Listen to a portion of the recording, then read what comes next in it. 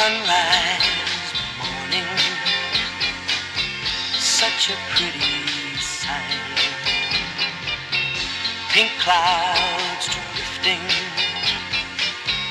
pushing back the night.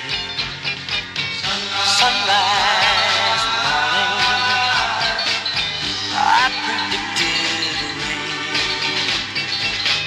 Never the sun would shine again. Last night I couldn't sleep away. All I could do was think and wish we'd never said goodbye. At dawn, you called me on the phone, said you were coming home, and suddenly I knew, girl, my world begins with you at sunrise.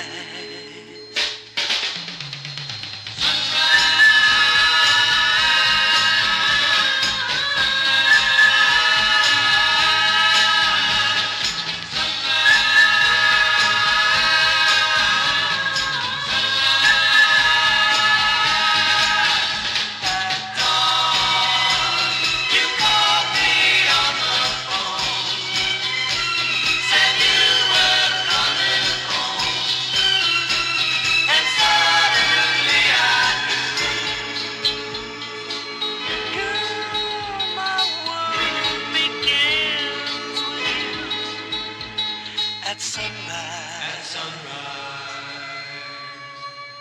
sunrise morning, I predicted rain.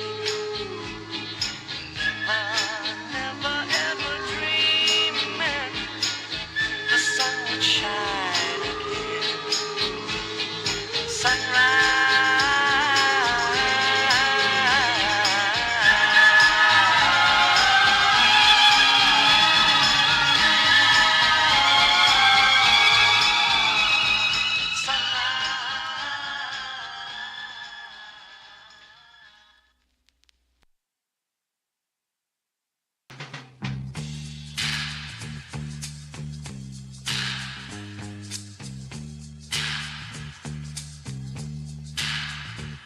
So the grass grows greener for you down a nameless avenue. Well, everybody knows that grass never grows in the smoky city air, neath the sun that doesn't care. Come home. Oh, you know you better come home now.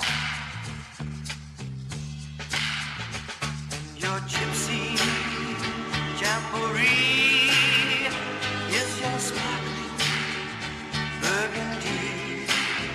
Well, everybody knows that grass never grows in a hungry hot dog stand. $50 in your hand, come home. Oh, little girl, come home now. Are you really happy in your nowhere state of mind? Lost in a paper world, a world that's so unkind, where you burn candles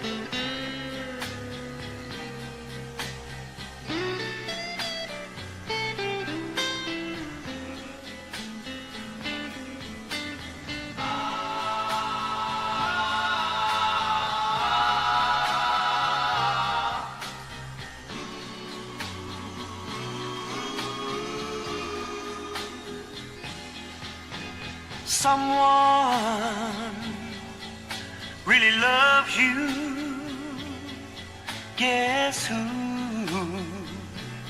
Guess who?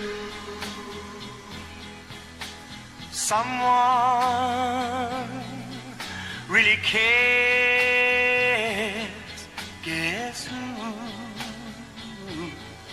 Guess who? Open up your heart,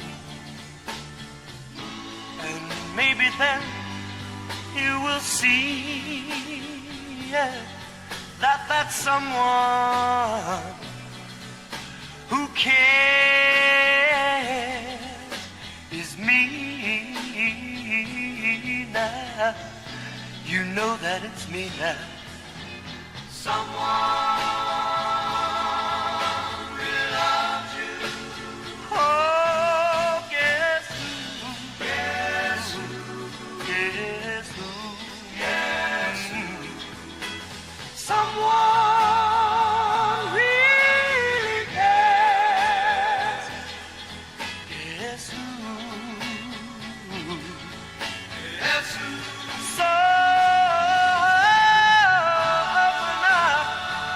open up your heart. Yes, and maybe then you'll see, yeah, that's someone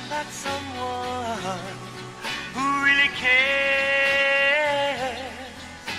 is me.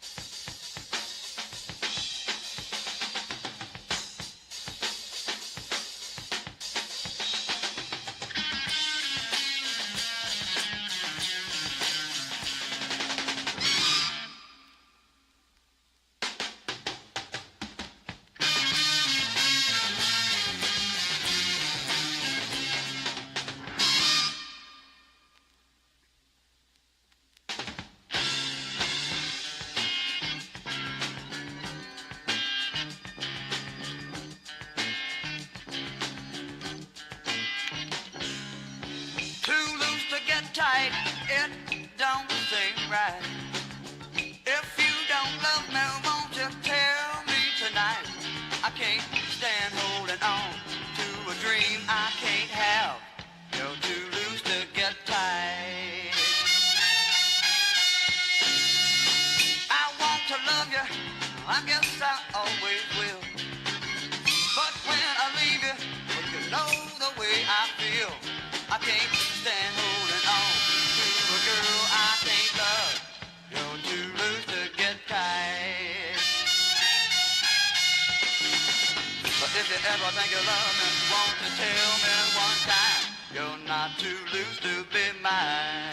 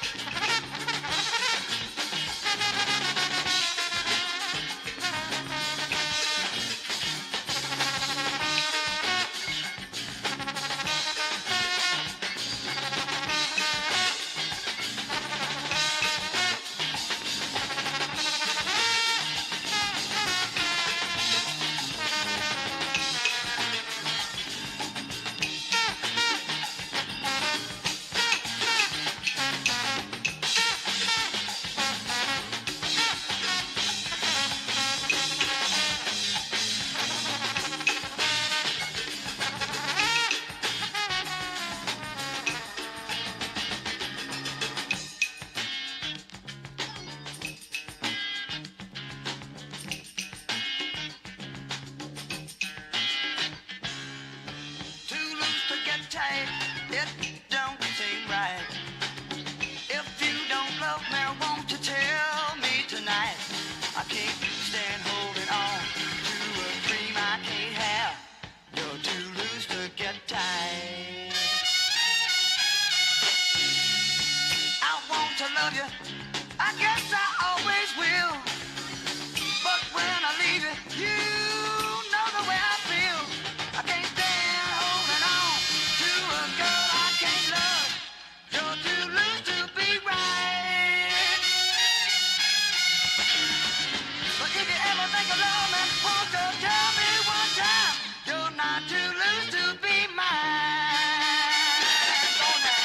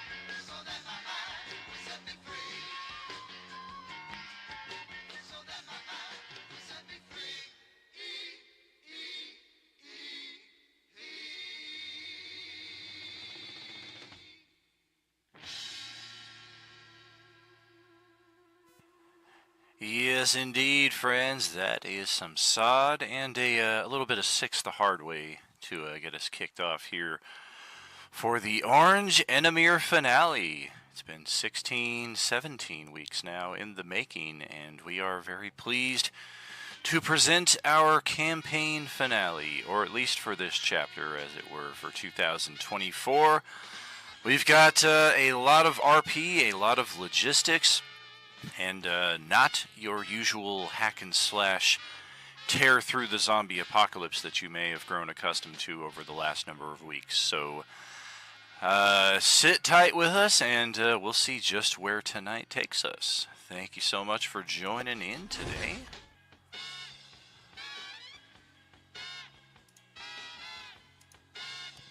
Little pig, let me in. Yeah. It's zombie time. Not anymore, it's not. We finished them all off. Most of them, anyway. Why am I seeing a Taco Bell ad on your feed? It's making me hungry. Taco Bell, what? Well, how about that? I had to turn you down, Trage, because I have a bit of a headache still. Well, alright. Welcome, friends, to our Monday, Tuesday, Sunday evening campaign finale. This will be our final stop before we close 2024 out with our downtime activity. And that's actually going to be starting here in the next few days, actually starting on Friday when we do our damage report stream. That'll be our last official scheduled stream. We'll have a bunch of video game streams and what have you after that. But as anticipated tonight, we have a lot of battening down the hatches, exploration, sorting out any goods that we may find here, and hopefully a fair degree of RP, as you can see here on the map. Here's hoping that I have you all still on the map. Yes, I do. Your tokens may not be here, but with the dynamic lighting shut off, that is less of an issue than it usually would be. And we can see that most of level 2 here has been cleared. There are still a lot of Class D goth zombies spread throughout the shops. Most of them kind of in the central area, like over here. In case you didn't know where the central area was. And our last giant cluster actually came out of the survival store up here. And that is what we see right here. They have been slain as of last night. Most of the combat is now over. And I think let's get your tokens set up here first and foremost. Oh yeah, there's poor deceased Joey, it would appear. Yeah, he got killed. I thought we were going to bring Joey back. Yeah, I do have a Phoenix down, and I believe Galric has one as well. Well, you can't bring them back if they're not dead. There's Pete. There's Bluto. That's right, I'm here. Hello, everybody. And if you missed it last night, we actually had a first. We had a cultist of Nihilus get turned into an orange. So we had an orange cultist, and yes, he was flying around, still retained his ability of flight. So that was an interesting development. We've got Skull Crusher and Super Zara over here, and this whole little passage just got very clustered because there's also a tree ant standing there right now that makes Zara look pretty tiny by comparison. Treant is our companion from Monday night, for those of you unfamiliar. That's hilarious. I was looking for my token and I forgot that I'm like ginormous. Alright, I think we've got the rest of our tokens set up here. If not, feel free to just drag yours out. In Mike's case, you're kind of on a delay here, as our party will be finishing clearing out the mall as your battle van and the Sunday night companions come rolling in. So there's not really any need for you to step in to assist with the clearing so much as, well, this is the site that we're supposed to go to in search of the scientist is really all we know him by. And hopefully further developments will happen on that account. What's happening, friends? We got some hype train incoming. Woo, woo, woo, woo. And yes, indeed, I'm going to keep our Monday night tokens here just for completion. We did have some Class C uniques here. Most of you guys were familiar with Zombie Libre, the Clown, the Spirit Squad, Zombie, and Jethro. All of them have likewise been defeated. And otherwise, yeah, I'll hold off on some of the finer exploration details for now and let you guys kind of settle into place and do whatever RP you want to do here before we get into that. Thank you so much for joining us tonight here, friends. So can Zara move over, like, where Bleedle is? Absolutely. Just to clarify, I thought the battle van ran out of gas at the casino.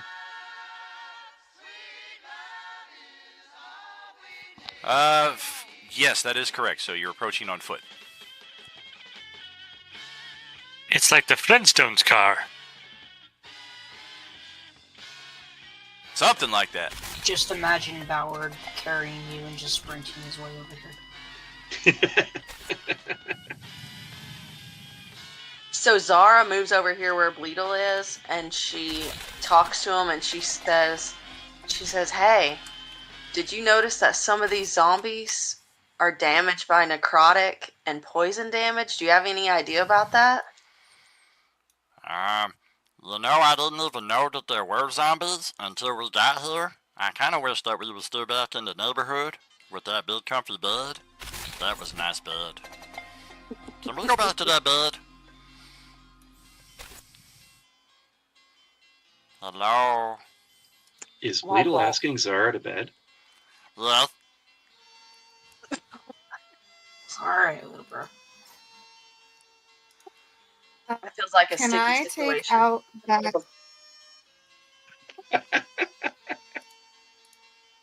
Can I take out that vial of blood, and I'm gonna go over to the corner and sit with it, and I want to cast Identify on it. Oh, damn. Go ahead and post up the Identify spell here. I'm kind of curious offhand how that will work in combination with this magic item. No idea, but I'm gonna try it. I'm sorry, I was talking over you. What's that? No, I was just saying, yeah, I have no idea either. I just want to try it out, see if it does anything.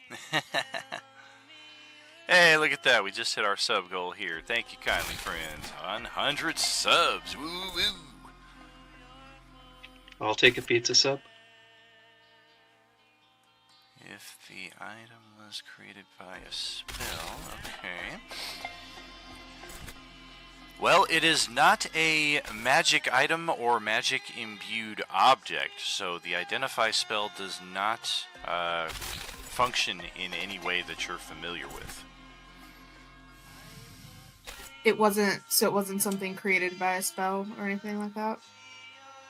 It may have been created by a spell, but it is not technically an item per se, which may be where the spell's translation is getting stuck.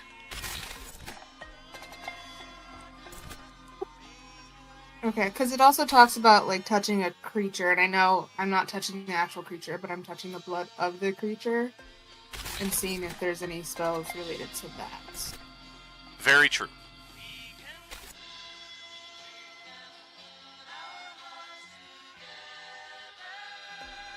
Yeah, same result in that respect. The blood itself does not resonate with the Identify.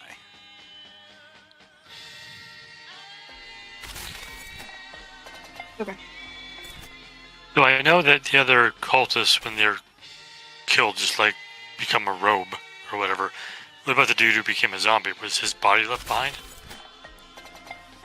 After he was killed, it dissipated as it would any other normal spirit. Interesting.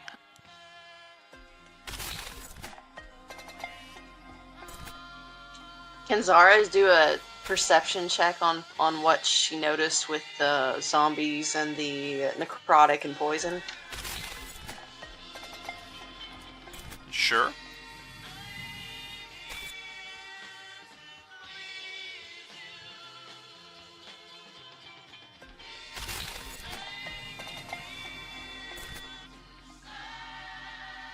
Yeah, with that result right there, I mean, it is certainly a curiosity, but it's not giving you any information that you don't already have. Womp womp.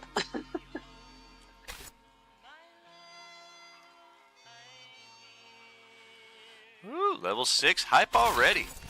Nice.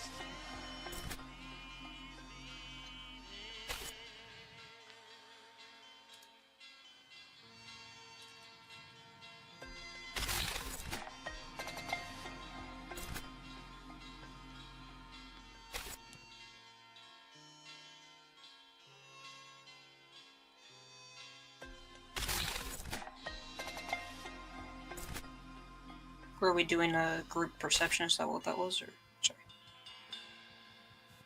No, not necessarily. Okay. Just making sure I wasn't missing something. I'm not going to jump on something that's not including me. Show. So.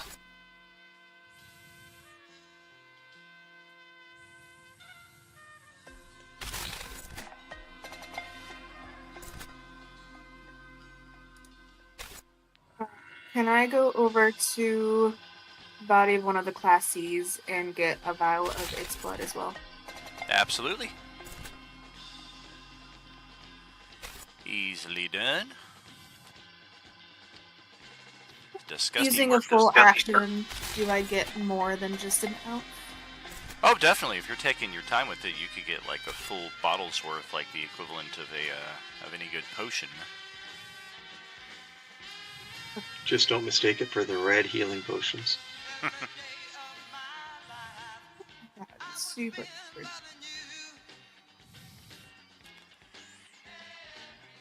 Zara sees the Monday Night Fairy Dewdrop floating there with the Treant. The Treant's holding on with like less than 10 hit points out of 130 something, so it is very, very injured and wounded, but it just gives a big toothy smile and a wave at the approaching. Wow, you giant fairy! Yonlek is my name. And I am Zara. Pleasure. You too.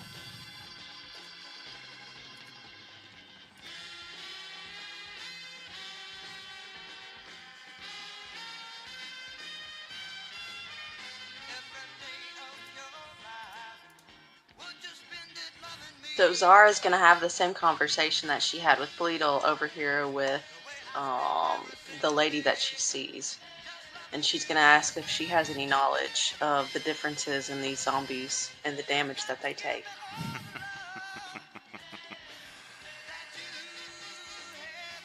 That is one of the larger riddles we all seek to decipher, is it not?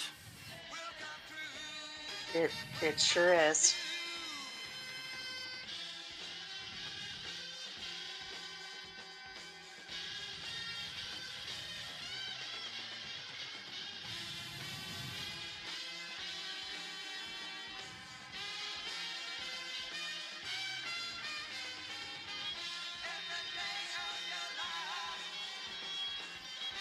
Gonna use the Phoenix down on Joey. Very cool. He will revive with a start. Oh, thank you. Thank you. That is not an experience I would care to repeat. Oh, that was very... Oh, man. I'll kind of like, I'm not like a doctor or anything, but I'll like kind of examine him, make sure there's like no infections or anything, and then I'll probably give him a regular healing potion as well. Very cool. Yeah, he can certainly use the 10 HP on top of that.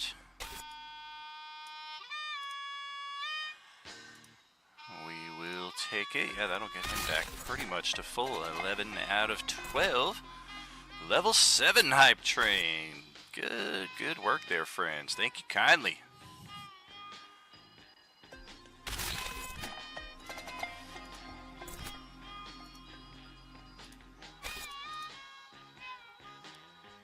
Oh, is the best friends thing getting in the way of that? That's weird. It shows us two separate layers here. Where Yeah, I am can't at. see the leaderboard, which is weird. Very strange. Yeah, I can't turn off the charity right now until it reaches completion, unfortunately. But yeah, I don't see a leaderboard either right now. I just see the total that we're at right now, which is like 50% of level 7. Yeah, 42%. I'll also give Scott a potion as well. All right. Yeah, he is currently unconscious, so that is much appreciated.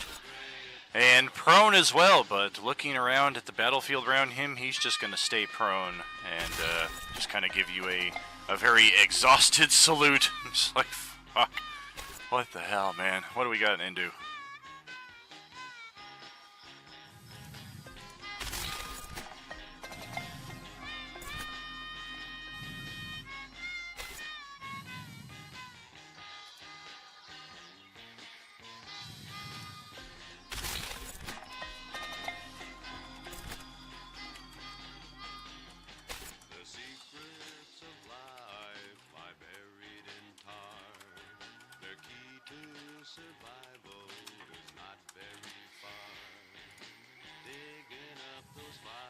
Well, what about anybody else? What you thinking?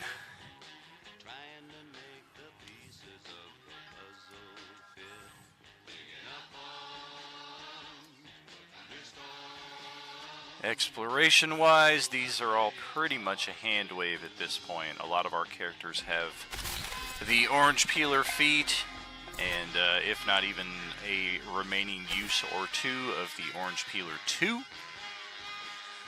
All that we have left are Class D oranges, so yeah, this will pretty much be like a final sweep from the Monday and Tuesday crew combined, just to make sure that all of them are taken out. But assuming that that is something we want to put together, I will go through the process of clearing out all of these remaining zombies.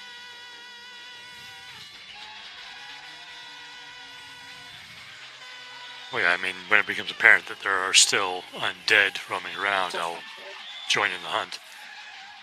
Yeah, I'll just look to whoever starts moving to go clear out the rest of them and just follow. I was trying to set up my instant fortress, but I realized I don't have one. I was going to say, what is happening here? Oh my god. Why don't you just go take an oil bath there? Oh my god. Too soon. Too soon.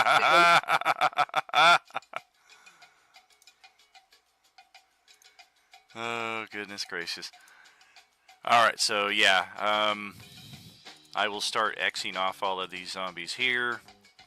By all means, proceed with any roleplay or exploration that you wish to do. In the process, while I'm clearing out these zombies, I'm going to reveal the storefronts of these businesses here. In many cases, you're still going to be like, well, that doesn't really tell me what it is, because they're just kind of named after people.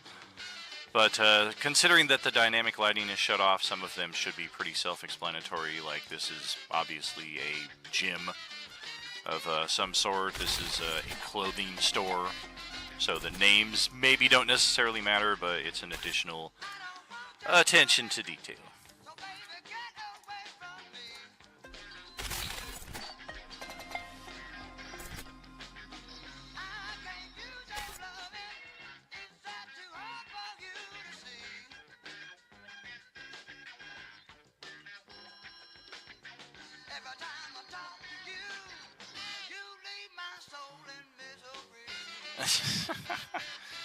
The upside down rowboat trick, why not? Why not?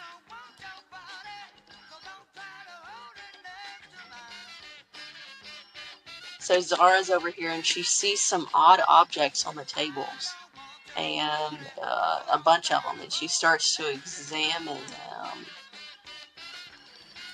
Yeah, this would be a electronics store, but a 1970s theme. So all of our flat screens are now replaced by 600-pound TVs that our parents probably put on top of a TV tray. There are, of course, typewriters, tape recorders, video cameras, things of that nature that you could expect to find in a 1970s themed electronics store. The store is called Moons. It should be called Radio Shack. Yes, thank you. Yeah, I can't, we don't want to get the copyright stuff, so yeah, that place is called Moons. Is there happen to be a Walkman in there? Is there a bunch of people with pants around their ankles? Moons? Yeah, exactly. There would be a Walkman in here, in fact. Probably a TrackMan.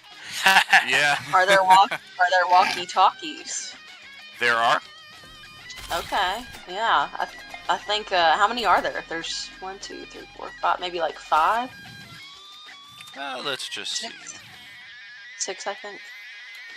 There are 4 pairs of walkie-talkies. Sweet. So I'm gonna take those and just mess around with them and kind of try to figure out what they do. Well, cool. If there's a Walkman in there, I'm taking it, but I'm renaming it the Track Boy.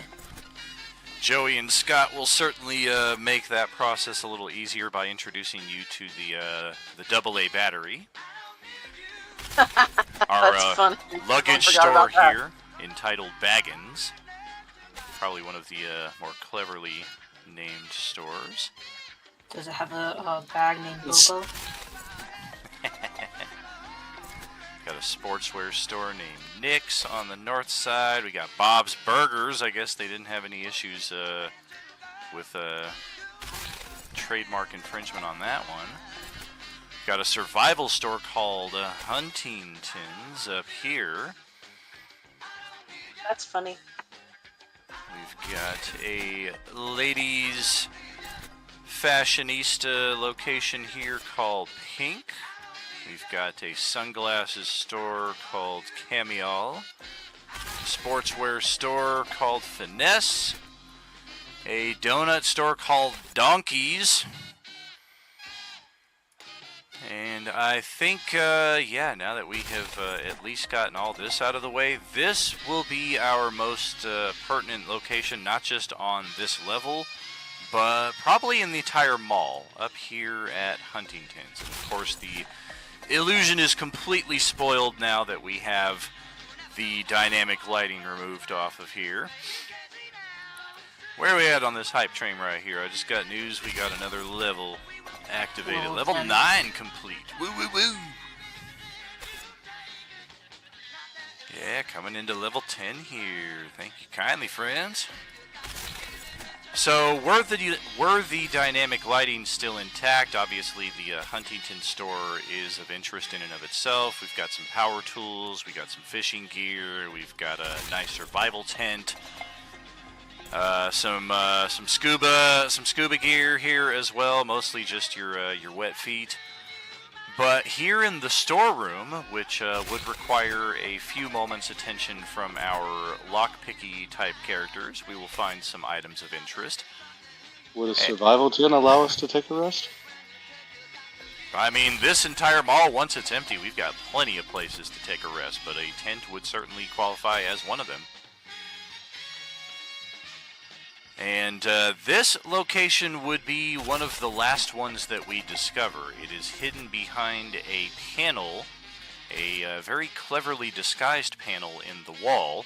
So it is only our very, very high passive perception characters, and I know we've got at least a couple of them between Monday and Tuesday, so the who isn't necessarily as important as the we eventually find it, such a thing.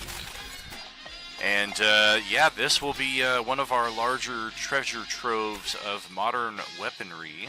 Once we get through here, let me unlock that, reveal the secret door, pop that open, and, yeah, we've got...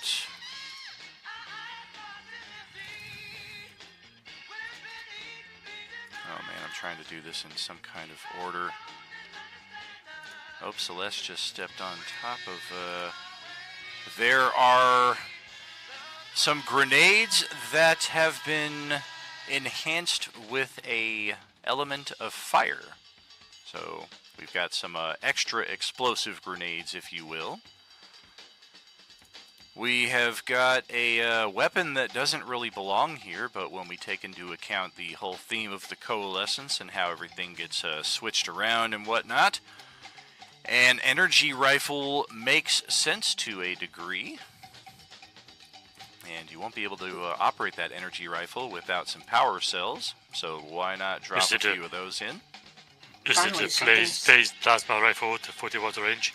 No, it's not that one. It's the Stormtrooper rifle. Finally, something Silkus recognizes. And we likewise have, we have not found this yet, and we didn't really delve too much into it, but if you guys remember Corinne from the cul-de-sac on Tuesday, she made a great point of her excitement upon finding something in a room back in that house we were all hiding in. And it's half of the puzzle. She found a rocket launcher. Unfortunately, there were no rockets. Here, we have some rockets that have been enchanted with the element of cold. So we have some cold missiles here. There are, in fact, 6 of them in this setup here. Let me set that One up. could say cold fusion. Indeed. This is the most impressive survival store I've ever seen. Oh, very, very true. And if the owner were only here to see how his stock somehow mutated during the Coalescence, he would be very, very excited. And I suppose we should go inside the back storage room here, where we have got some pills and some more pills. These are essentially just like your potions and your dusts of healing and other themed first aid kit type things in that respect. These are greater and superior potions of healing, so let's get these doors unlocked so you guys can pass through them. But do we have any rocket-propelled fishing rods? Not of yet. Oh, jeez. What a waste. I can't go Sharknado. So I mean, I'm an artificer. I can make that happen for you. do it. Oh, I guess I should make it so that you guys can see the text layer as well. The number that is below there are the number of pills or potions that we can find here. Likewise with the limited use armaments, the numbers that you can expect to find are listed below. We have another item of interest for our artificer. This is another set of material components right here that will allow you to add a second uncommon magic item to your daily infusions. And then I don't know which one of these is cooler. I know that I'm going to have a lot of fun with one of them, and you guys are going to have a lot of fun with the other one. So I suppose we'll start with the one that I'm going to have fun with. Oh, great. Yeah. And then the one that you guys will have some fun with. And they call it a mine. A mine! It's not just a mine, it is a radiant mine. So we can have some serious fun with a radiant mine placed in the right location here. Look at us, we are coming up on that level 11 record. We gonna pass it, we gonna hit level 12, where are we gonna stop this hype train? Woo, woo, woo, woo, woo. So the item that you said you're going to have fun with, what was that, just a card? That looks more like something else. That's the description of the item. I will wait for somebody to put their grubby little paws on that before I reveal any further. I was just gonna ask if I could go look into it.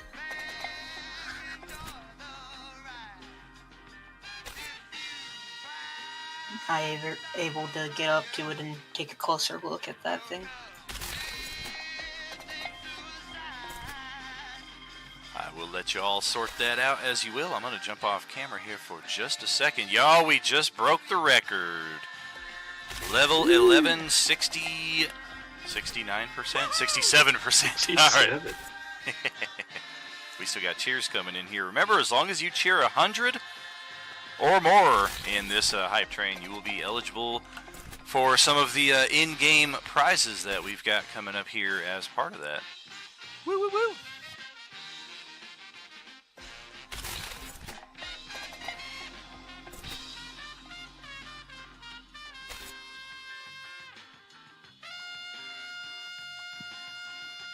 Do you guys want to start divvying up this stuff? Might as well. Obviously the Artificer, the extra item goes to Galric. That's non-negotiable. Yep. Well, I mean, is there any other artificers that can use it? No, that's my point. Exactly, and even from that, like, it doesn't necessarily mean that J-Man's going to be the one using the item. It just means he can craft the item. Oh, no, I just mean, like, the materials themselves go to him. Definitely, Right. definitely. I'll definitely go and gather those and start taking a look at that stuff. And if obviously the modern people here, I still have the helmet of telepathy from the last batch of stuff, so I can talk to anybody that needs talking to. Oh, and speaking of which, I got stuck at the longest frickin' traffic light in the city today off of, I believe it was Durango and Warm Springs, when I saw the engineering van pull into a Chevron. And I was like, well, that's frickin' cool. I'm gonna go U-turn and go spend a few minutes with my friend. And I got stuck at the frickin' light and watched you proceed to fill up and drive away as I was like, turn green, damn it! Don't mean to interrupt, but we just hit level 12. Woo! Level 12. Wow, y'all. Thank you kindly. Thank you kindly. This is a huge honor. I am very grateful to each of you. Thank you kindly, friends. Drunk Pally and Mythwolf going all out. You guys all owe them a big thanks indeed. Got Diego jumping in here, Ari jumping in here. I saw that Rick threw a 5,000 bit cheer earlier. Freaking amazing. I might have to jump back in later, but I'm all tapped out for the moment. I love it. I will get yelled at by the wife later, but I spent a little bit so I could cheer 100. Aw, thank you, brother. And thank you Mike's wife in advance as well for being part of it. And I would say at this point, our Sunday evening crew would come approaching the mall. Of course, we are on foot at this point, and we've got, I think, like 9 characters in total between player characters and, actually, no, 11 characters in total between PCs and NPCs. Yep, you can't forget Lucy-ass Blake Barrington. Yeah, That's Sunday right. GT is probably like the biggest group out of this side of the Coalescence. It's one of them. Thursday would be if they brought all their NPCs with them. Oh no, yeah, I was just talking about these 3 at the side. Oh, yeah, We yeah. also have our talking zombie with us. That's right, yeah. Captain Gotter. I will take this moment, but talking about numbers, to point out that on this level of the mall, there are 5 toilets. That's impressive. At least there's 2 a bunch levels of of the mall. showers. There's a bunch of showers apparently, but only 5 toilets. Well, I mean, men can pee in the toilet or in the showers. Women can too, technically. I just watched that Seinfeld episode last night. It's all pipes. It's all connected. I'll get a plumber right now.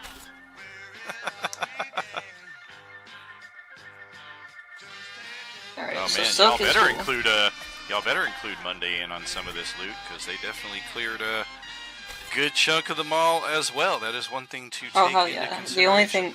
The only thing Silkus is interested in is just this item. It's the really only thing he's interested in. Which item did you click on? The one he gave us no description for. Ah, okay. Yes, he has. Do we know what all this other stuff is, or do we have somebody who tells us, oh, this is a mine, radiant mine, or whatever? As far as the modern tech goes, yeah, with our current party composition, they will definitely help you out in that respect. Identifying, yeah, this is a rifle. The laser rifle, though, they're kind of like, this, we don't I mean, it's definitely a firearm, but it's beyond anything we're familiar with.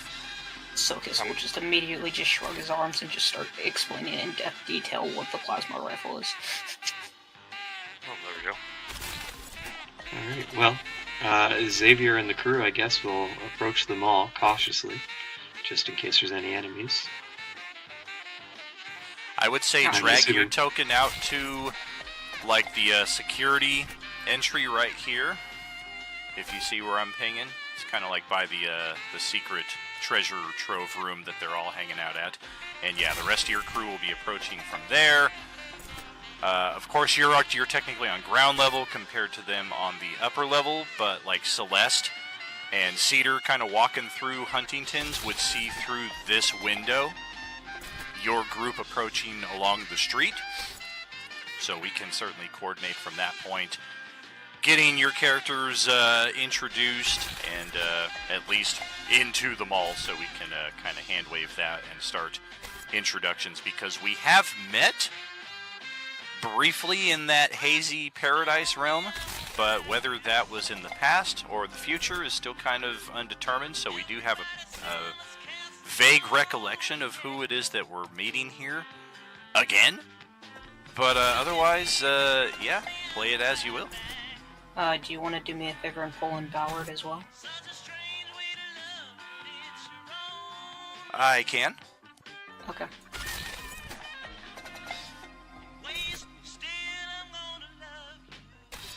I think we just closed out the hype train at level 12. Yep, that's what I said. Amazing. We still got stuff coming in here too, so I don't know how that, I think that just counts as like extra bonus stuff, but as long as they're contributing, it'll all count towards the hype train. I've earned a hype chest. Nice. Okay. 16% level 12. Oh, I got a kitty cat with a wine glass.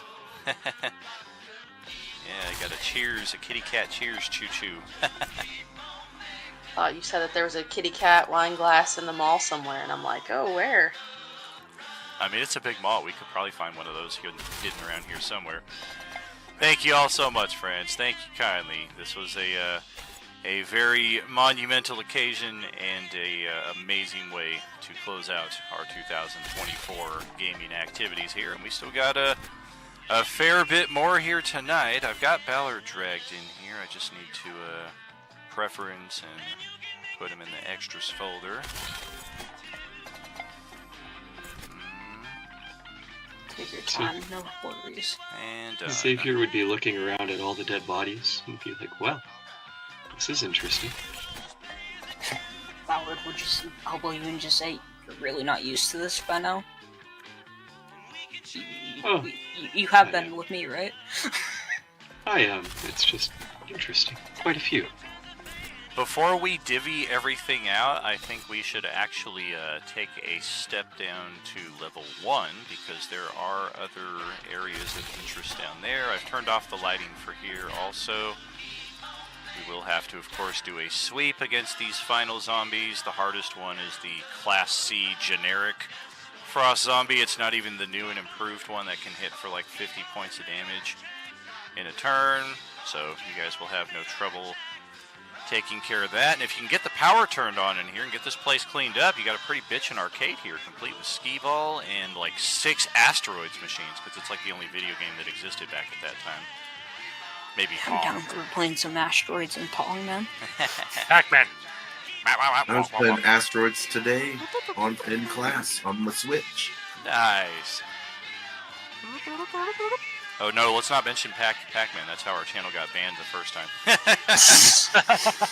Inside joke from early 23 there. Actually had nothing whatsoever to do with it. It was one of the songs that I was using. Alright, let's X out our zombies. I see another here. energy weapon. I saw somebody pinging on that. Yes, indeed. We do have an energy shotgun over here. And, yeah, that's a pretty cool weapon right there. And likewise, we've got an area that we were preciously close to throughout the entirety of the parking lot combat. The freight elevator. Unfortunately, none of us tried to pick the lock. A few of us tried to open it up and found that it was locked, but all 3 of the doors to the freight elevator are locked. And unfortunately, Had we been able to open it or taken the time to do so, there are 4 pistols in here and a crate of cold rounds for these pistols. 60 rounds in total. Is it too late to pick that lock? It's not too late now. It just would have been possibly useful during the combats themselves. Now that we've got all the time in the world to kind of go through and clear all this stuff out, and now it's kind of like, oh man, we were standing next to it the whole time. We even took our long rest in this warehouse right here, and then spread out the next morning. And I mean, you can see based on the state of the parking lot here just how intense Monday night's combats were. And there was like 50 zombies, 4 cultists. They did some work out here. I see a stray spiritual weapon up in the top right corner. Oh yeah, there's one. Yeah, I saw that too. There's one in the bottom right as well. Those were Johnny's weapons. I just tucked them behind the storage sheds there. And yep, we've got the beacons that lead to the store of Vorn Anor. That's her right over here. So any of you who've been visiting her between sessions or during sessions, this is where you go. Hey, Brad, there's a fort down here. This might be of particular interest to Celeste right here, the K&O apparel. A little outside joke there. Yeah, pretty cool sports apparel themed store there, but they've got a nice variety. Looks like that place was almost entirely ransacked. They must have had some choice goods. Or a really good sale on. Yeah, exactly. And likewise, we've got Blowout's bookstore over here to the north of K&O Apparel. We've got the Big Bang Toy Store just to the north of that. We do have a locked elevator here with a dead guy who, unfortunately, yeah, this just was not his day. He got disemboweled by a zombie, but he made his con save, so he just died and didn't turn into an orange, and his weapon got trapped in here along with him. So that is something we will also be able to recover. Energy shotgun. Unfortunately, this place will not be of much use to us until we get the energy back on. The Schlecker's Ice Cream Store, just to the west of that. We've got, this might be of interest to us in a variety of aspects. The Plants 3000 store, especially considering the boxes of seeds that are inside of the storeroom of the back of there. Could be very, very useful. Are those gems I see down here? The finest jewelry has been completely ransacked. Every case shattered, every piece of jewelry stolen. Nobody was able to get inside of the storeroom, however. And it is here where we will find 33,000 gold pieces worth of rare coins and gems. This will be of particular interest to decide how we split it. All of them into 300 gold piece diamonds so that we can use them for Revivify. Can we get like a handout that we can put like for party? Yeah, just say, yeah. I will craft that for you right now.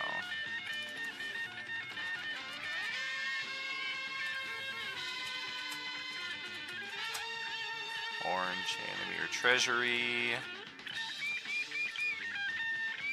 Alright, all the way at the top there, that is set. We've got a perfumery here on this level as well. We've got the kiosk of comics, toys, and rare memorabilia. Many of us have been in this store already. It's how we met Vorn and Nor. Restrooms, supply room. If you guys need rat traps for anything, you got them. We've got the pizza parlor. We've got Happy Chopsticks Chinese. We've got Sally and Friends Coffee Shop, which also has 9 stim shots right back here. Just like potions and any of the other themed items, these are perhaps most in place in our futuristic Star Wars setting. And there are 9 of them. They are greater potions of healing, effectively, for that purpose. We got another dead. Or as you called them, stim shots so espresso. That could work as well. We've got Big B's Burgers. This mall's got 2 burger shops in it. Bob's upstairs. And 2 donut stores as well. We don't have Randy's Donuts. We have Roundy's Donuts right here. And we've got the semi-Japanese cuisine. A children's apparel store. In case Marl ever makes his way here, I guess. We got Space Trouble Arcade. We already kind of explored that. Carly's Apparel. And Sunday Dreams Apparel for your church-going needs. We also have hot dogs, it looks like, outside and a newsstand. Yes, indeed. Those did not get their own designation beyond that, but yeah, we did have a couple of outside little carts as well. And otherwise, I will go about clearing the rest of the undead. I think we've got them all already. Oh, except this What guy are those, hanging like, out. special shirts you got in that room there?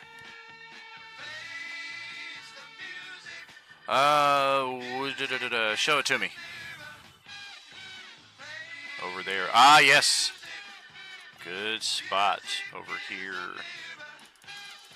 These are tactical body armor. Technically, Elven Chain would be our translative item. So 4 suits of Elven Chain. Just themed as body armor.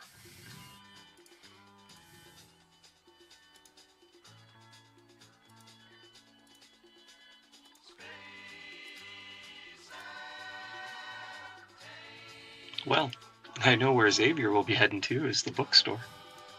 And apparently there's 2 cars. What's this area down here?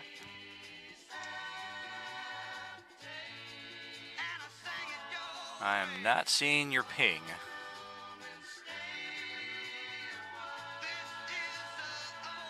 Bottom left, so north or southwest. The food court? No, Like all the way down outside to of the building, like across the road. Oh, that's the other security office. They have one at each side of the parking lot, like for people to be able to park back here, because it's like employee parking or freight delivery, what have you. The God Shack is a little old place where we can't get together. Then, of course, you've got your standard parking out here on the front side of the lot.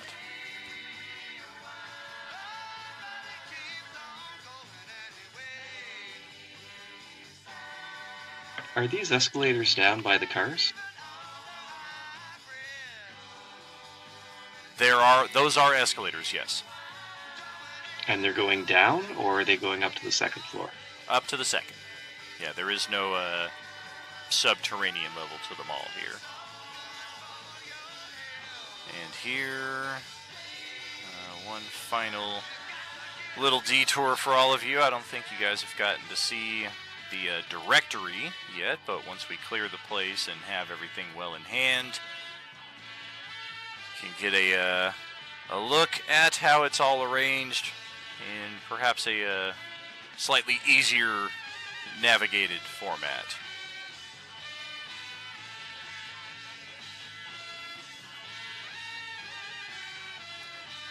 Otherwise, let's go back to level 2. That blueprint also exists as a handout, so I will share that with all of you so you can check that out at your leisure.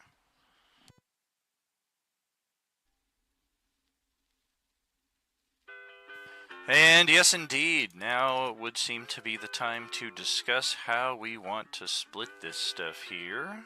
And let's just get... I'm going to start lining up characters on the rooftop of the warehouse out here.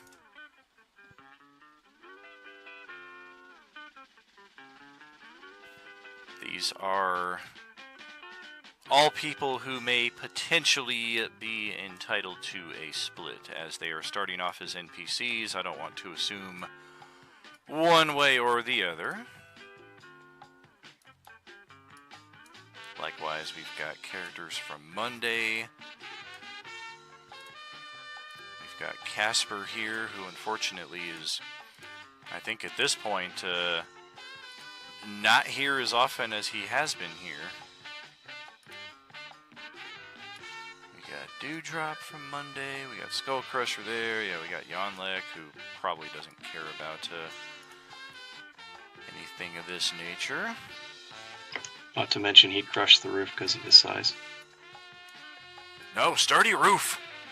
Yonlek not as heavy as looks. Do not insinuate my weight.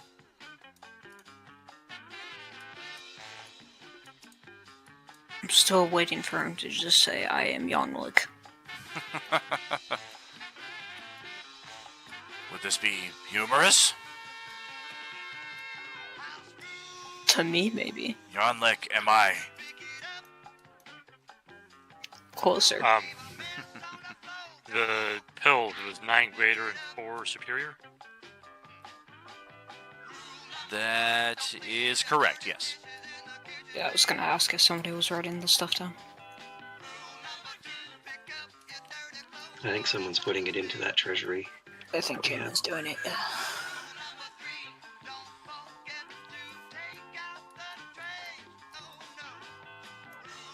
Oh, we got Bleedle here as well. And we've got NPCs left behind at the cul-de-sac.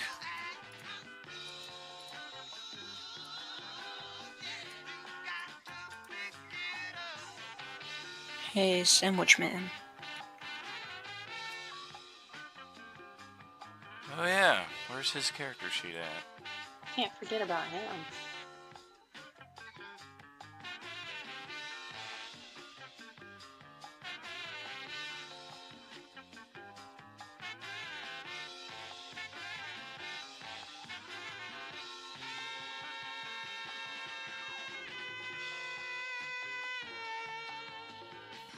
Oh, that's brilliant. I think I have to introduce Sandwich Sammy to, oh gosh, Submarine. We'll come up with a name for her later. But yeah, we've got a little gnome here. Submarine Susie. Thank you. I was tripping over myself. I could only think of one name with an S, and I'm like, not that one! Sandwich Sammy and Submarine Sammy? And I thought of that too, but I was like, well, let's do something a little different at least. How many of the ice bullets for the handguns were there? 60. 60. Yeah, 60 rounds. Enough for each gun to get 15 rounds in it total there. So Xavier would be asking if anyone is traveling with a scientist from the casino.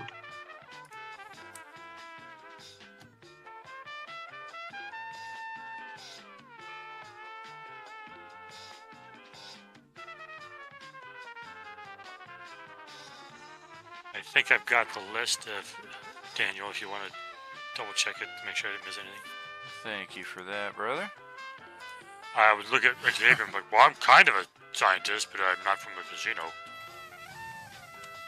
There was a group that was living in the casino. It got overrun, and the last notations we saw was that they were heading towards here, a place that just recently appeared. One of them specifically knew how to make food for the horseless carriages.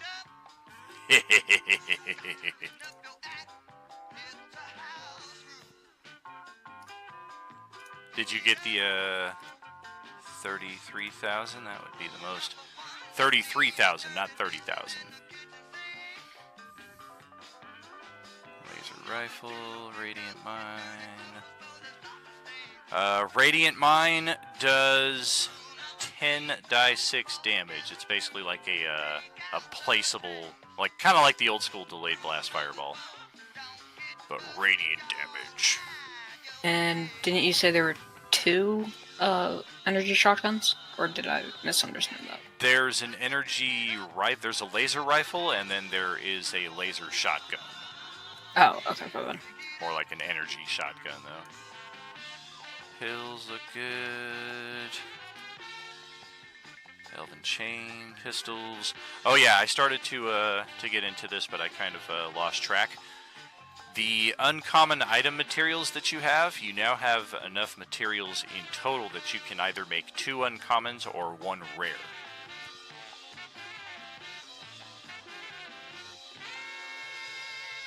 And then was I able to make like a perception or like a check on this thing to figure out what it was?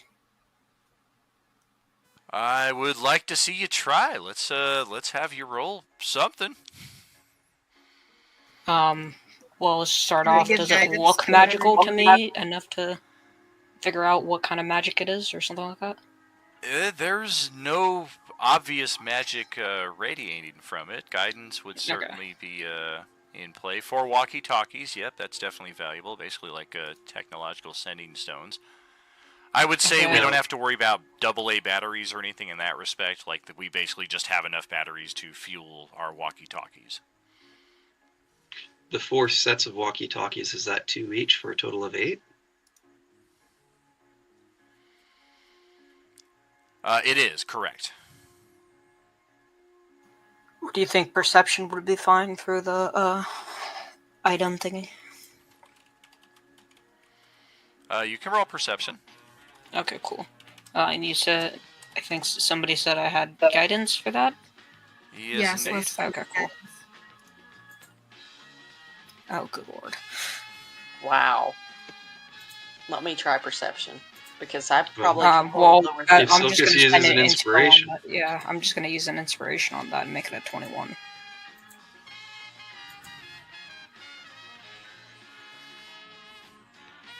It appears to be made of what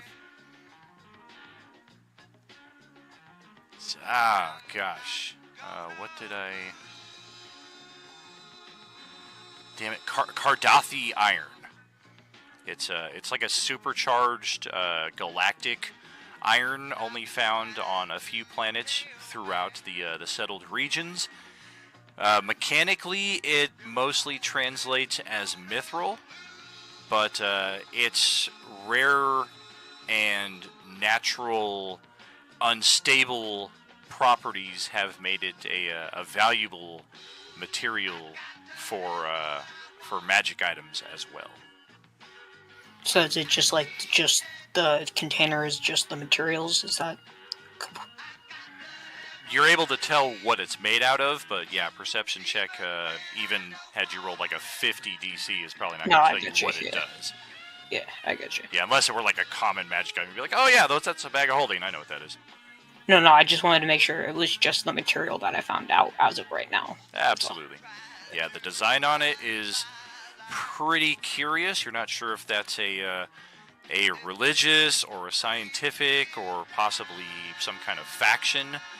A square, a cube, and whatever that separated star is on perhaps a glass background. Yeah, it's not anything that any of you are familiar with offhand.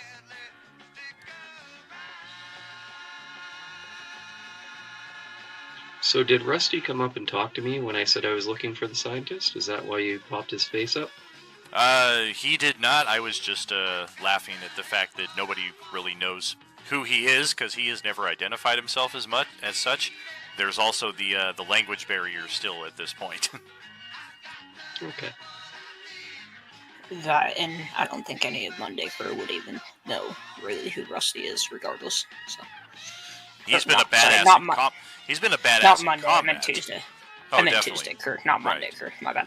I mean, even Monday Crew know him as a fighter more than anything. They would be like, "Yeah, scientist. Fair. What? What are you talking about?" Well, I mean, knowing that I have the helm of telepathy, I will start asking people, "Hey, are you a scientist? Do you know a scientist? Are you a scientist? Do you know a scientist?" I mean, Oh, great. Technically, I could use my telepathy too because I do know bits and pieces of English. You get a lot of "I do not like them, Sam. I am" in response. Wait, who are we talking to? You're just talking to Shags. His character has learned how to speak English primarily from Green Eggs and Ham and Of Mice and Men. Oh my god. We've thought about giving him the Watership Down book to make it a perfect trifecta. I can understand English with a spell. Oh, we definitely have multiple ways of getting around it. It's just, in most cases, not a direct speaking to the person in their language. But Rusty, for whatever reason, is not revealing his status, nor is anybody ratting him out. I too have comprehend languages, but I also can read any writing. So is there writing on that thing that Silkus is looking at? 1 fish, 2 fish, red fish, blue fish.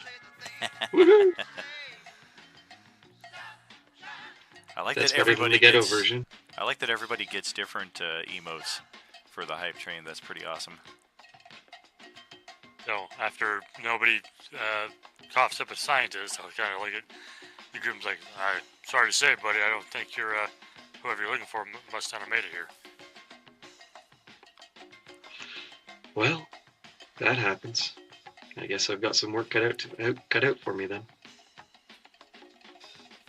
I mean, what do you need anyway? We need to make food for the horseless carriages so that we can continue traveling using them. I just Bauer just elbows you and I just say it's called gas. Yeah, gas. I've heard a bit about it. I think I can figure it out if given enough time. Scott seems particularly interested in any of this conversation as to why Rusty is being sought out. So he is. It doesn't take a very good it doesn't take a very high passive insight to notice that he's kind of like lingering around the corner, always kind of present when people are talking about it. Like he's definitely paying attention. Rusty is or Scott? Scott. He still doesn't understand, though, English, right? Or common, right? Correct. Oh, so if I see him like hanging out, I'll use my telepathy and be like, "What's up, Scott? You need something?" If he's curious, what I'll do is I'll pull out my book. Just keeping an eye out. I don't know a lot of these people, and we just added an even dozen into what's supposed to be our house, you know? No, yeah, I totally get that. We're talking about trying to get fuel. How to make fuel for the. They call them horses carriages. I know they're called automobiles. I know that word. So they're talking about making sure we can keep them going. Wow. Yeah, this is definitely worth a brief pause here. We just got Ari signed up as an annual subscriber here for the best DM ever. Thank you so much. Much love, friend. Y'all are amazing. I appreciate y'all so much. Well, you think this extends to perhaps like I don't know, hyperfuel might be a shorter and more appropriate way of saying it for the chopper, the helicopter. What? You didn't see that, but yeah, some of these other guys are talking that they got a helicopter parked at a junkyard only a few miles away, and up till yesterday, yeah, it was operational. Just ran out of juice, just like everything else seems to be. I would assume it can't be too much different, right? I imagine same wheelhouse, just maybe different octane. I don't know the verbiage, but it's two different fuel sources as far as I know. As far as the how to create, I don't know. Okay, well, I mean, like I said, if I have enough time to kind of tinker around with something, I can usually figure it out.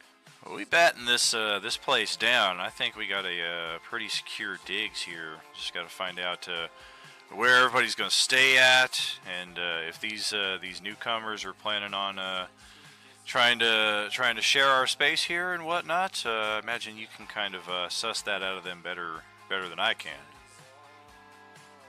Well, I'm not great at picking up on lies or whatever that you mean. I could stay in a tent. Maybe between like all of you. Oh, right. Since y'all kind of speak the same language.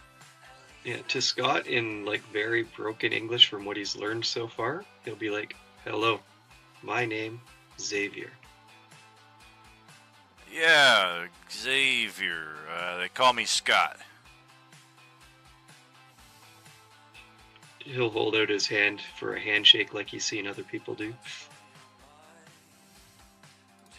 He will take your hand, and yeah, it's obvious he's trying to put a little pressure into the squeeze here, but the best he can muster is an average. He still seems a little bit stronger than what Xavier is when it comes to that, but you will notice, of course, the burned and crackly skin of Xavier when he does grab hold of it. Jeez, man, get this guy some fucking aloe.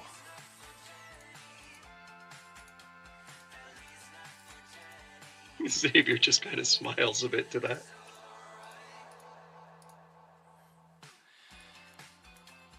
Yeah, I guess, let's say to Scott, we should get everybody working on making sure this place is secure. I can start working on figuring some things out, since if there's anybody else amongst your people, I say kind of, because you all speak the same language, that you can do kind of what I can do and like figure stuff out and know how to do things, then we should all get us together so we can do it together. Sounds Casino. Reasonable. Casino cleared. Other safe haven also.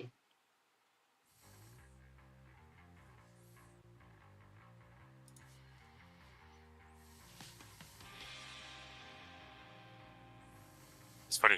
Me and Scott are both just like looking at him. Scott, because he's like, why is he talking like an idiot? I'm looking at him because I don't understand what he's saying. Scott just kind of shrugs to the mention of the casino. Big fucking deal. Ballard will just shrug as he looks at the conversation and just starts like picking the zombie guts off of him. Yeah, you don't feel so hot having worn that stuff all over you there for a while, but fortunately you made that con save.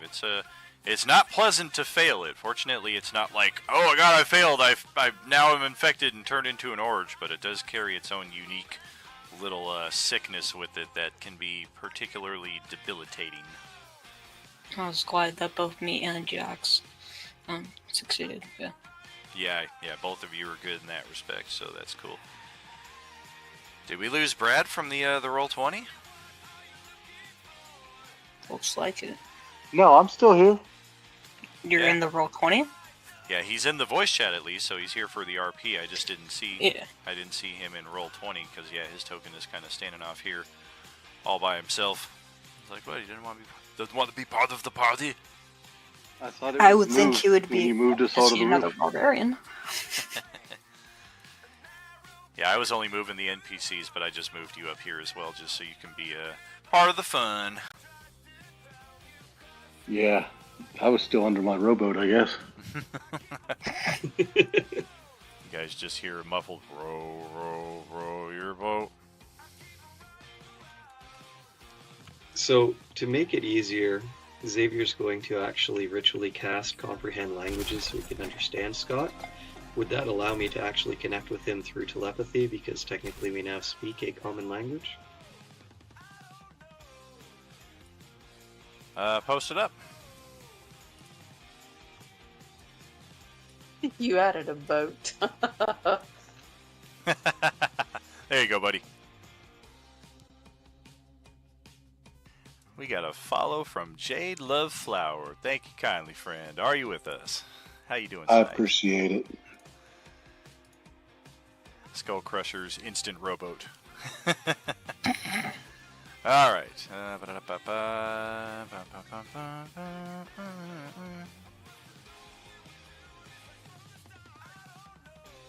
I would say so. Sure. Can speak to him telepathically, just as broken as you are now, audibly. All right. Is Hey, this want easier? to come see my rowboat?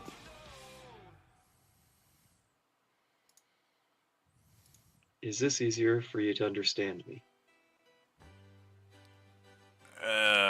He answers audibly, because of course he can't respond telepathically. He just kind of looks around at everybody. Is this normal? People, like, invading your mind? Anybody? I gotta Sorry. respond to just him with the helmet. I mean, I've been doing it for a while now. Yeah, I didn't realize so many people possessed this this power. Like, it's kind of it's just a shock to go from, like, your normal conversation and all of a sudden somebody's, like, crawling around inside your brain. I can't answer for him. I don't know what he's doing, but if you want to use the helmet, you're more than welcome to. I could see it. I could see the usefulness of it. I don't know. I would say it's easier. Well, I am using a spell to understand your language easier. I have been learning it slowly from reading books. And he holds out his Of Mice and Men and his Green Eggs and Ham. It's a hell of a catalog. It's what we found so far. Oh, Ballard versus Skullcrusher, barbarian mix-off. Let's do it. No, Bauer just is smelling the familiar smell of Arm Ripper. And what smell does that remind you of?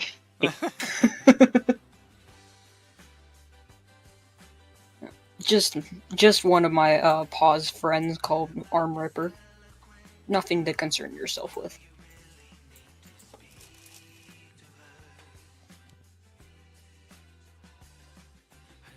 So, we followed a lead that there was a group at the casino with a scientist who was able to make gas, as he kind of turns and looks over at Ballard, for the horseless carriages. When we got there, the casino was overrun. We cleared it away. We found this person, and I kind of point over to the dwarf and the undead lady. But only a notation that the scientist was heading towards this place on the lake that appeared.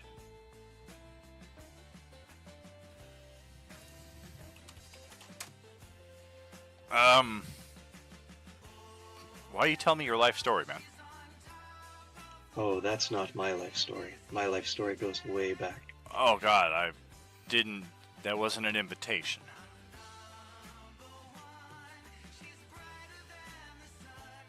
So, we followed the trail here, in hopes of finding the scientist who may be able to help the community that we've come from on creating more gas.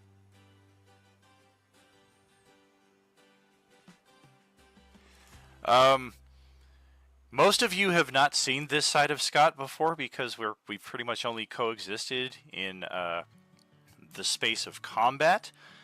These are additions that I plan to address more during our upcoming downtime, especially as we're going to have a number of weeks to spend together in more or less peaceable circumstances. And some of these NPCs' personalities are going to come to light, and some of them are not going to be pleasant people to hang around. Scott is probably the top of the unpleasant personality category right there. So he was kind of not doing a very good job trying to spy on conversation that was going on, and now that he's being involved in something like this, he first tries to rather bluntly just be like, what the fuck, bro? Why are you sharing this with me? I don't know you. And then upon the conversation continuing, he literally just about faces and walks out and just kind of leaves Xavier talking to himself. Xavier just sighs. Ballard will just give him a mean look as he looks back at Xavier. Scott's like, what the fuck, man? I just walked in here to see who these people are, and this guy's like, oh, well, I was born in the year 1971, and I come from a little town outside of Arkansas, and my formative memories, and he's just fucking walking off, just grumbling, all pissed off. I look at Xavier and be like, well, maybe that'll teach him not to spy on people. I guess so. I was just man. curious on our conversation. Me too, that's why I included him. I did see a store on the main floor that had more of these books. I think it would be a good spot for us to go and research. Well, I mean, I guess if you want to learn their language, I have other things to apparently learn how to do. Well, no. I was thinking maybe there are some books on this gas and such. Oh, yeah, maybe.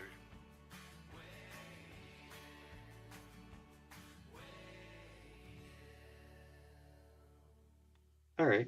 Well, I think I want to go down that way and see what I can find if anyone cares to join me.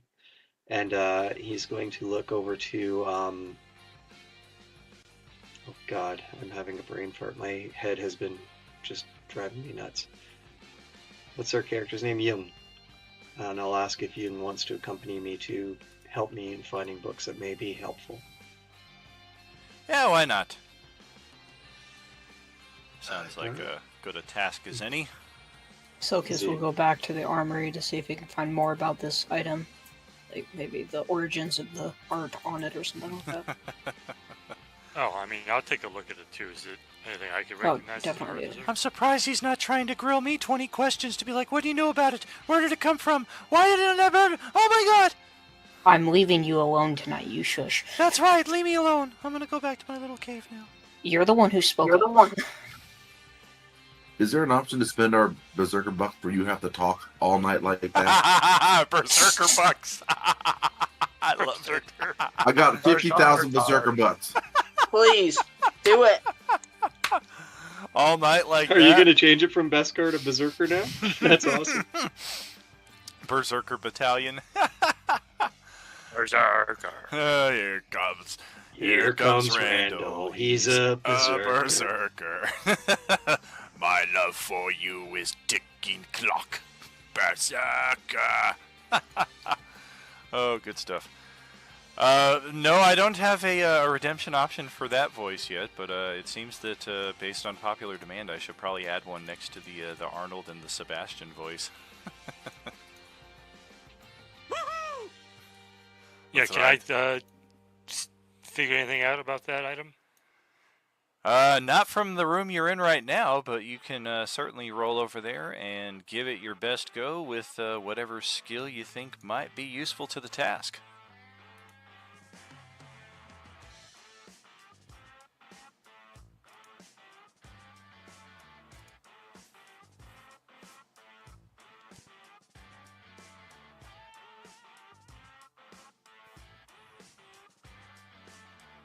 Dances with wolves. You got paper? Give it to me.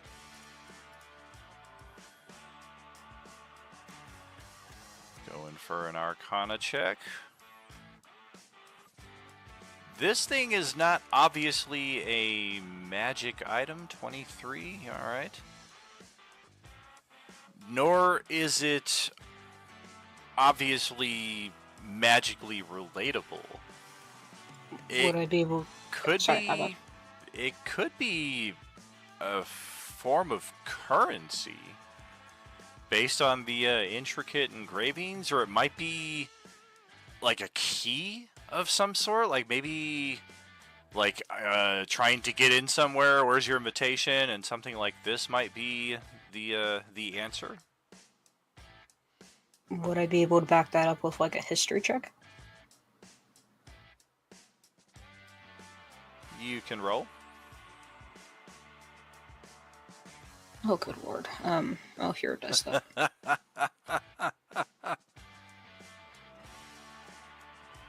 That's 20. Yeah, nothing in that respect. Gonna go for the identify, huh? Hey, I'm feeling insightful. Your insight is telling you that while Galric is in the 1 minute process of casting Identify, and as he's reaching out to touch this thing, that it might not be the best idea. Are you sure he's not Hey, trying Garlic, to start hold the on. grill? Don't touch it. Hold up. Garlic. I look at Skullcracker. Why did you fart on it? Knowing him, maybe I'm that's not getting the point. same kind of rumbling in my tumbling. It's just a bad feeling, man. I don't know if you should touch it. I don't know why. Maybe somebody smarter than me can look at it. I already tried looking at it. Who says you're smarter than him? Everybody can A hear. lot. I never said I was smarter than you, though. Nobody's as smart as me. Then you want to tell us what it is? Oh, I know what it is. Then what is it? It's a 42. 42 monkeys in a barrel? That's the answer to everything. Oh, I thought that was 24. Man, I got it backwards. No, it's really 37. Just no one ever knows it.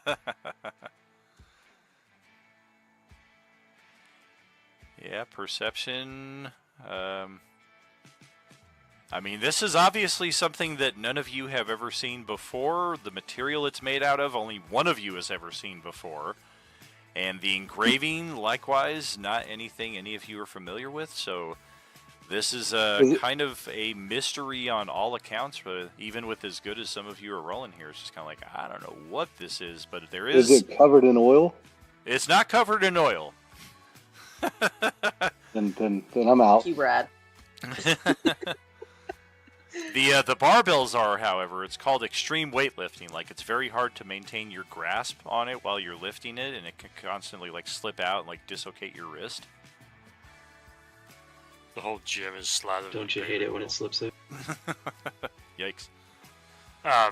So, knowing what I do with magic as an artificer, if I were to only touch it with like tools, would that be okay? Or would that also be considered touching it for things like curses and stuff?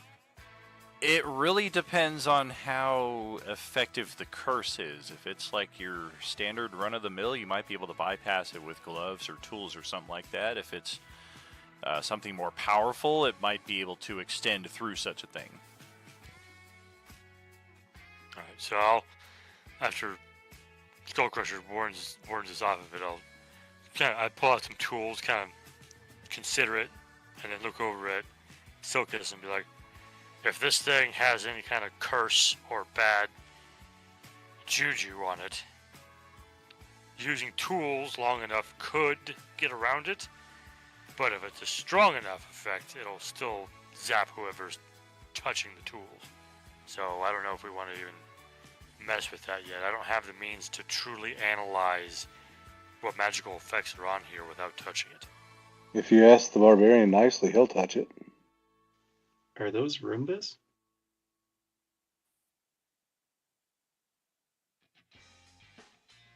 Oh my. It's not cube tea, is it?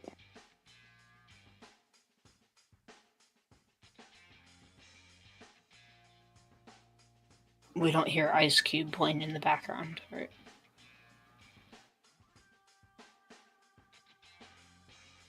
I think you're muted there, boss. Aw, my bad.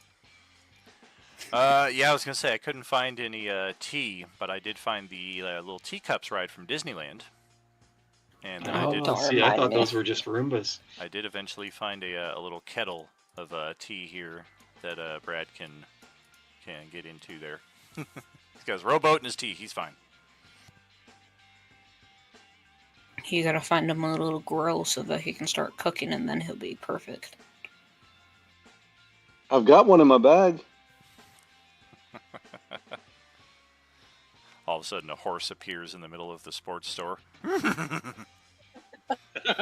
it's not the horse. Sorry, Skullcrusher. I don't want you to touch it. I'm not that kind of Is this a rifle over here as well? That is a rifle, but it has had all of its firing parts disassembled, so it's basically just a shell of a rifle at this point. Wah, wah. Survival check, yeah, he's breaking out the hibachi grill, the full-on grill. He's got a skateboard leaned up against the side of the like, that tent is starting to look very homey. I guess Skullcrusher found his new home base. Right. You guys don't know when he found this, but apparently he also grabbed a basketball hoop and a hockey net, and he's setting it up in the corner. Was there any sleeping bags around in here? There would be, yes, in the storage room. Okay. Xavier would grab one of those sleeping bags and bring it down with him into the into the bookstore. Show. Ballard would be following you as well. All right. I didn't know if the survival check would help with touching that thing.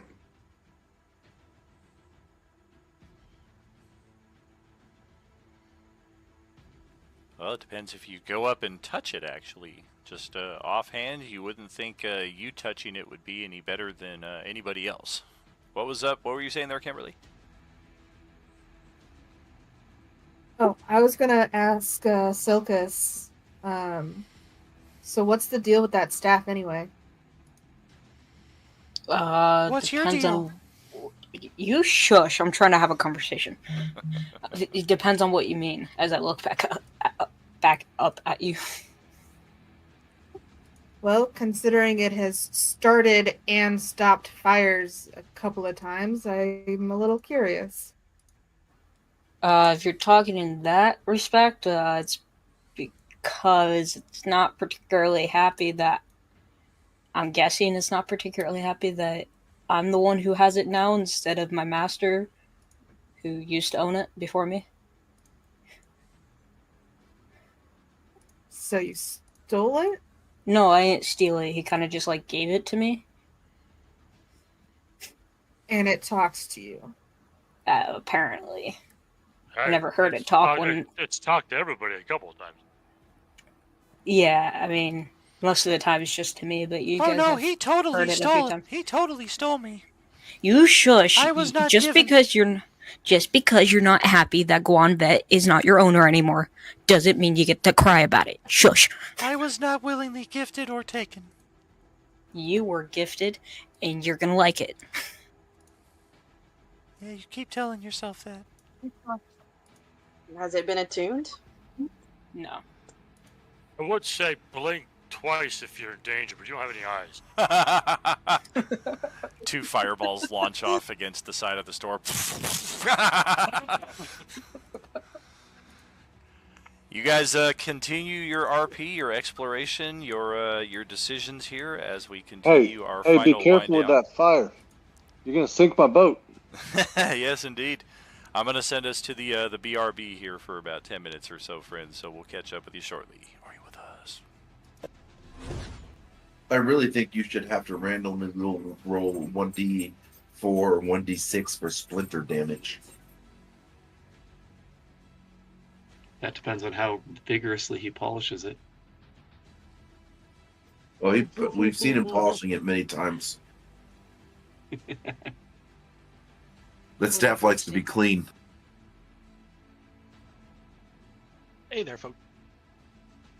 Hello. Is that Westy? Yeah, Westy. Raids were done Yeah, early, that's a so able to get in right at break. Sweet. Sick. Did you get on the hype train? Oh yeah, Yeah, I think I saw I'm drunk, him Pally. doing some Oh, that's right. gifts and stuff.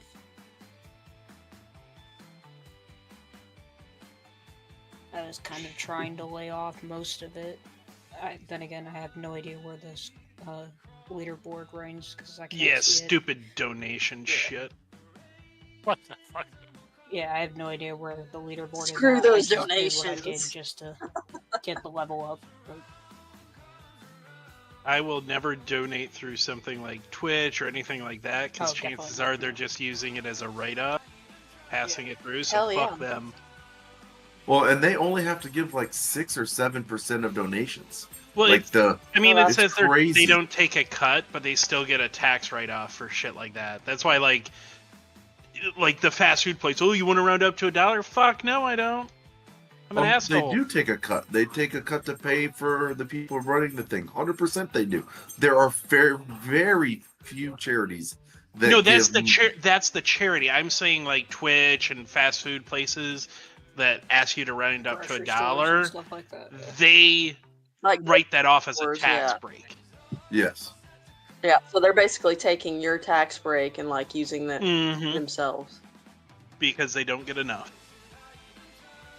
That's almost as bad as the skit I saw where Tippy Oh, believe me, was I this know, I little work at a grocery store. cartoon that helped people like do their transaction, and then Tippy wanted a tip on top of the tip for the cashier. I think that's what we're going to call the staff from now on, Tippy. Tippy the staff. I like it. That's... Yeah, the other day Chick-fil-A was like, "Would you like to make a donation?" And then I found out it was like a $10 bag of cookies that you had to purchase, and I'm like, no. Yeah, they don't tell you how much until you say yes, and then they try and guilt you for not being willing to pay $10 for a bag of cookies. So I will I don't donate know. food to food drives and toys to toy drives, and that's about it.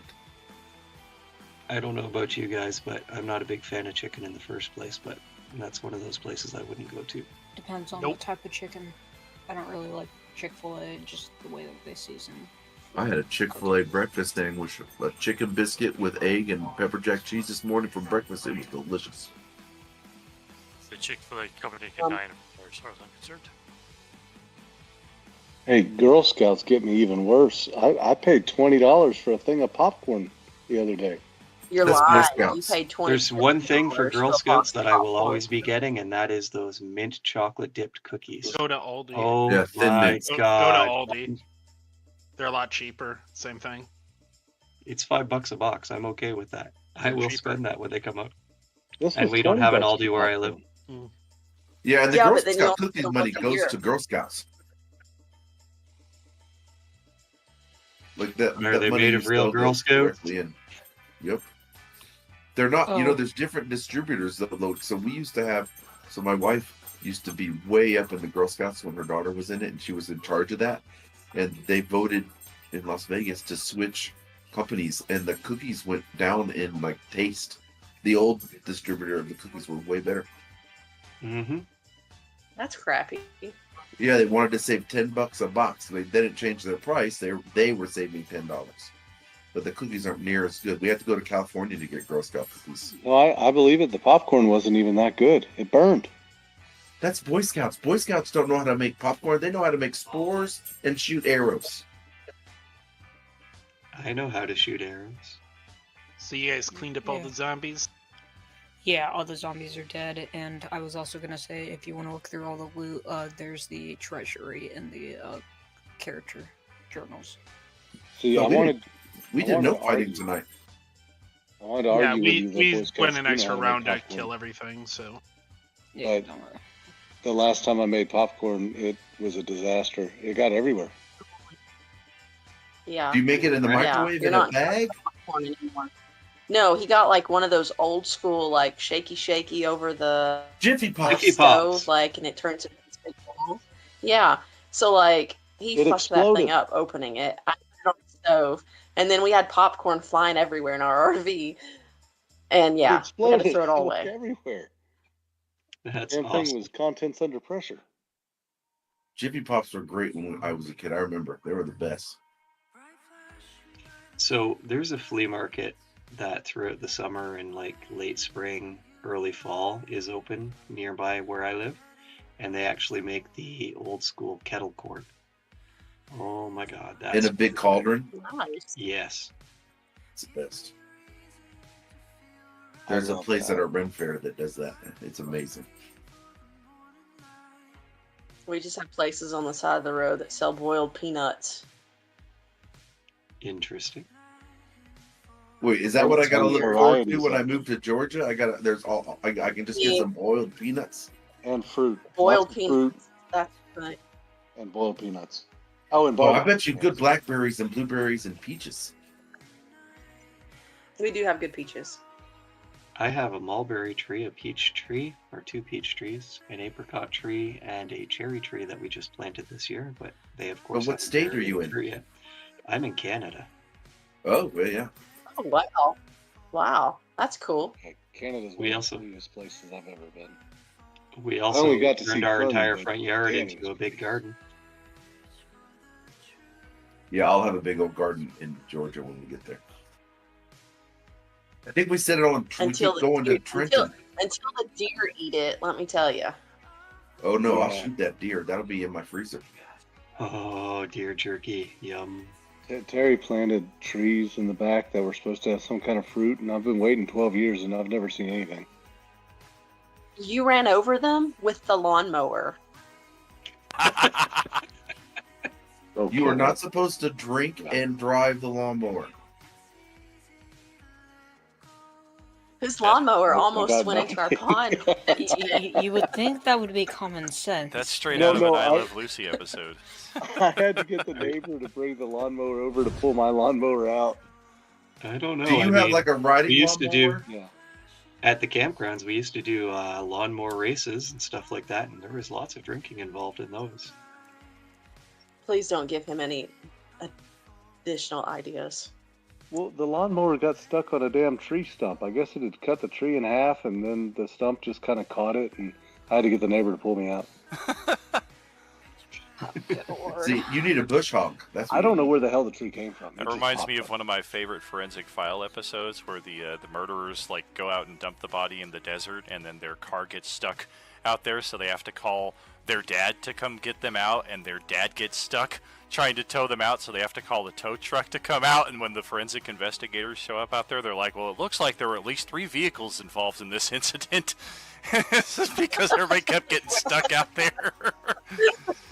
That's funny. Well, that's one way to confuse them. Yeah, and it was just hilarity upon hilarity. They found a cell phone out in the middle of the brush, and they tracked it down to the tow truck driver, and he was like, yeah, my wife kept calling me while I was out here, and I was getting no signal, so I got pissed, and I just threw it off into the darkness.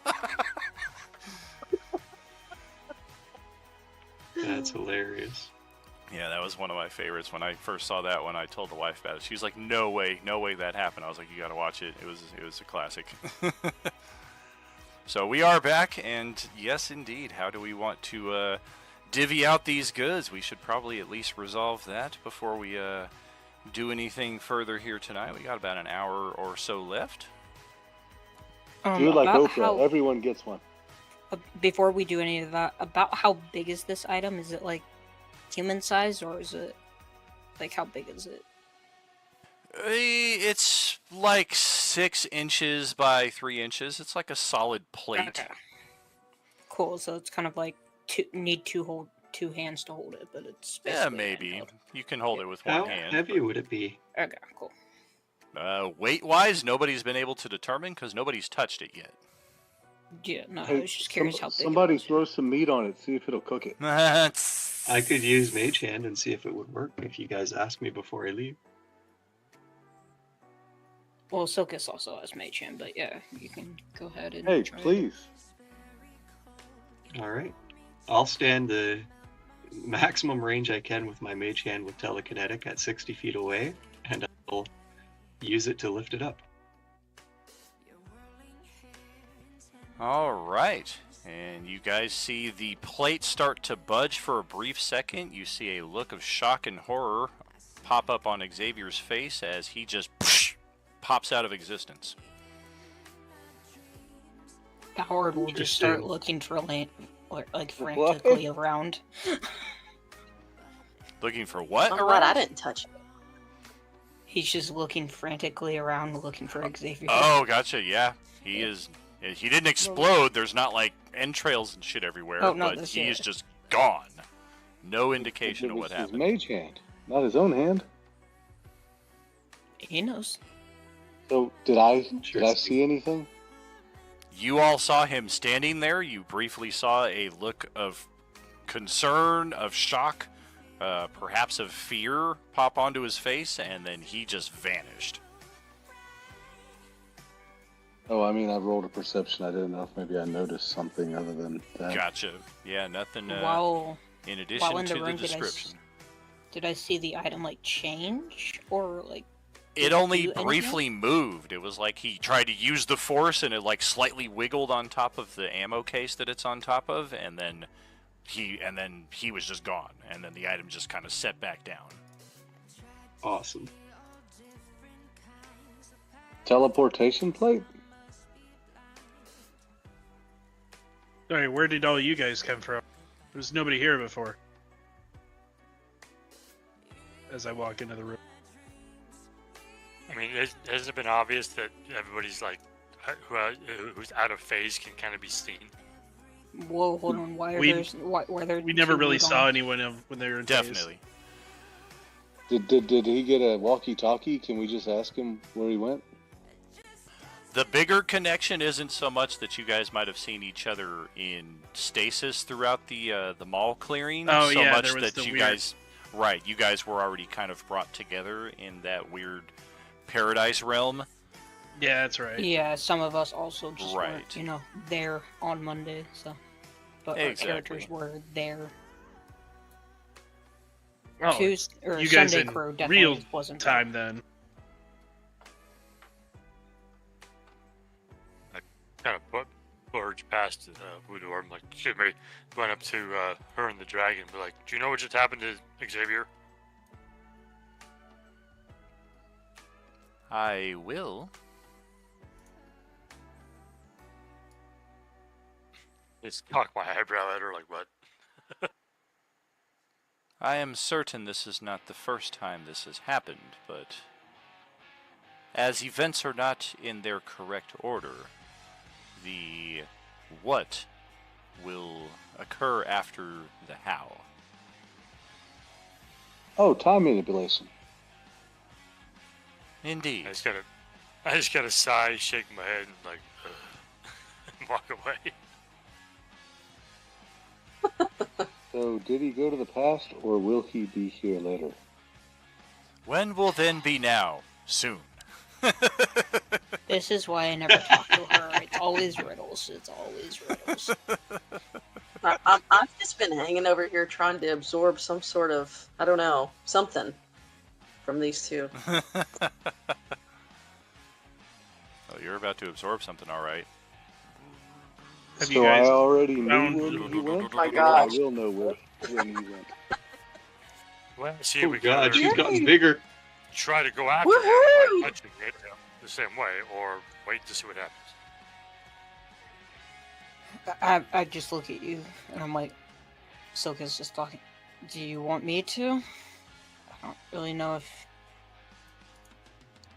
we necessarily want to risk it, but then again, Look, I'm just laying out the options. We can either Yeah. A, do what he did and see if we arrive at the same place that he did, assuming it was that kind of a thing, or B, wait to see what happens with him. Those seem Well, to be the option. Let's look around and see if he left us a note. If he did, then he went to the past, and we can follow the note. Is it big enough where we could all touch it at the same time? the hell are you people touching? I'm not touching it. Stuff. Have you killed the rest of the undead here? Yeah. Oh, the Piece undead of, were already all uh, killed. There were a So- few stragglers we took care of. it's a piece of mithril metal that's up here in that armory thingy. We can't Don't go know off if of you all my know what investigation. mithril is, but Did he leave us a note? Ping it on the map. Where are you guys talking about? The upper right. Oh, I'm right by it. I'll go touch it. Know that you're in a I will wall. tackle you before you get there. Is it just a plate thingy, or what is that? It is, yeah. It's like 6 inches by 3 inches. It's got some weird engravings on it. A cube design, some kind of star. And it's made out of some kind of galactic mithril known as Cardathi iron. No, we can Wood. talk all day. Somebody here, hold my hand while I touch it. Let's see what happens. If it's I feel electric, like this is it'll go right through me into you. Hey, if you all touch it, I'm just gonna take all the loot and put it in my space bag until y'all figure out what you want to do with The it. space bag. The spoils of this place are for all involved. Yes. Wait, not just start. Oh, damn it. Well, somebody We- figure shit out. The party that I'm with cleared significant portions of this place out. Yeah, we Should all be did work. rewarded aptly. Yeah, we all did work here. We're all gonna get a cut. Don't worry about it. Yeah, we found 500 gold, so we can gladly split that with you guys. I just- sheepishly I start just- taking stuff back out of my kinda bag and putting it stare back. at Cedar like, what the fuck? Oh, I'm sorry. I meant 500 copper. Yeah, 24 insight. Oh. Because that's bullshit. Yeah, he's full of shit. Wait, I would like So to roll he's just, deception. so he's just gonna look at. I'm Celeste and also a he's guard, so I'm used to dealing with shifty people. So he's just gonna look at Celeste and just say, "You want to tell me why your brother is what? Is he some kind of special, or is he just like disprotected about 500 gold all the time?" The last thing I remember, there were like 50 zombies around us, and we were having the time of our lives. And then the next thing I know, everybody's dead. Okay, I put it all back except the tent. I still haven't put that back. Aren't you a I paladin? spent over 100 years with him. I still don't understand him. Yeah, I'm a paladin, but I'm vengeful.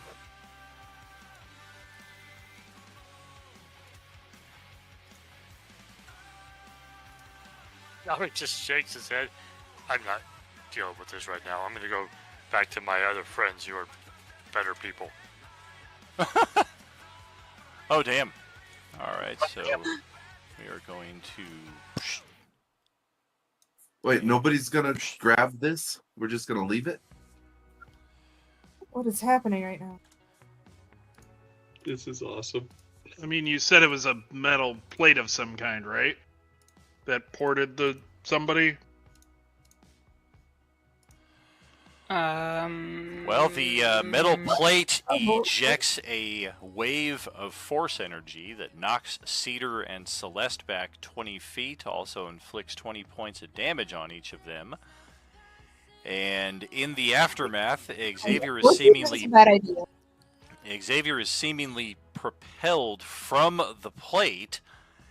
He falls prone on the floor with 1 hit point remaining at level 5 exhaustion. Haha, he went to the future. Level 5 exhaustion, there is no speed. Your hit point maximum is already worse than halved, and then pretty much everything is at disadvantage. And you're like 1 exhaustion level away from death, I think? Correct. Yeah. Exhaustion level 6 is dead. Yeah. Who got exhaustion? That would Xavier. immediately push past everyone and just rush towards Xavier. Oh, yeah. Xavier will just like cough and be Oh, like, "Don't touch that thing." What I can tell you is that you are not interested in telling anybody about what you saw inside of that thing. He's just You gonna have had pick. the fear of God stricken into you. He's just gonna pick you up, Xavier, and just like run out with you, just getting Hey. you as far as away from that thing as he can. Bring him to my tent. He gets a long rest. He'll heal right up. Can you message me on what I did see though? That way I have information about what I saw. Maybe I will. Thank you, I'd appreciate it.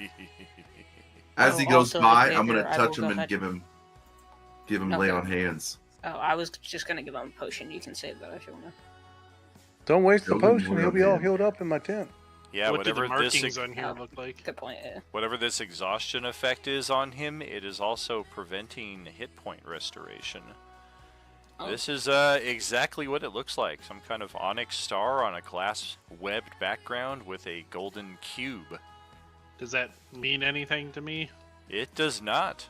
Only Ballard is somewhat familiar with the metal it's made of. Everything else about it is just completely abnormal to anybody. Would Silkus be familiar with the metal as well? That should answer it right there. 22 in religion. Yeah, it is not. It has no religious connotations that Skullcrusher is aware of. Well, that was a waste. Silkus might be familiar with it, but he has not made any rolls in that respect. No, okay. Maybe It if really we does shoot kind the of look like glass. a cube of tea.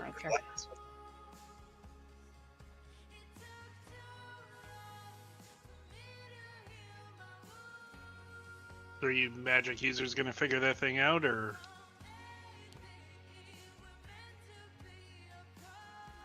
Is there any way to like move it without touching it? Like He tried to Either use with, like, a Mage magic Hand hand. I think that's almost what got he's killed. always tried to do. The thing is, I've already think tried, and for the all most part, has it been doesn't even made. look magical.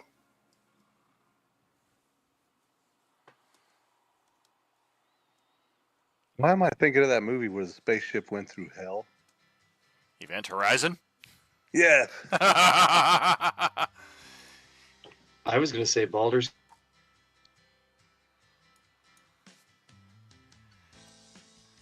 But yeah, one at a time there. I think Celeste and Silkus were both saying things, and neither of them fully came through.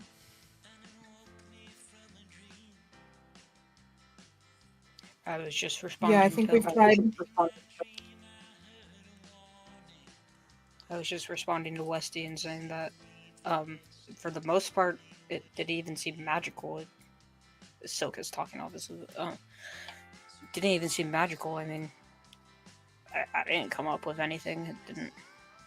I couldn't tell anything about it. So it's non-magical but magical. As far as I could tell, it didn't have any magical connotations from it, but clearly from what we saw, it has to be magical. Or maybe having a magical effect put upon it. But we can't figure that out. Because all of our identify spells, we have to touch it. Does it like these saber things that the cultists were using? I know he hold out a lightsaber. Magic, but not really.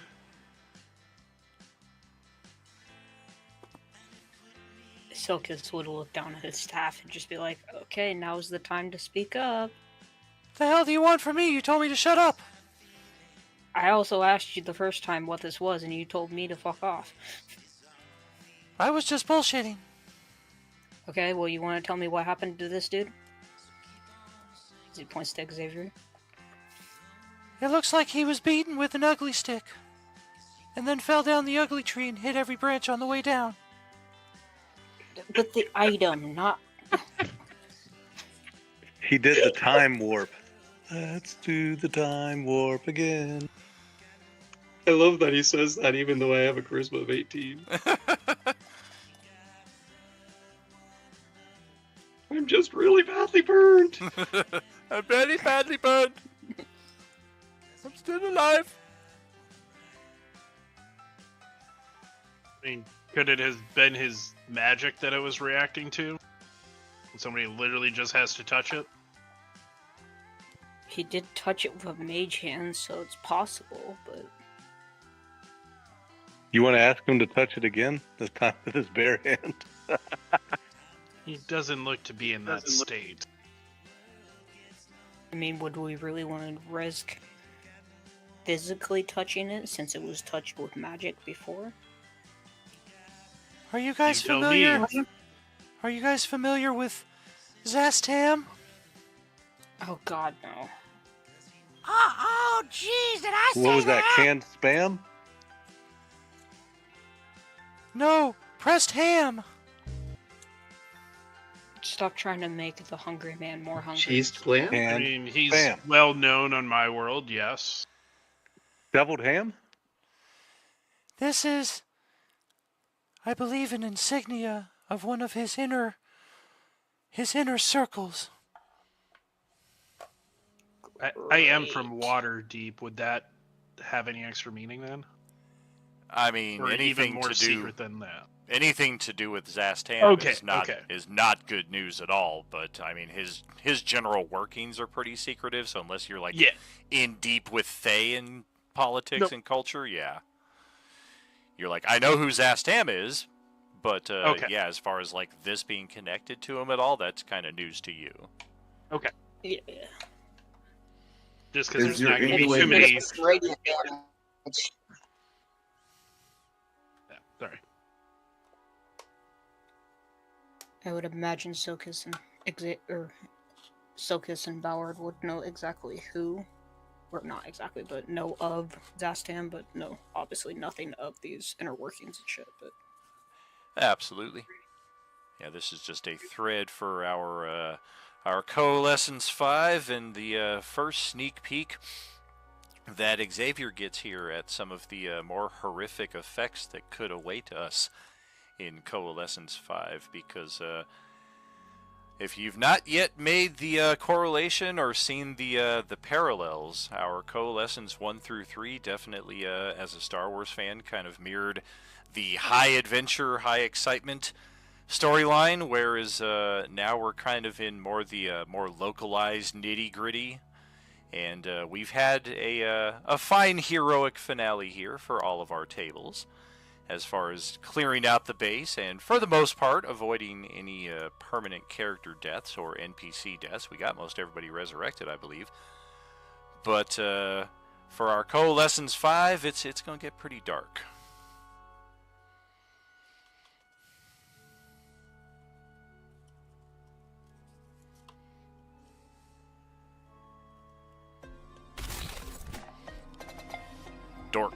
Dork side of the Force. Hey, I used to write for them, actually. Subscription at Tier 1, a 20-month streak there from Arm Ripper Blaze. Thank you kindly, friend. Yeah, I wrote under the surname Callous Prayer.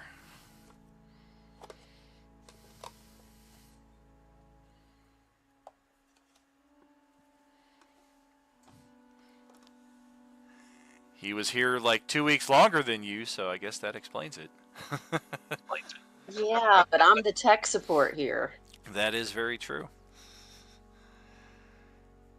Oh man, I said it's going to get dark ahead, and everybody just was like, "Oh God." Well, Okay, so I went to go find Joey, so.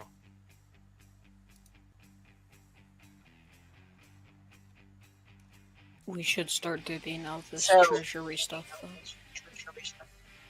So Zara's talking to the dragon and the mistress over here, asking if they've ever seen anything like this before.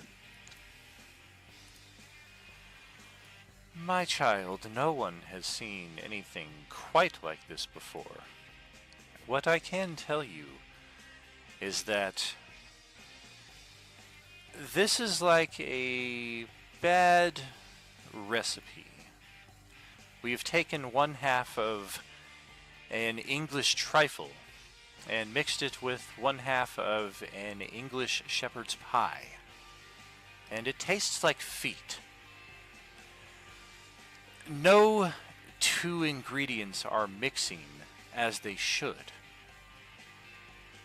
And I have made it my mission to sort out all of these jumbled, horrific steaks and separate them back into their unique places in the pantry.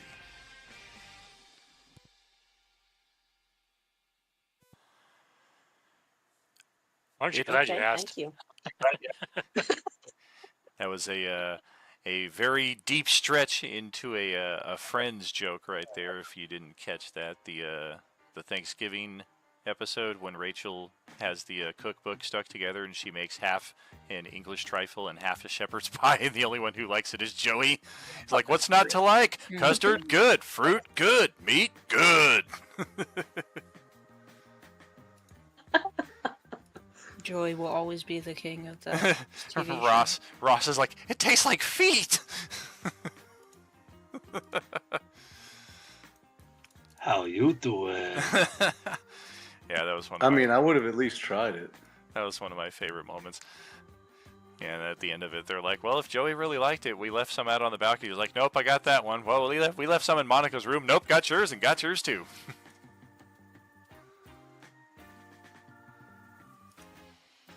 But anyways, back to the moment in game here.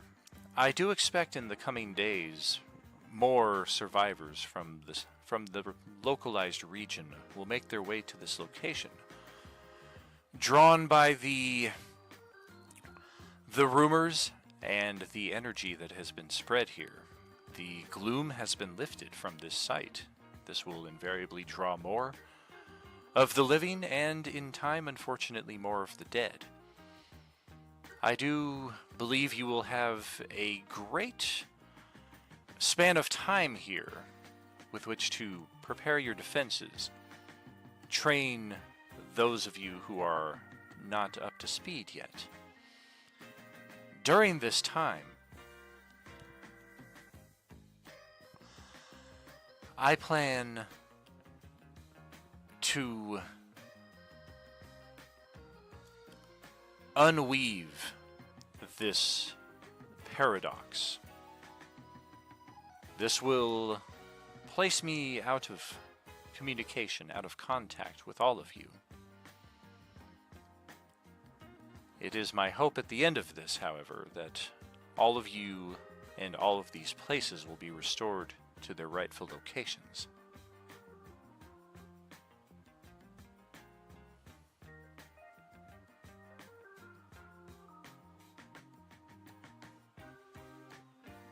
As far as the lightsaber on the plate there, no reaction in that respect.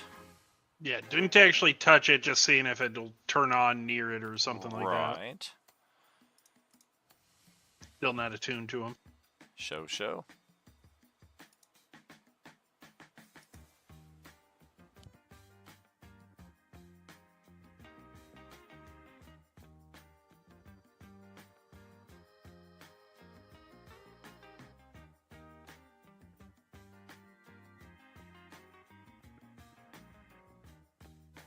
Yes, indeed, Brad and Terry, some of our few Role-Playing Unlimited friends here who have the only piece of merch that exists for Role-Playing Unlimited, the collector's coin. Yes, it's pretty freaking awesome. Yeah, made by Coins by Veterans, I think is what it was called, or something. I definitely made sure to look into a veterans-owned company because that definitely appealed to me, and had 100 of them minted and still got like 70 of them or so left. So we've been passing them out slowly over the last few years. I wanted a surprise, and it's been treasured. It's awesome, though. Oh man, if you're asking Jung for a book, she's gonna give you fucking Shang Tsu's Art of War. That works. That's why you're fucked up, boy. As long as he has something else to read. I mean, he doesn't sleep, so. Yes, but it's in Chinese. Oh, damn. That's alright, he can read anything.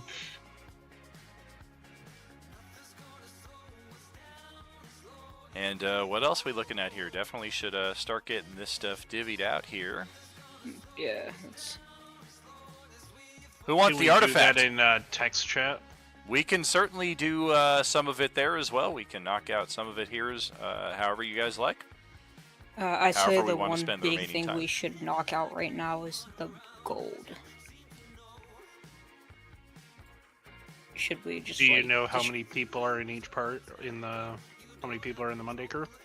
Yeah. I think all of our tokens between Monday, Tuesday, and all of our NPCs are either here or over here.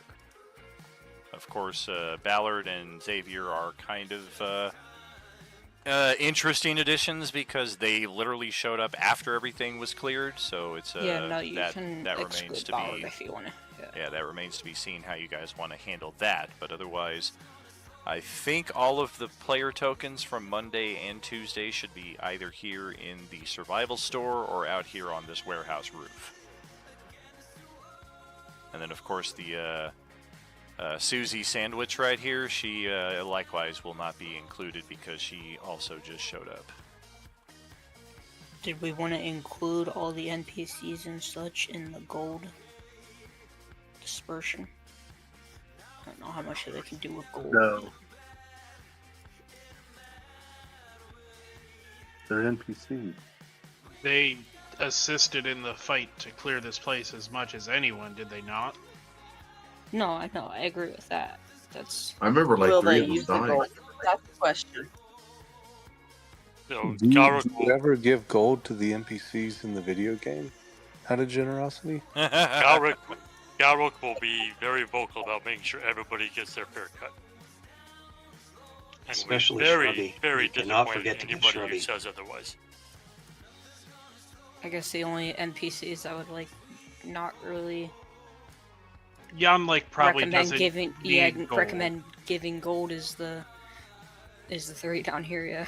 Yeah, they kind of separate themselves. I don't really have any need for money. I mean, I can make money if I really need it. Or did I say that out loud? Yonlek not interested in possessions of this nature. We'll get you a good spot to grow, Jan. Yes, sod. Sod, please. I was gonna Does say, Sammy he does have his want rock. in on it? Man, the shrub just kind of Hey, shakes. I'm glad we're friends, Shelby. Does Sammy want Glad I in asked on you the to come gold along. pile? Sammy's quite interested in any distribution. If you guys are kind enough to include him, Was he a combatant or was he just there? Sammy's one of the NPCs. Yeah, he The like guy, okay. correct. He like Kurt, Corinne, and Tim were involved in combat like off camera before any of this happened, or off the side while you guys were doing other combat, but they did not directly travel to the mall and clear the mall.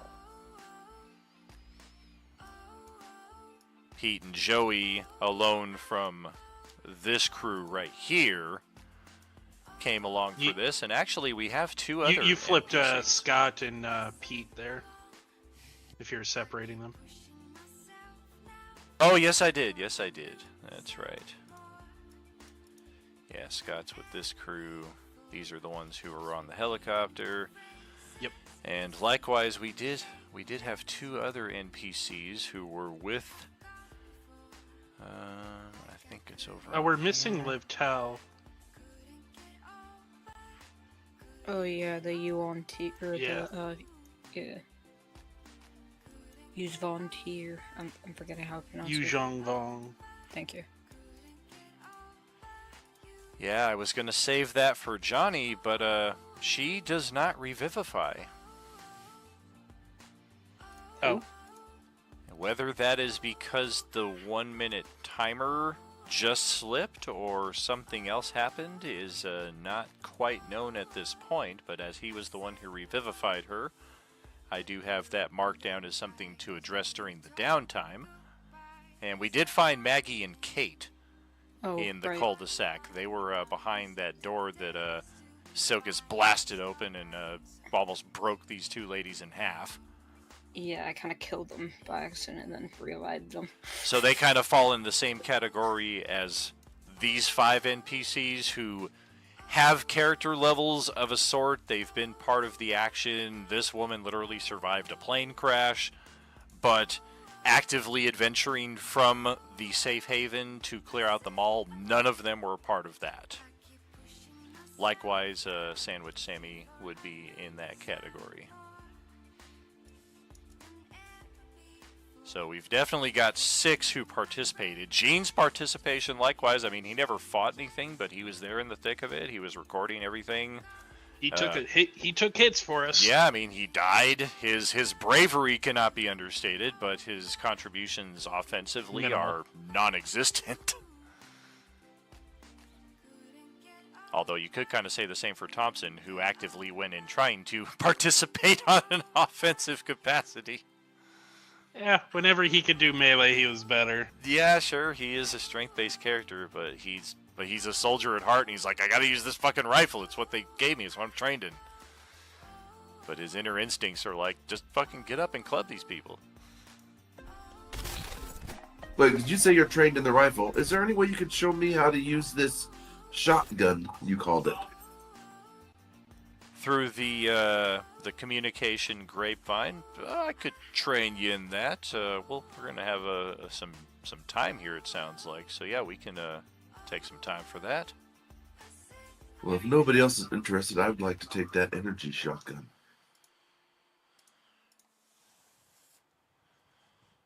Yeah, let's get this guy some ranged I mean- options. At least something, a pistol at the slightest. I don't hear any objections to that. I would mean, argue there's that other is ranged range options. users as well in Monday, but Very true. You guys have a ranger? we do. We have a I'd give him the ranger and a laser rifle bard. then. Give the ranger the laser rifle, because it's going to be for long distance shots. You guys realize we only have like 3 magazines of energy shots for those weapons, right? Probably plus what's already in the chamber, if any. Well, and we're hopefully find out some more as we go. Just like, I mean, we're running out of arrows at this point too. Well, fortunately, mundane arrows are something that we don't really track. The way that I handle energy cells is good news, bad news. It is unlimited ammunition until you roll a natural 1, and then psh. Would Boward and Silkus be familiar enough with the energy weapons to know that? Like in-game? Yeah, definitely. Okay. Yeah, these So batteries, they if you would use them convey one that shot to at a the rest time, they tend to recharge. They would convey that to the Well, rest and of the also, parties. Then. as an artificer, I have proficiency with firearms, so I just Okay. Yeah. handle them for a moment. I can tell you all about them. Heck yeah. We'll let the ranger have the laser rifle, and then maybe give the bard a couple of dueling pistols. Is there any two-handed? Like, so somebody can have two-handed pistols?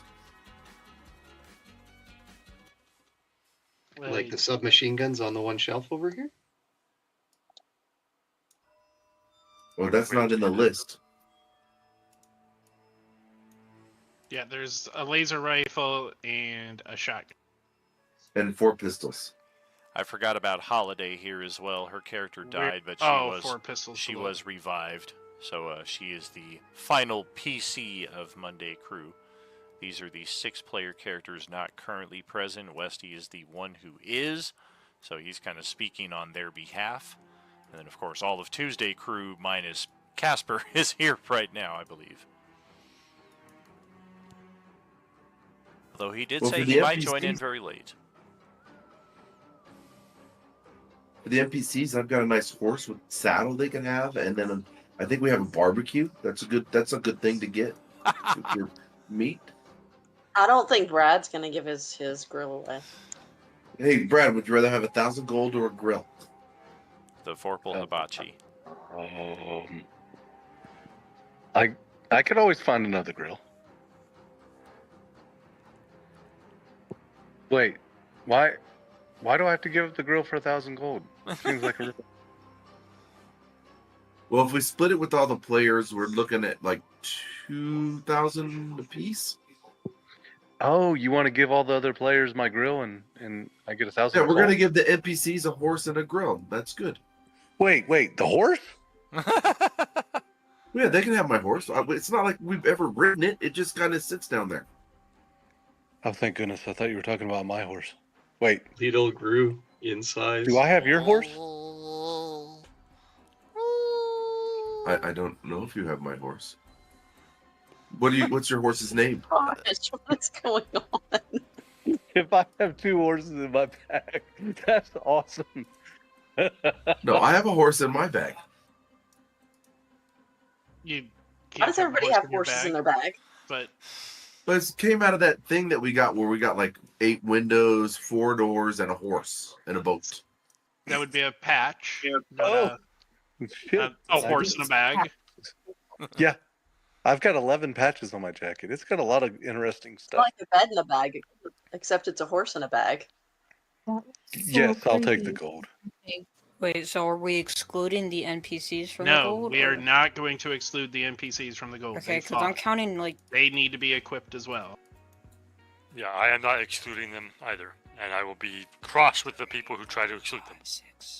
I thought NPCs just like auto-equipped. That's between them and the DM, right? That's in a video game. This is not a video game. Yeah, even in Baldur's Gate, you gotta equip your other party I'm members. counting 25. I don't know what you guys are getting. No, in Baldur's Gate, I just make them all walk around naked. They're fine. I put it all make in the chat. NPCs walk around? There's Well, I take 25 the good unless gear. we don't include I the always thought it middle was gold. Macy that walked If around. there's 25, then we get 1320 gold apiece. Yeah. Is everybody okay with that for the gold? 1325. Hey, I'll go ahead and update my character sheet. I'm good with it. 1320 apiece. Hey, one thing for Brad and Terry. Are you guys updating your character sheets with your 1,250 gold pieces each session for your annual supporter bonus? I was until Oh, I last forgot time, about and that. Terry told me to stop. Yeah, I thought we couldn't do that until we were level 5 as a party. It was estimated to be around group level 3, but on the 1st of November is when those storage lockers officially opened up. So you do get that 1250 per session. You get 1,000 per month if you are a supporter of any level on the Discord server. You get 1,000 extra per month if you're a booster on the Discord server. So there's multiple ways to add some coin Do we to that have to monthly wait storage till? locker. Do we have to wait till party level 5 when the second annual kicks in for the second amount of that, or is it just the? It will be around party level 6 before the next wave of bonuses come in that respect. Okay, so it's still only 1,250 right now. Correct, per session. Okay. I do have a question. If you're So- subscribed by a gifted subscriber on Twitch, and also you do the subbing on Discord, does that increase, or is it still just 1,000 altogether? The Twitch does not add a monthly bonus to the storage locker. Okay, that's what I was curious about. So, the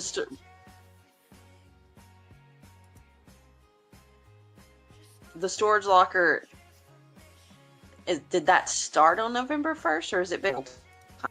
It started on November 1st, yeah. Once we had our merchants unlocked and we mostly had our bases locked down, that's when I opened all that stuff up. And that's 1250 per session, okay, right? cool. So we've No, had 2 sessions. Correct. I need to add that. Yeah, that's Or in 1500. Kimberly's case, because she is guest starred in a couple of off sessions, or in Westy's case tonight, since he's guest starred in an off session, that does count for sessions that you're stepping into as well.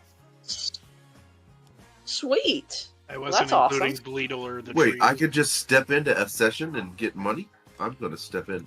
Well, Wait, yeah, like all I've been those Monday I've been sessions I tagging helped out Monday with? and Tuesday crew the last 2 sessions. Like, hey, anybody wants to step in and help clear this mall out with your other side of your table there? Feel free to do so. I know it's So, been crazy for me. I get feel you. rewarded for all those Mondays I helped out with too. I don't remember if you were here on Monday. I remember you helped out on a few Sundays, but that would have been you were before. never here on Monday. That would have been before the storage lockers opened up. That was actually like 2 months ago. So no retroacting. Okay. Yeah, just from the 1st of November. I just want to make sure you guys at least had your 2,500, which should be the minimum at this point. Dan, did you answer the question about the double annual subscribers? When is that bonus kicking in for the double? The second one will occur around group level 6. All right. And then I think we have one person who still has a triple, so that would be around group level 11. So the 1320, should I take off the 33,000 gold on the list then? I don't think it's 1320. I think your math is off. 33,000 divided by 25 is. Where are you getting 1320. 25? Because the who said there were 25 people? Well, just out of the NPCs and the player characters that aren't here, there's already 19.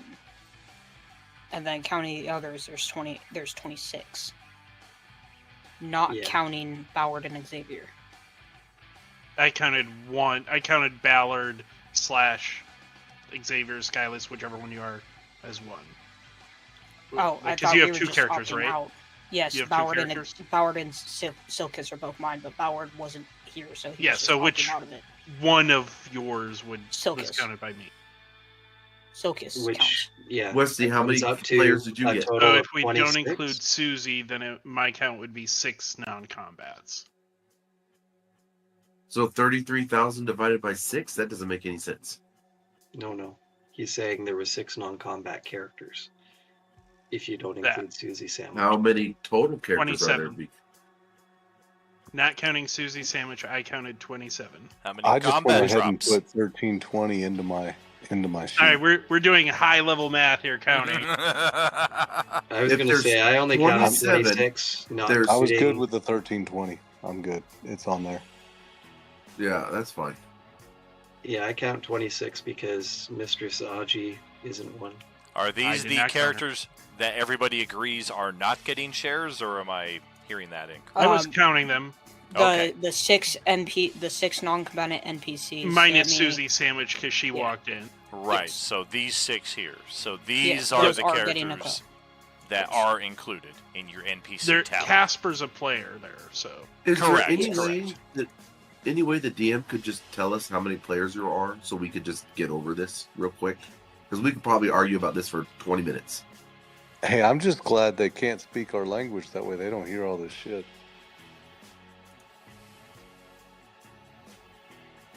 I mean, it's 25 or 26 or 27 is what everybody's shouting. I mean, I see 14 player characters. There's 7 Monday characters, there are 7 Tuesday characters, and then there are 12 NPCs. That's what I count. Did you guys remember to 26, yeah. count the 2 Cult of Nihilists that are up front? Yeah, I thought you were counting zombies here. I mean, come on. I'm counting 26. If Yeah, there are that's what I was 26, thinking. we get 12,069 and change. Or 1,269 and change. No, I've got 1320 down. I'm going back in my boat. So we each get 1,200 gold. 1269. 1,269.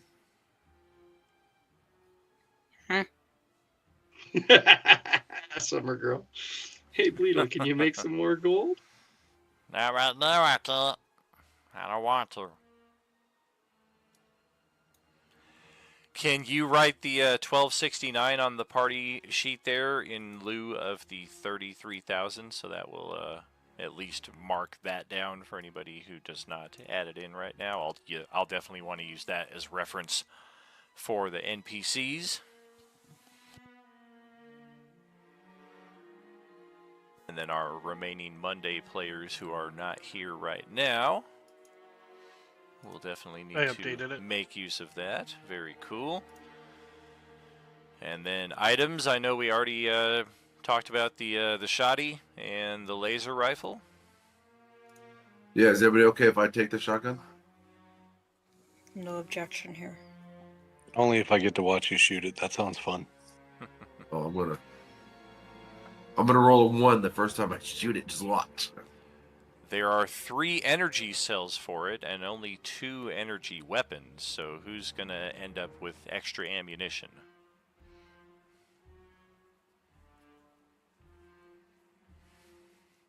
I'll give it to the ranger. I'll just take 1 cell for it. Alright, so we will remove these from the listing here. How are we putting this on our character for like an energy weapon? You should So find energy shotgun rifle? should be in the Shotgun's there, but not and- energy shotgun. Right. So I would just copy the standard shotgun info over, but change the damage type to energy. And I would also increase the damage from 2/8 to 3/8. Ooh, very How nice. many energy cells was the ranger getting She gets for the 2. laser rifle? 2. Okay. Yeah, I think that's Nyx who's going to be getting the Yep. the rifle. She's already got an automatic rifle, so a laser rifle would be a nice upgrade. And Corinne, once we link everything up during downtime, our NPCs here who were left behind in the cul-de-sac, it's a short visit for our more combat-capable characters to traverse during the day and bring back our characters to our new safe base. There were a few other automatic rifles and pistols left behind at the house where these people were hanging out that they will of course bring with them. Most of the ammunition was depleted, so they're basically just weapons without rounds. but the missile launcher will be of use because now we can match it up with the missiles right here. And who wants fireballs but cold damage? It's basically what the missile launcher is going to be. Is you can throw fireballs, but they do 8d6 cold damage instead. That's awesome. Who's a ranged dealer that could use that? And then same thing with your grenades right there. They're standard grenades, except they do extra fire damage. Not ranged, but I would definitely take a missile launcher for range because I am dexterous. Nice. But can you use firearms? No. Or do you want to take it as the artificer? I mean, I've already got spells and an arcane cannon and shit, so I don't really need any guns. Downtime, the one downtime point in addition to skills and tool proficiencies, weapon proficiencies would also fall in that classification. I just want to see the fairy fire it one time and see her fly off the screen. Oh, thank you. It's got some kick. I mean, I can certainly, or anybody who uses firearms can teach somebody else how to use it. It could also be just used for base defense, essentially. If that comes into play later. Well, don't everybody Kinda speak like up we at had to once. Who protect can the use it? base. I think among PCs, I'm the only one who has firearm proficiency. A lot of I our don't- NPC, Pete's really good with range weapons, so I don't know that he's going to be going anywhere anytime soon, but he's very proficient with weapons. Yeah, Scott would also be a good candidate. He likes his for that. bow, but Yeah, he's a bowman. Thompson or Scott would be very interested in the rocket launcher of our NPCs. I knew Scott would like it after I took his rifle and he got pissed at me. Yeah, likewise. Joey has a rifle, but he prefers to get up close, and the weight of the rocket launcher is not something he wants to deal with. And Rusty, yeah, he's recovering from death, and he did not have a firearm at all. He was given a longbow throughout all of this, so whether he is capable with firearms is yet to be determined. He actually seemed more comfortable with his machete. And I didn't mean to imply that I was stealing the tent, guys. I just needed to use it so I could attune my weapons. Well, thankfully it's a survival store, and we've got a big storeroom here with extra sleeping bags, tents, and all kinds of survival gear in that respect. Like mundane survival stuff, we are set. Oh, I thought it was an instant tent. I mean, it's a pop-up tent, but it's not like a magical, like, instant fortress or anything like that. Oh, well, fuck, that was my misunderstanding. I thought it was just like the instant fortress where you get an instant long rest for Oh, like yeah, that was 5 minutes just, in it. yeah, that's just wishful thinking. Oh, well, no wonder it didn't do the man any good when y'all put him in. Shit. Yeah, he's still fucked up. He can't move. You're like, hey guys, come to my weird tent. Well, Everybody's now just you like, understand well- how I was thinking. Everybody's just Y'all like, well, he coulda decked it asked out. what the fuck I was talking about earlier. Yeah, he decked it out very nicely. There's a Three's Company poster on the wall, and it's like got all that cool, like, hippie neon furniture and shit inside of it. But I mean, Yeah, I was staying away from the barbarian who was over there going, "You want the barbarian to touch it? Come sleep in my tent." It's like the guy that pulls up in like the panel van is like, hey, I've got puppies in here. Oh God! Notice the people who are furthest away from this want nothing to do with that. Well, now I just look like a weirdo with a fucking upside down rowboat. All I can say is Xavier's just chilling in the tent reading his Sun Tzu's Art of War. He needs Who are somebody the else to turn the tanks? pages for him, though, with a 0 movement speed. I didn't think it would affect my movement or affect me turning pages. I can use my It's mage okay, hand for Bauer's that. Just over- joking. He's Bauer's like looking over your paralyzed. shoulder, turning the pages for you. I'm glad you set me straight, Dan, because Yeah, that would have been. I was looking in the compendium. I was like, "There's a 10 of luxury. That must be it." Oh, that's funny. Yeah, that would have been an uncomfortable misunderstanding Wow. to jump into. I got a to 10 of January luxury with. for you. Yikes! Who were the takes for the pills for the healing for Monday? What? The Takes. like for the takes for for chain Monday. armor, you're saying? No, for the the greater pills. healing pills. Oh, the greater healing and the superior. Adolin healing is their spells, yeah. cleric, so he could probably use some of those to spread around the group. Grixalot tends to get up in the thick of it a lot. Of course, Wudorm is always in the front line. I think Casper would take some in our group as because he's a cleric, I think too. Yeah, so it looks like we got 18 greater healing. There's stims and pills. Right? All translates the same, just Yeah. narrative stuff. Yeah. 18 So greater Monday- healing and 4 Monday superior. crew takes 9 and Tuesday crew takes 9 in Yeah. the greater healing. Yeah, something. I'll take a stem because I don't think I can swallow a pill. It's So like Tuesday's it's like the gonna size of your take head. this. Yeah, Tuesday will take all the stems, and then Monday can have all the pills. I don't think she should take a stem either. It's like sticking a sword through her abdomen. Yeah, it But it probably heals her. it'd probably be really bad. The pills are the I size of her updated the head. list there. Who ended up with the rocket launcher? I'm sorry, I know we kind of cut off. I don't in the think we middle really of that. decided. I don't Just leave know that that. anyone would really I want mean, to. it depends on what missions we go on. I can Yeah. definitely take it with us if we need to use it. Right. But Yeah, NPCs, Scott and Thompson were most interested, but otherwise we can keep it in the general inventory if we so wish. Yeah, I I think think, it was more- leave yeah. it in the inventory and say that it's in the base unless somebody says, "Oh, this will be a mission that it's good for." Sure. Okay. So, like, Yeah, and besides that, I think it was more of like it seemed like the general interest was in the Low. NPCs using it. Well, that's cool. We can at least resolve that. Make sure to write down we have 6 frost rockets and grenades. Who wants the fire grenades? Honestly, Xavier would love fire grenades. He likes fire. But he's not in that whole divvy up thing. our bard likes to throw things. He's always throwing magic stones. He may want one or two. Those aren't people throwing them at him for bad singing?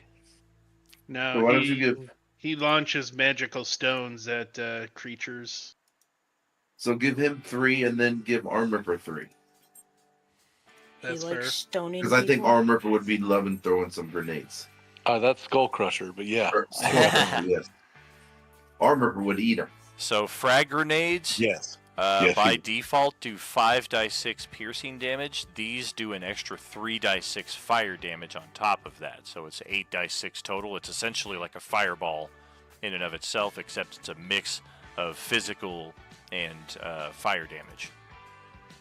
I just put 3 for Monday, 3 for Tuesday there. All right. And perhaps the creme de la creme right here, the Radiant Mine. That might be like the rocket launcher, but might be worth determining which table inventory it goes into, because once we get out of downtime, we're of course going to go our separate ways into different adventures. And then of course, once all that's done, we've got this unfortunate thing to cipher through. I think we have a roll-off, roll a D100, Westy, and J-Man, and whoever rolls the highest, that group gets that. That's right. Sounds good.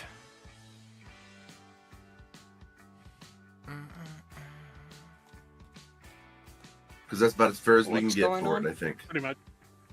J-Man's got to roll a D100 for the... Oh, okay. For the mine. Whoever gets higher gets the Radiant Mine for their table. is anybody even interested in that elven, the equivalent of elven chain? I'm Elven- sure need it, people no. on our table would, specifically Adolin and probably Grelix, probably the Bard as well. I bought some already, so I'm good. I don't need it. Yeah, I don't And know what they have. Take the chain then for you, West. I don't need it. No, for your group. There's 4 of them, right? Yeah. Looks like Hey. Grixalot is... I mean, he's Barbarian Fighter, so I think he's not rocking any armor. Yeah, I at didn't know what he all. was using and Yeah, it what he doesn't look wasn't like... with that build. Doesn't look like he is. Fury might Okay. be able to make use of it. Let's take a look at his character. That or Thompson or... Right. Yeah, definitely our combat characters can make use of that, our NPC combat characters. I would think Fury might be able to make use of it. He is also an artificer and only wearing studded leather currently. Oh, he's an art. I thought he was a bard. I thought he was too for some reason, based on the spells he's using, but I guess he's an artificer. So it looks like the Radiant Mind is going to Tuesday. Yep. Looks And Gallagher like... can keep it. As the artificer, he probably should keep that anyway. Sounds good. I'll go ahead and remove it from the overall list, and he can add it to his. And we can ghost that item right there, and that will leave us with the artifact itself to deal with. What about the walkie-talkies? That would also fall under mundane equipment. Likewise, we do have a couple assault rifles here, SMGs. They would basically just use the assault rifle stats, so if anybody wanted to take some of these, they do only have what is inside the magazine right now. They are full, so they're each carrying 30 rounds. But we do have, looks like 4 of them between the weapon cases we can see. That's too much math for me to keep up with. Yeah, 4 rifles Where's- under 20 rounds. That's why I don't- haven't grabbed any rifles. I don't see the artifact on the list. Well, it's because it's right here. We haven't picked it up yet. We don't have it was it. never put on the list. Oh, is the artifact that thing that we're not supposed to touch? It's not, Yes. that you're not Yes, supposed it to is. touch. Yes. Oh, Silkus just ran right up and grabbed it. Look at that. Oh, fuck off. Put the thing back. It's the new It Nihilus. was Tippy did it. Don't you It was all dare Tippy's turn fault. Don't you dare turn Silkus into Nihilus. Is there like weird energy flowing off the thing, or? There's not. It's very, like, mundane and dormant. If you hadn't seen it do what it did, you wouldn't think there was anything magical about it. You could accidentally trip one of the NPCs into it. Maybe we throw something at it that's mundane. Don't do magic things to it. Do something mundane. Can we like... put it in Here, a box? what about I could put my shotgun and shoot my shotgun at to it. transport it? No. Just That's throw energy. something at it. Simple. I'll grab a tool out once Silkus moves out of there. Grab one You're of gonna the throw stones. it- I'll just Bard grab a throws. tool and throw it at it. Yeah, let the bard throw a stone. He's not here. I'll just throw a Oh. stone at Don't Or throw a Silkus tool. at it. Throw Silkus at it. it. Throw the staff at it. Throw the staff of the Magi at it. Hell no. Fuck you. Yeah, poke it with the tip. Or go Tippy. tap the Sunday morning table and grab the Arnold Schwarzenegger blade. Oh, let's do this. All right, throwing a mundane item at the tablet. Like tablet, you mean like a slab stone, right? Not like digital kind of thing, right? Correct. Yeah. Okay. Yeah, like No, the it's Ten a loaf Commandments. of bread. We're throwing a loaf of bread. A loaf. I throw a shoe. Who throws a shoe? Lord knows we got plenty of them just sitting around out here in the fucking mall everywhere. So much mundane clothing I'm gonna everywhere. throw a cowboy boot at it. Wait, where are those pair of panties? They're Well, everywhere. The Tangerine Speedo that Silkus was supposed to get now has a zombie carcass all over it down here. I think there's a bunch of lingerie outside in the storeroom. I'm pinging a pair of panties that I see on the floor here. Oh, goodness. It's a Speedo. Okay, so what happens to the boot loaf of bread panties? It hits the item and knocks it off of where it is. And in fact, it falls behind the cases. And the I thought you shoe were gonna kind say it of explodes. the shoe everyone just make kind your of characters. lands on top of it, and kind of spins to a top where the item used to be. But it didn't react to the mundane nature of it. It did not. Well, at least now we know. Perfect. Problem solved. It's in a good spot for now. It's behind a counter. We don't have to worry about it, people. Problem solved. Nobody wants to peek back there and see what happened to the other items? I'm just gonna quickly arcane lock this door so Skull Crusher can't get his curiosity I was locked in here. going to go in and Oh, deal okay, with it. go ahead. Unless somebody else wants to go touch it. So you're telling Skull Crusher to go back to his P tent? Got it. Okay. Why don't you pee on it, Skull Crusher? I think we prefer not to touch it after that. Because I'm not Arm Ripper. So it's buried back behind the counter thing? Yeah, I mean, it just fell back behind one of the weapon cases. These are all different cases meant to hold, like, rifles and shotguns and shit. Can I move the cases out? Yeah. Yeah, to you can reveal it in... sort the cases out here, and sure enough, it's just kind of wedged up against the wall. I mean, should I touch it? No. I vote no. Just the tip.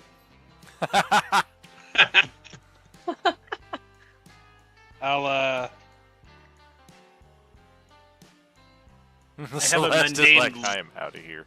I have a mundane Let's- longsword. I'll tap it with that.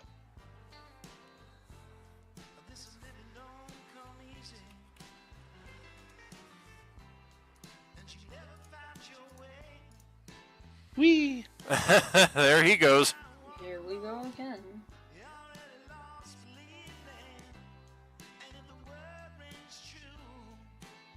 Sounds like I'm gonna have a friend sitting in the tent with me recovering.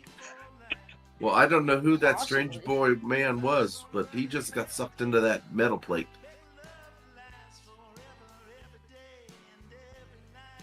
I said I Of was course he touching it does. with the mundane sword, so y'all saw that. Yeah. Or Silkus at least did. Maybe it can't be metal on metal. Touch it with the staff and see what happens. The Don't staff you is dare! an idiot. The staff is wood. It's also magical. We've seen it touched by magic. I want Ooh. nothing to do with We've that seen thing. it touched by metal. Well, if I'm gonna have something to do with it, you're gonna have something to do with it by association. Silkus, ask the staff if there's any if what we should do. Should we just? Is there a way to store this or hide this item so it's not a danger? You heard the man. Answer the question. Put a Hey, force hear me cage out, around it. Silkus. Hear me out. If you throw the staff at it, we already know it's going to make that staff quiet for several minutes. Okay, first of all, That might give you a break.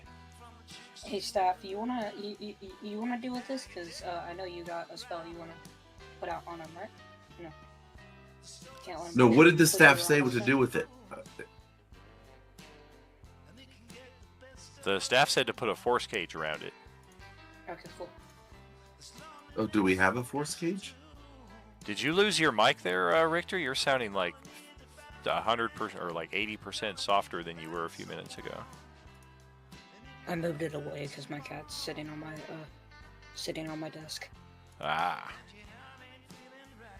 I was going to say Much something clearer. more appropriate.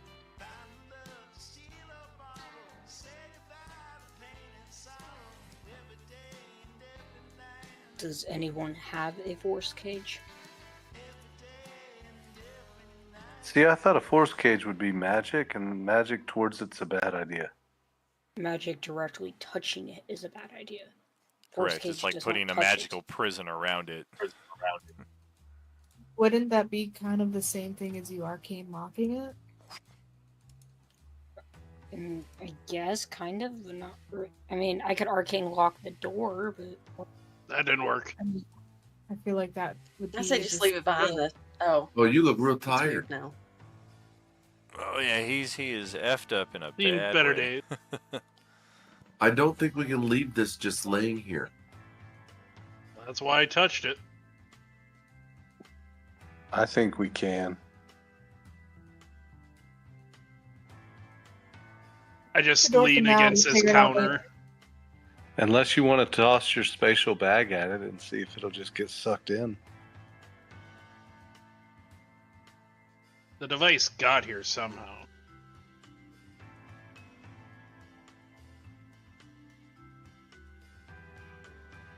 Just throw a life jacket over it. Yeah, I think the best bet is we just leave it and then we arcane lock this door and then we know where it is. If we ever need it, we can come back for it, hopefully. I mean, the only other people here are zombies, so it's not like we have anything to worry about, right? Famous last words? Well, there's like 48 NPCs that just took all our gold, so there's more people than just zombies. 48. Udorm and Xavier's thoughts are haunted with the visage and the terrors of the arch lich known as Zastam. Oh shit, yeah, I forgot it belonged to him. Okay, maybe we should do something. Hey, quick question: Has my book had anything written in it other than my spells, obviously? Nothing yet. Okay, cool. Downtime, probably. There's a big cardboard box over here. Should we just cover it up with a cardboard box? Do not touch.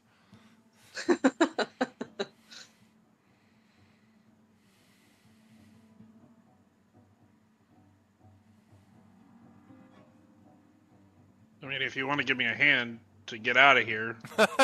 Right? They're so quick to carry Xavier out, they just leave you all leaned up, awkward up against the freaking ammo cases here. Silkus couldn't lift you if he tried. So.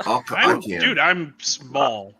I'm I'll small, grab but him I'm and lean. carry him. Silkus I'll only carry has him 10 out. strength, buddy. He ain't That's lifting no normal for a person. Xavier would happily carry you, but he can't move. I'll carry you out to where the boat is, and I'll put you in the boat next to Xavier Yeah, over here. put everyone in the boat, and I'll just drag the boat. I just imagine Skullcrusher just like literally traversing the mall by like rowing the boat with the people who can't move in it. I can do it. It's 12 feet long.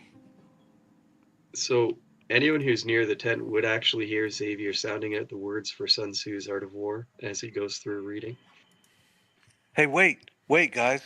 Guys, listen to the barbarian. One of my patches is a spell scroll containing one spell of my choice from 1st to 3rd level. Is the that cage a spell between 1st and 3rd level? No. It's a magic item, not a spell. It's a spell, but it's level Oh, it 7, is. I believe.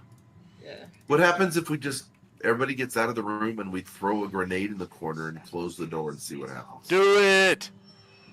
Hey, I also have a pit. It's a cube 10 feet on a side. We can just put the pit on it. Won't that make it fall through to the 1st floor? Yeah, that's where Gene is filming the aftermath. Catch this, folks. Zombies lay dead everywhere. I myself was counted among their number. And then out of nowhere, hey, what's that? Oh, God! Well, I tried. What's the thing called that we need to cover it with? Force cage. Yeah, this big wall of text that I just put up here. It's a 7th level spell. The staff was kind of speaking facetiously. It was being a I don't dick. even think the staff can cast it. So. Oh man. Yeah, the staff mean, can't even cast it. Those of If you the who staff- played my Touch it with the last, staff. those of you who played my last module, remember that because it trapped somebody It in trapped it. my until they died. character, yeah.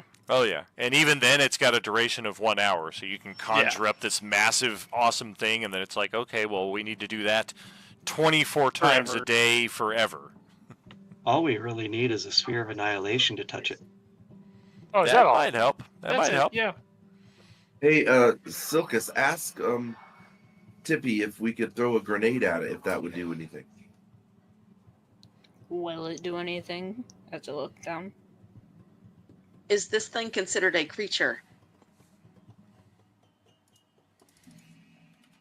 We know you can talk to people. Answer.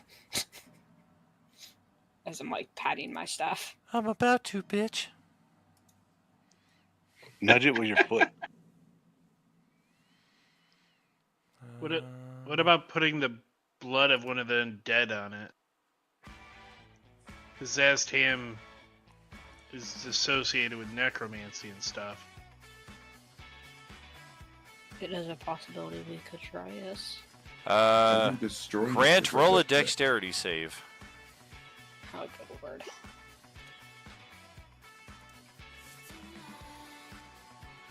Can we place it in a bag of holding and just not worry about it? Sokas, can you ask your staff? Woohoo, 22. Very nice. Give me 1 second here. I need to alter the terrain. That's kind of cool, but that's not what I want.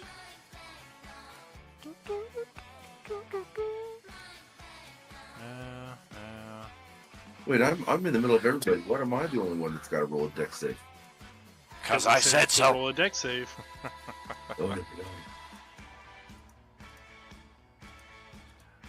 How is this such a hard thing to find? Did he accidentally pull the plug on an inflatable life raft? Hey, ask Woody if we can just throw it in a bag of holding. How are you gonna get it in the bag if we can't touch it? No. Mundane items can touch it. Just use the No, boot. Kick it no, into they the bag. can't. No, they can't. The boot did just fine when it hit it. The Yeah, boot but was we fine when can't- you hit it, but Wudon's mundane sword Wudorm. was not fine when you hit it. Wudorm, sorry. Hey, Skull Crusher, roll a dexterity save. What? I swear I did not drop my grenade. All right. Yeah, we're gonna 19. need to have you step out of here as well, as the terrain suddenly shifts under both of you as a pass wall spell affects the floor, creating a path leading directly down to the first level, and both of you guys almost fall right through this newly revealed passage to the storefront below you, but your dexterity saves you and you manage to step aside at the last second. What Is in my the boat hell? okay? Somebody get me How did- away from those holes. That happened. That's what he said. Guys, we need to get away from. We probably should get away from upstairs if the floor is clapped. Yeah, how did that agreed. happen? Or just start dragging you away, Westy. I think we put too many things in the boat. I think was there a force pulse the second time I was pushed out? There was. That pulse might have damaged the floors or something. I don't know. But help me out of here, please. I think it would have actually. From where I'm at, outside the sporting goods store, just kind of watching this from afar, I go, the fucking staff did it, idiots.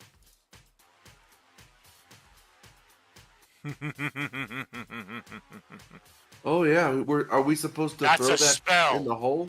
What just happened is a spell. It's gonna go I'm away. moving. I'm moving in here, closing the door, looking at my staff, and just say, "What the fuck was that for?" Oh, it was hidden. Why'd he do that then? You should ask the staff. That's what I'm talking to the staff. I went into here and closed the door. Yeah, he had some. He's getting some alone time with the staff. I don't again. answer to you. You have quite literally only talked to me for like half the time we've been here. Why did you just do that? That doesn't mean I answer to you. Okay, we'll answer out loud to everyone else. No! Well, then who do you answer to? Your mom. Okay, well, she's not here. Go get her. Do I really have to act this out? Oh yeah, You started this, yes, bitch. please. You started this. You're the one who brought in my mom. Just fucking answer the question.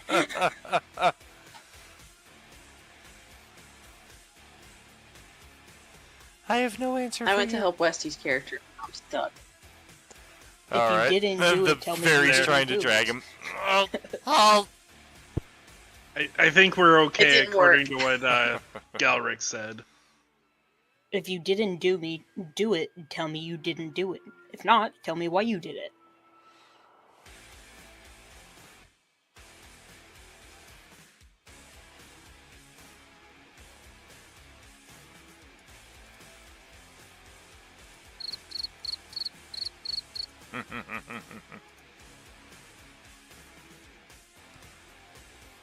The boat is hanging precariously on the ledge here of the newly revealed pit. It doesn't need to roll a save, but you might want to pull it out of there just in case the pit happens to widen and it just falls all the way down and shatters on the first floor.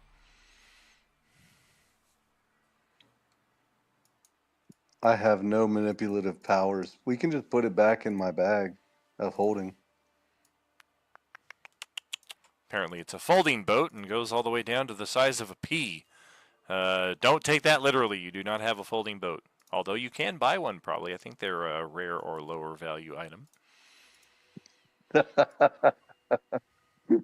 Something. I have a rowboat pouch too. Patch. Well, friends, we did it. That is a wrap for us tonight. We have a nice stretch of downtime to look forward to here ahead with our Monday, Tuesday, and Sunday evening teams.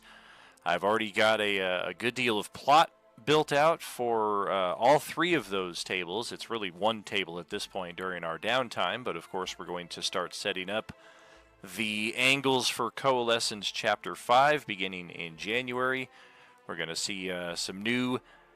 a lot of new things over the coming weeks here. Our first major thing, of course, will be November 22nd. This coming Friday, we're going to have our damage report stream and do a rough recap of all 45 sessions so far. So definitely a very rough recap in that respect. And otherwise, we have our final finale up tomorrow night. The Feudal Waterdeep will be celebrating its 22nd session. I believe you guys had 23 between these three tables. They're going to have 22 between theirs. To close out Coalescence Chapter 4, Feudal Waterdeep, as they settle into their home base, divvy out their treasure, find any potential items of interest, just like you guys did tonight, and hopefully we have as solid of a turnout then as we do now. That will be Thursday night, 6 p.m. Pacific, to close us out officially for the year, and then Friday night, of course, the damage report stream, and during that stream will be the unlocking of our 3 community challenges. So make sure to rally your tables, get them on board for that, make them aware of the December 1st server anniversary, because we've got a lot of cool prizes coming out that day, but you got to participate in the minimalist capacity for that one day and that one day only. The rest of the month, definitely participation encouraged, because the downtime itself offers some pretty valuable prizes as well. So we got a lot coming up here in the weeks ahead, friends. Thank you as always. Thank you for a record-breaking hype train tonight, friends. Level 12. We will definitely have to look through the leaderboards, the total contributions, and go through all of that. Maybe not tonight, but definitely tomorrow at some point. I should have all of that set up for all of you, and we can start going through all of that.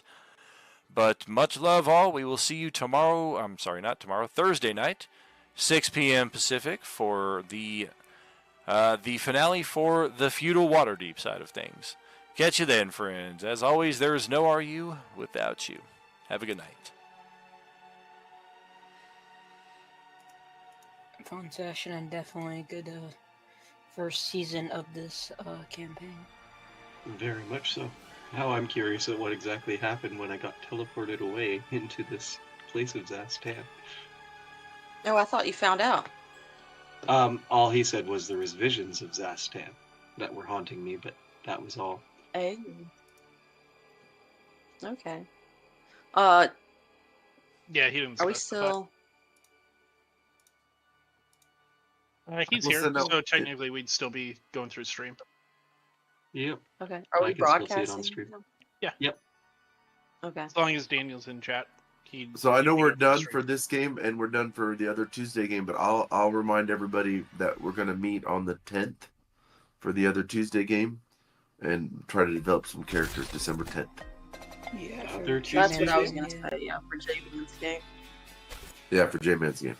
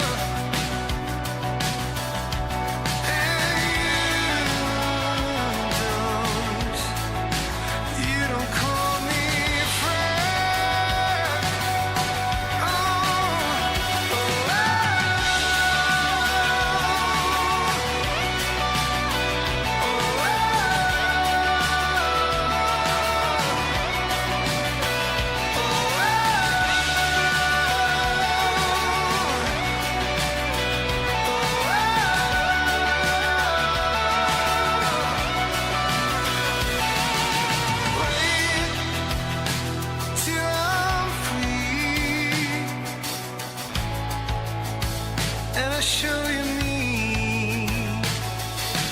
Wait till I'm free, and I will show you. I will show you me. I will show you me.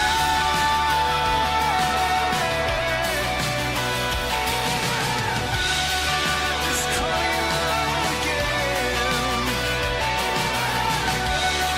Just call you love again.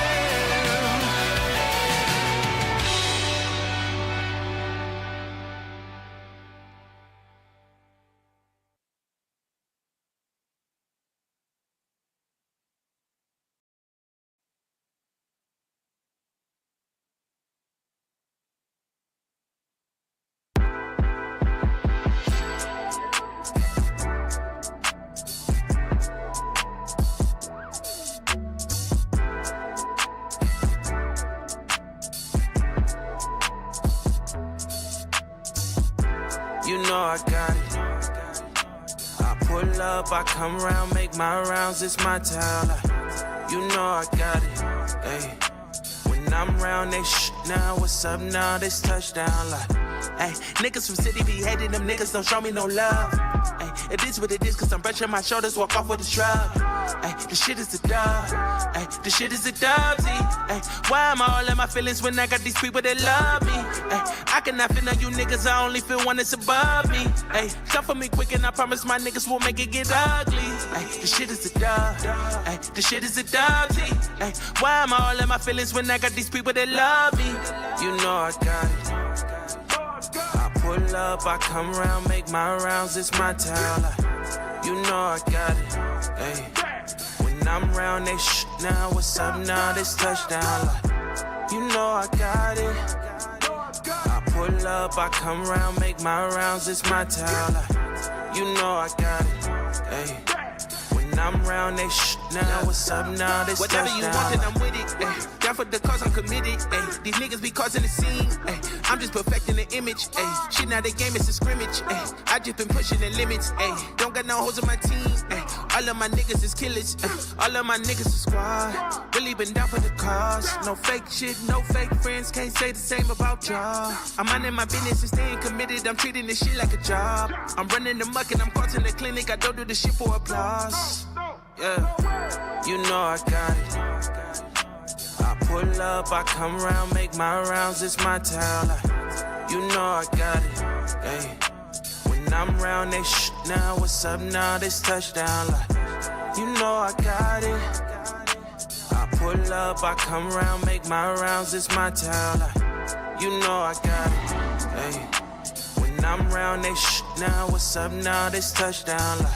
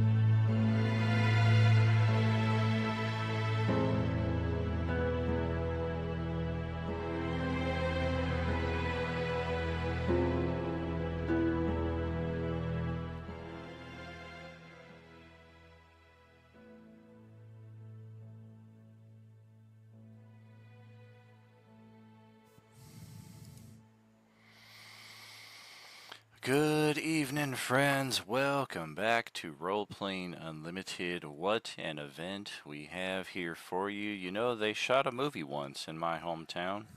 Everybody was in it for miles around. Out at the Speedway, some kind of Elvis thing. Here at the 100th Meridian, where the Great Plains begin. Thank you so much for joining us. We are Roleplaying Unlimited. I am your host, Tragically HP. And we are at the end, friends. The final session of 2024, the final session of the Coalescence Chapter 4. It has been 45 sessions combined between all 6 tables over the last 16 weeks. A lot of gaming activity. We have replayed every one of them over the last number of weeks as well, with the exception of the finales, which you can expect to have those replayed tomorrow, before our damage report stream at 6 p.m. Pacific, where we will tie all of this up and get ready for our downtime, start our community challenges, and get our downtime activities underway as we wrap up our 2024 gaming activities. What's new, Roo Crew? How y'all doing?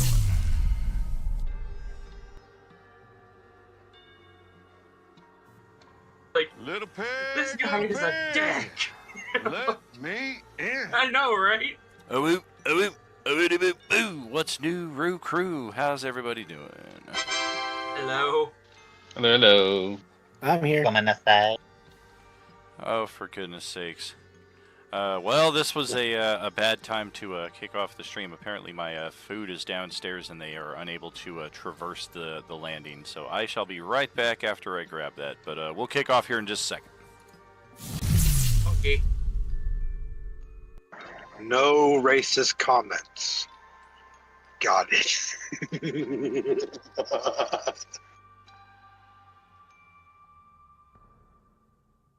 Yeah, one of my favorite things was one of my favorite things from that was that my mom was looking at my opponent's player character who was wearing a cowboy hat and sunglasses, and she called him a space cowboy. Meanwhile, I'm wearing the freaking Clive wig, so I look like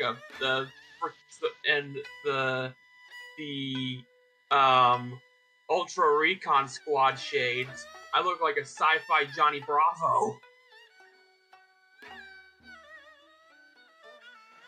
You mean Johnny Bravo?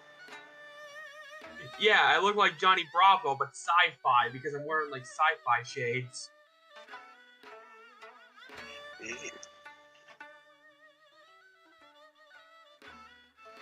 So, I can see so far there's 2 Sundays and I don't know who's on Thursday. It's a me. And Marcus and Animosity.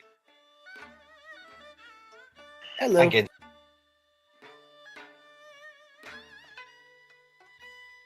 Well, lore drops. I guess lore's going to be dropping in this session, probably. Well, apart, I think we also should be trying to pool all our different sessions worth of information together as well. That makes sense. Well, because each group has its own little pieces of information. And maybe together we'll see the big picture. Exactly right. I'm gonna Well, hug there's- Time Mama again. all you guys know are those massive Nihilus. Theirs is the only one to ever seen Nihilus.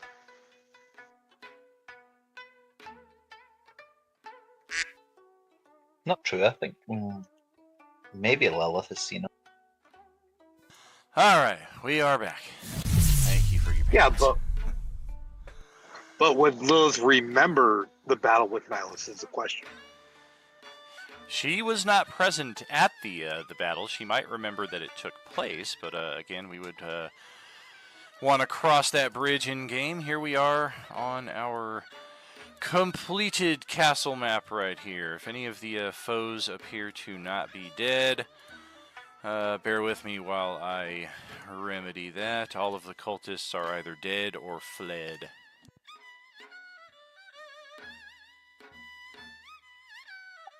Oh, okay, thank God. Because I was staring down two cultists, like, right in the face. Oh, yep. Sometimes that's one of the glitches we've been having lately is the X that indicates they're dead is appearing under the token as opposed to on top of it. So, long story short, all of the foes have been killed on the entire castle except for this guy. This guy was one of a team of 2 deployed to keep an eye. Yeah, he was deployed to keep an eye on this secret entrance to the underground. And when Katie's character found her way into the secret room here and accessed the underground hatch here, she later came up from this spot, had a brief fight with the 2 guys here, and then went back down. So these 2 guys split up, the other one heading over in this direction with the intent to cover this exit, and I believe it was Tawny Paw who killed him in his tracks right there. It was me.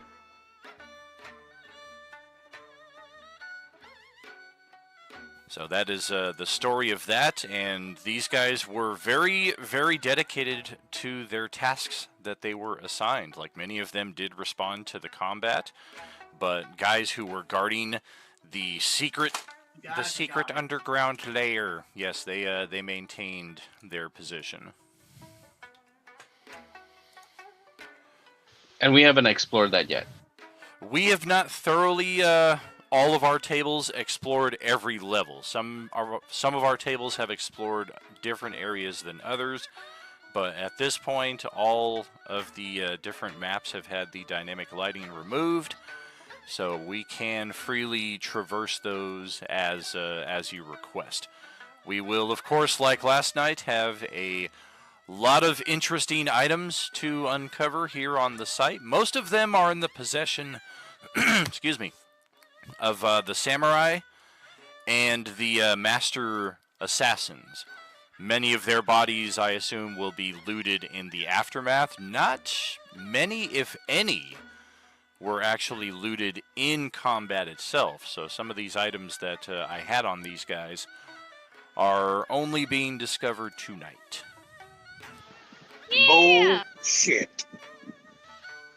Varys has the most awesomest sword ever. That sounds like Arnold fucking Schwarzenegger.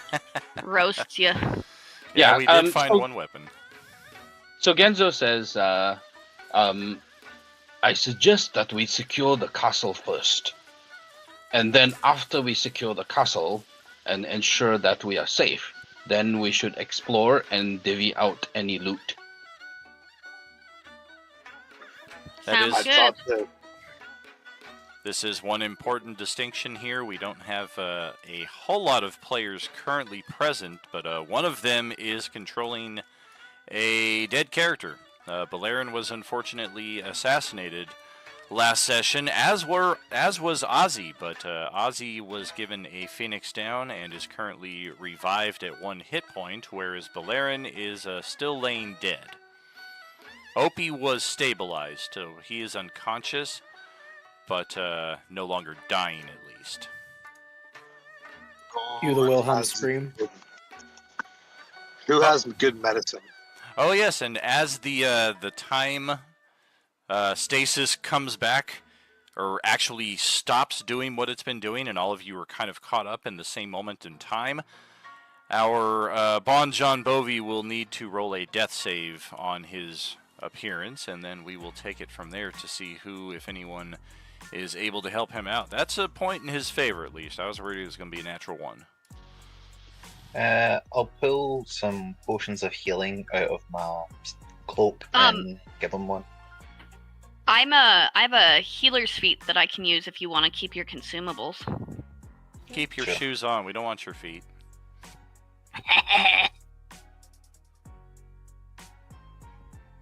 I'll throw a rowboat on top of him. I'm sure someone wants those feet. Damn, for free?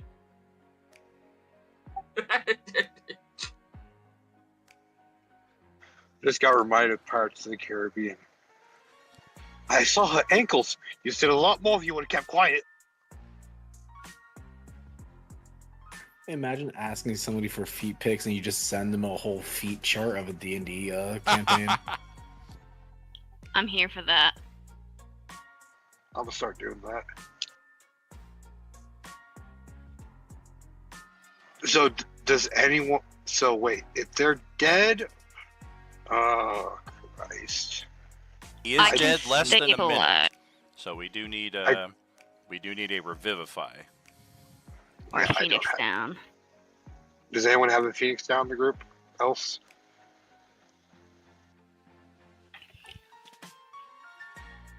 I have a Phoenix down. I can use it.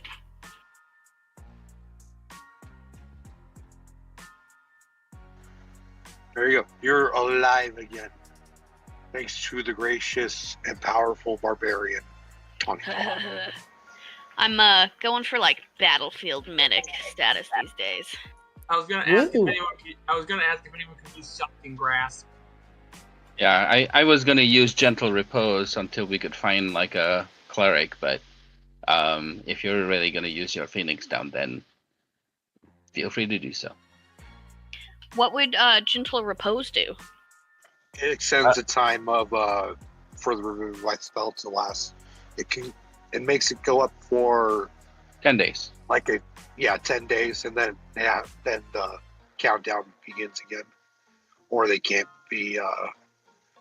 Basically, it turns a minute into 10 days.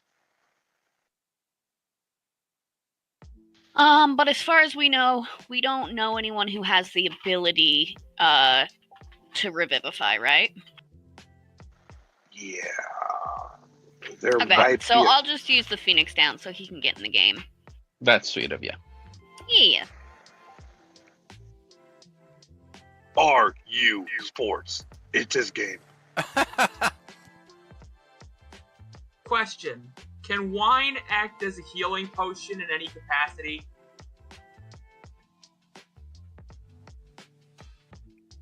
Guess it Maybe depends. for Dionysus. I guess it depends if your character has the alcoholic flaw. Then you find fucking sustenance from that shit. Oh shit! It depends on the soul.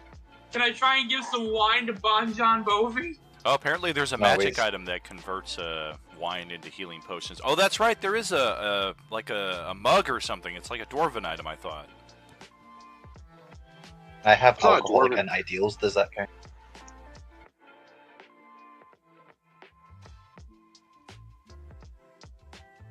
It's not a dwarvish item. It's more of a, what do you call it? There is an item I remember. It's like if you pour alcohol in it, it becomes like a health potion. All right. So is everybody okay now? I think we still need to stabilize. Is it Opie? He has been stabilized, but he's not been given any hit points, so he is still unconscious. Yeah. There's also Bon John Jovi, who I would like to try and give some wine to see if that'll help him. Yeah. Okay, well, I can, with my healer's kit, I can help both of you guys. You can expend one of your hit points. Let her use her feet. I have so many hit die. Let me spend them. Yay, my time to flex. Alright, so I posted it because, my character sheet that's updated is in the other thing, but that's what it does. Oh, hey, and I meant to ask, can I redo my level 4 level up? Because the ASI doesn't help me at all. I was going to snag a feed instead. That's okay.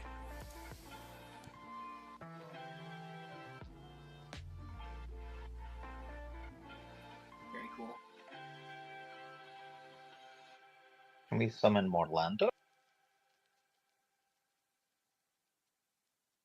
Well, do we need him now, or do we want to win stuff first? I was going to buy a spell scroll of tongues so we can actually talk to Nobu.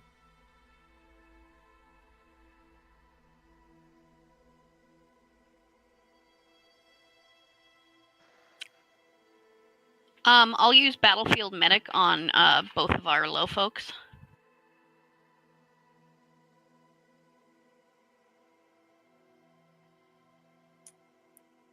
How do that work? Okay, so tell me what your hit die is, or your hit point die, and then I roll that, and you will regain a number equal to that roll plus my proficiency bonus. Okay.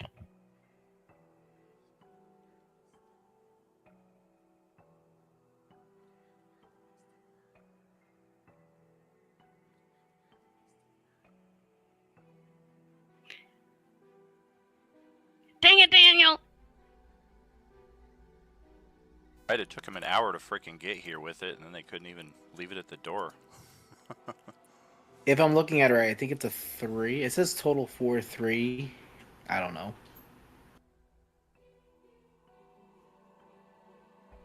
4-3. What? It says total 4, and then underneath it's a 3. Where it says hit dice, D8. Oh, D8? Okay, Yeah. so you roll D8s. Your hit Sweet, dice yeah. is a D8. Oh, perfect. Okay, then the 1d8 that I mistakenly rolled above works for her.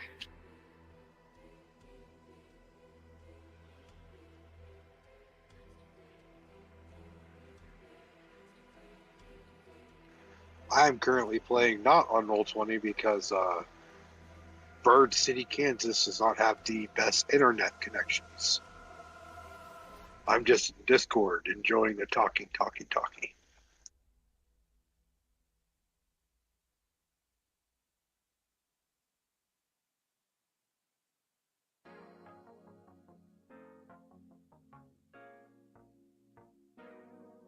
Ooh, maybe I can use my tablet to pull up Roll20. Give me a second. I just thought of that.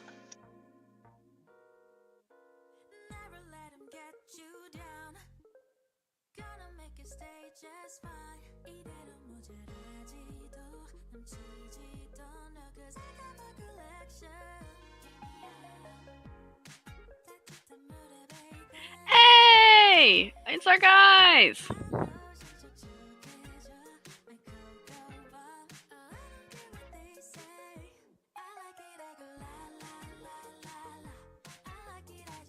I must say, I'm really feeling Stoner, Pearl, and Rick as the main NPCs. Did the Divine Lady and the Dragon just come in here and freaking cast Mega Flare, cast Zeta Flare? Wanted to use Mega Flare, use Zeta Flare instead. Yeah, it's just like everybody's dead now. Spell failed successfully?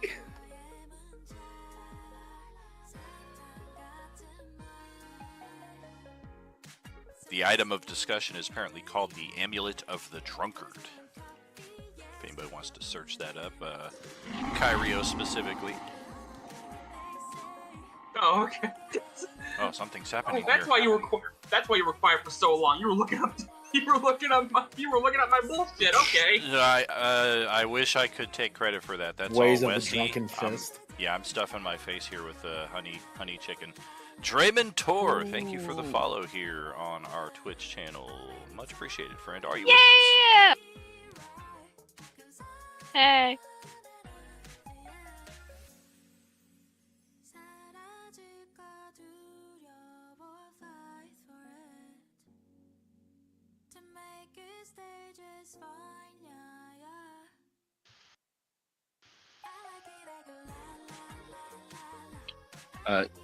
And I think with the assemblage here, Genzo will say, once we have settled everything and we are in the safe spot, I think it is best for us to gather information on these cultists, the zombies, and the different locations and things that we need to know for the next stage.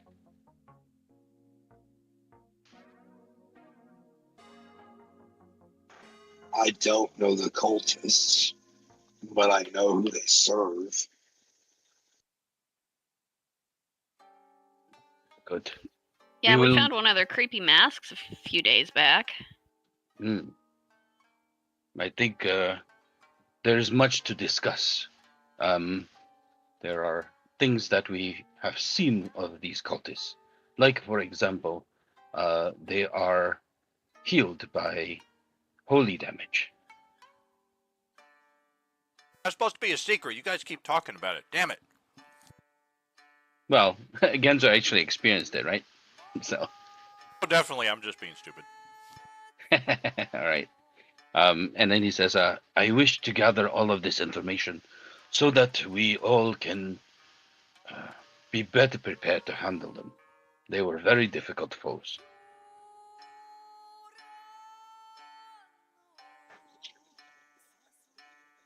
They hate necrotic damage from what I saw.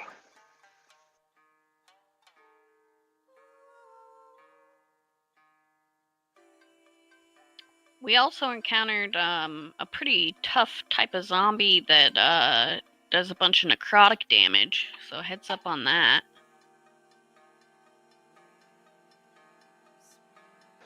Is IG just looking at us? That guy. Oh, I always think that's a giant fist, but he's got an energy in his hand. Yeah, it's a big ball of necrotic void energy that he's fixing to toss.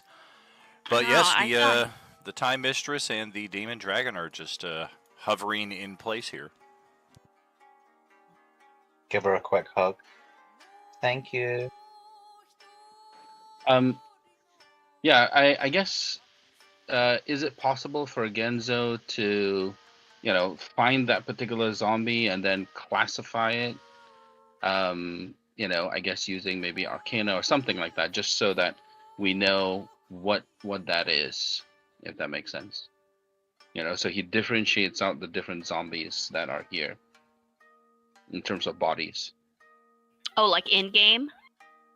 Yeah, basically. So Yeah.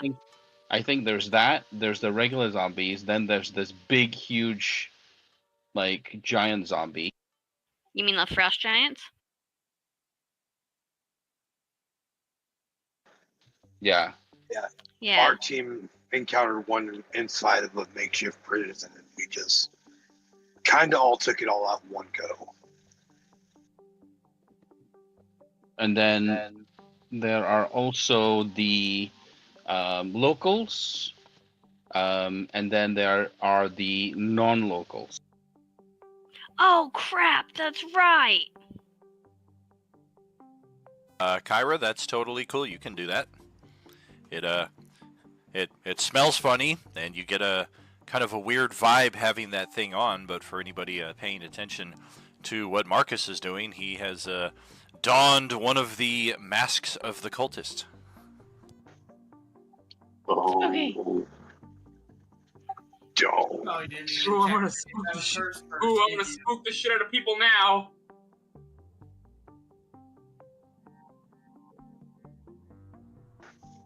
So I was able to log on. Magic on that. I was able to log on to Roll20, but Don't have the Thursday thing up here, so yeah. Does I that think it hit? might be John Bovey, whose audio is coming in really low compared to usual. Or is it Brandon? It killed me. I didn't speak yet. Am I sounding good? Is this louder? That's a little better on both counts there. Yeah, that definitely. Brandon came in loud and clear there for Dave as well. Okay, I'm gonna go find my actual sound splitter so I don't have to yell at my laptop. Nice. I saw like the cultist token go over top of my token, and I thought that was DM's way of saying that I now turn into a cultist. I was just like, no, now you look like one of them. He cosplayed. Can I search the cultists? Yes, indeed. One second Get here. searching.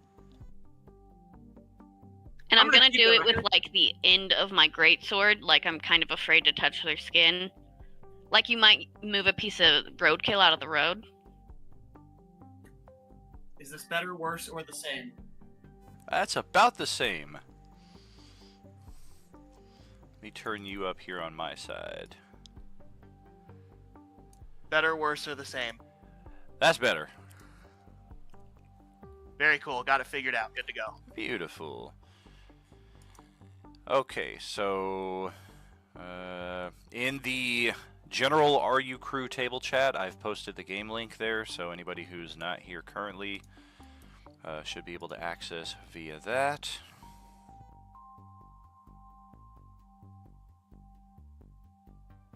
Yeah, I'm gonna keep the mask on just for an attempt at having an intimidation factor. So nobody checked that thing for curses or anything? Nah. Awesome.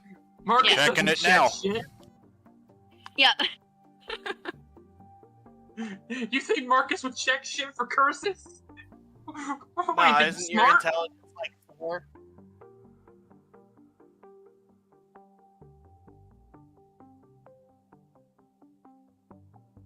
We've established that he is not the sharpest bulb in the crayon box.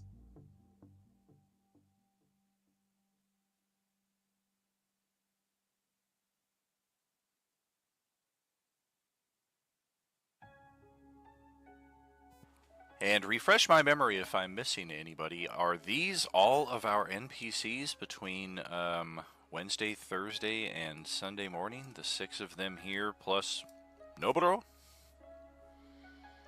Is that all we managed to keep alive? Oh, I guess Opie Trev as well would go up here. We've got Sunday's 3.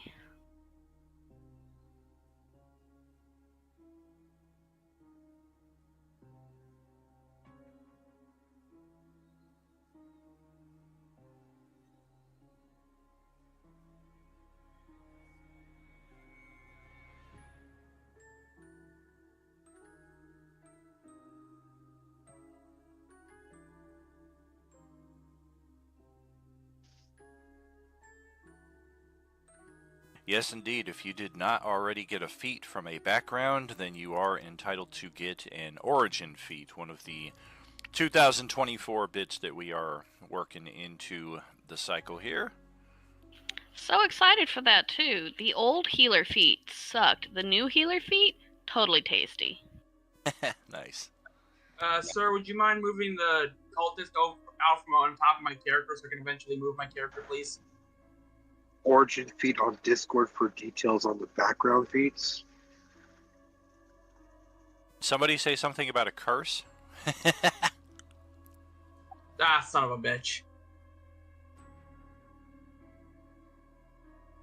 Can I no longer move? Okay. Can I no longer move now? Is that what's going on here? Oh, you're good. Genzo's gonna cast the ritual comprehend languages.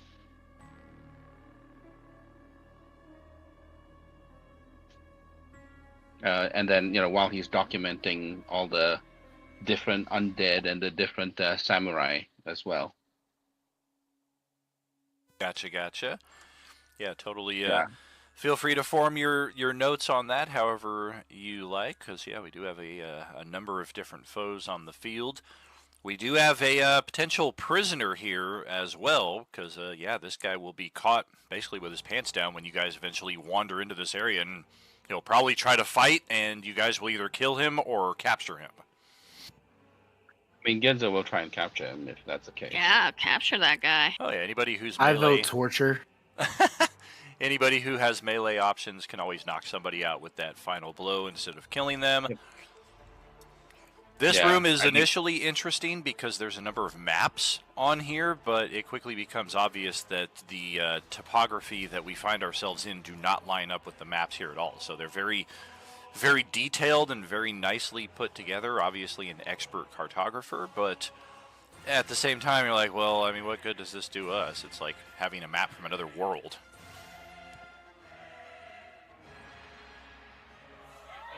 Can I do some looting?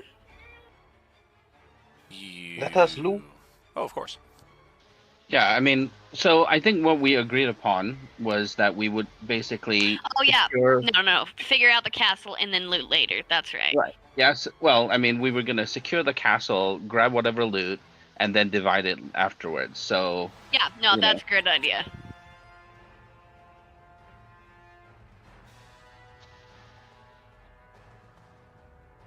I guess so, Daniel. How how do you want to do this?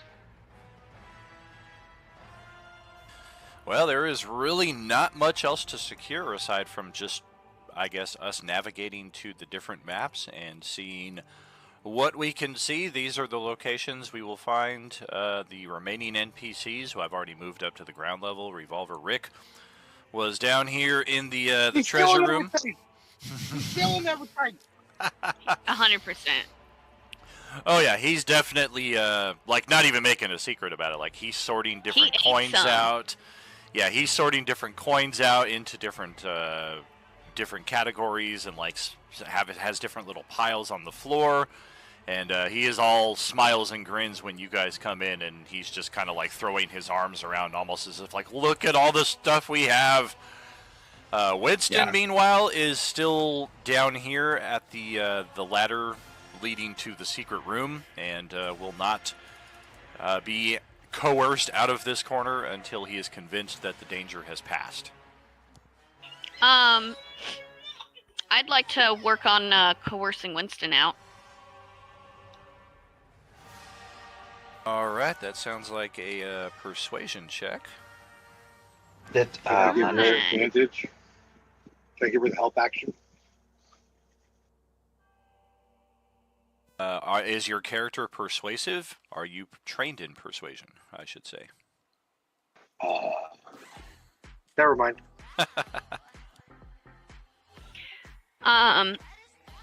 Okay, I have a 0, so let's see what happens. I mean, I'm good at persuasion. Yeah, I'll ask you guys if you can help. I could pick him up and carry him out. I got angy muscles. I think that would scare him. I could lie to him. No!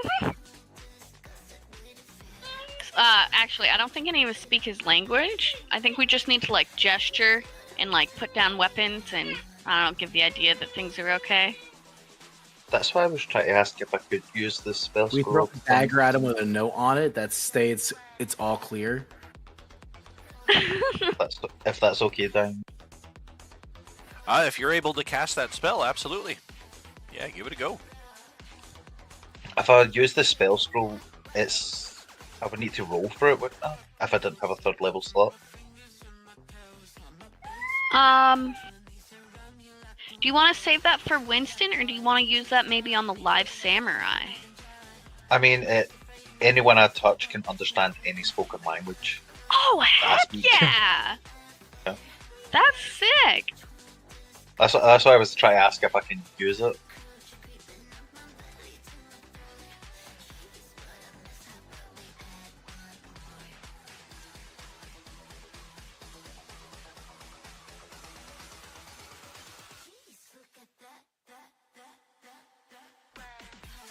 I'm not sure how it works if you don't have the spell slot for it, but you have the scroll. think it just expends the scroll. Yeah, if it's something, if it's something that's not in your class, you have to make a roll. If it's a spell, it's not part of your class. I don't have the slot, but I do. Wizards do learn that spell. I'm trying to think. We dealt with this situation not so in the last campaign because we were wondering about spell scrolls.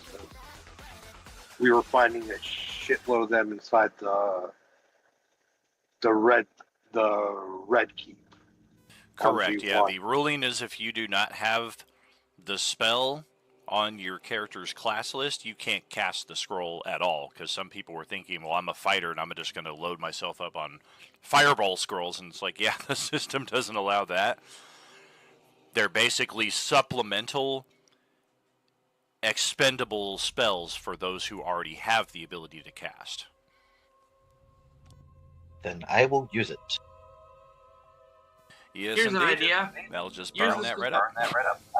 Here's an idea. Use the scroll on one of us, so that way we'll become a universal translator. Because who knows if like all these NPCs are gonna be like, like different languages and stuff.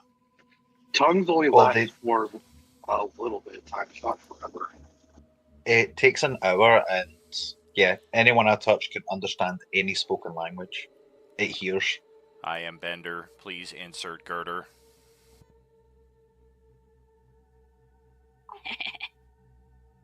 So yeah, I'm gonna just go around and put my hand on people so they can understand everything. Yay! In that case, I'll try to talk to Winston. It doesn't Thank you. work like that. Put my hand on his arm. Oh, I see. Now, any language you speak to Winston, he will understand. Okay.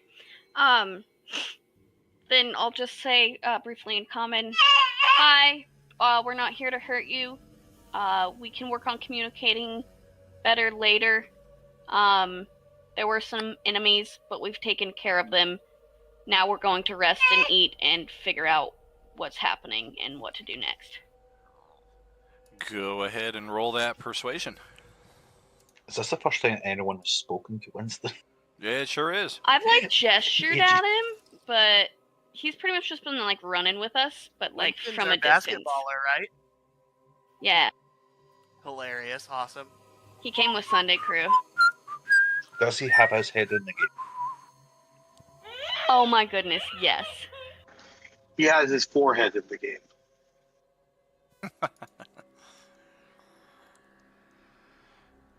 But yeah, go ahead, roll it up there, Ari. See what we're looking at. Ooh, so my new character sheet, it would just have a +2 to this. Okay. No, I lied. That's a +1, but Now everything you say is suspect because that's like twice or half the bonus depending on how you look at it. I mean, I have to see the character sheet now. Bing! What's up, everybody? I'm back. I have had my fill of PF Changs, and we will proceed. Okay. Can I yeah, help? that would be a +1. Can I help her? Can I help her with the persuasion by saying that if any more enemies do show up, I'll kick their asses with my and brandish my axe for him? Well, I have three answers to that question. One would be a question of my own. A, are you trained in persuasion and able to offer capable help? B, if not, the way that we're handling these going forward is instead of having everybody jump on board with the help action, we then default to a group check. So the majority of the players in the group need to make the DC. And if you have a lot of people who are not trained in the skill, this could affect you negatively. So if you only have one person who's really good at it, it may benefit you to just let them do these kinds of things. And then thirdly, even if you are trained and able to help her, she rolled a pair of 15s, so the best we're going to get is the same number on the other side of the die. Ba-da-ba-ba-da-ba. I am not proficient in persuasion.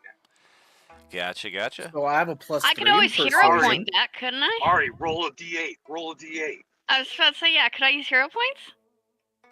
Sure. Let's do it. I mean, I'm not going to be using them on battle this month. Yeah. I mean, we're in our final session of the year here, so give it a go. Sorry about that. You're all good there, buddy. Wow. Perfect. Well, nice. I mean, I was going to initially say with the 15 that he is very happy to hear this news that you have brought to him, and his attitude seems to improve with each word you speak of this sentence, especially since you're like, they're all dead, we're going to rest, we're going to have some food, we're going to sort out all of these goodies. Like, this is just good for him. And then you... And Valerian won't steal your kidney? I hope not. And then you added an 8 from a hero point on top of that, so it's just, he is very, very much on board with this at this point.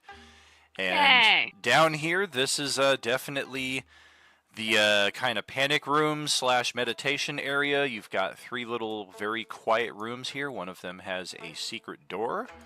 Right there on the north side, you've got the dungeon area. Each of these represent different cells, and the levers that pull that you can find in the hallway here will pull to activate the portcullises in the cells, as well as the one right down here at the end of the hallway, preventing anybody supposedly from even being able to come in here.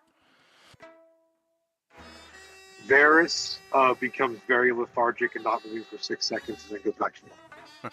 That's right. There are 6 geishas in total on the first level.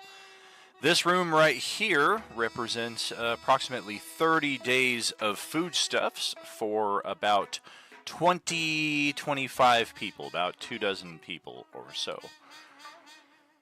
All dry goods that will keep for a fairly long time. Otherwise, obviously the main area of interest in here is going to be the secret treasure room. This spot right here likewise represents a secret door hidden behind a shelf in the wall.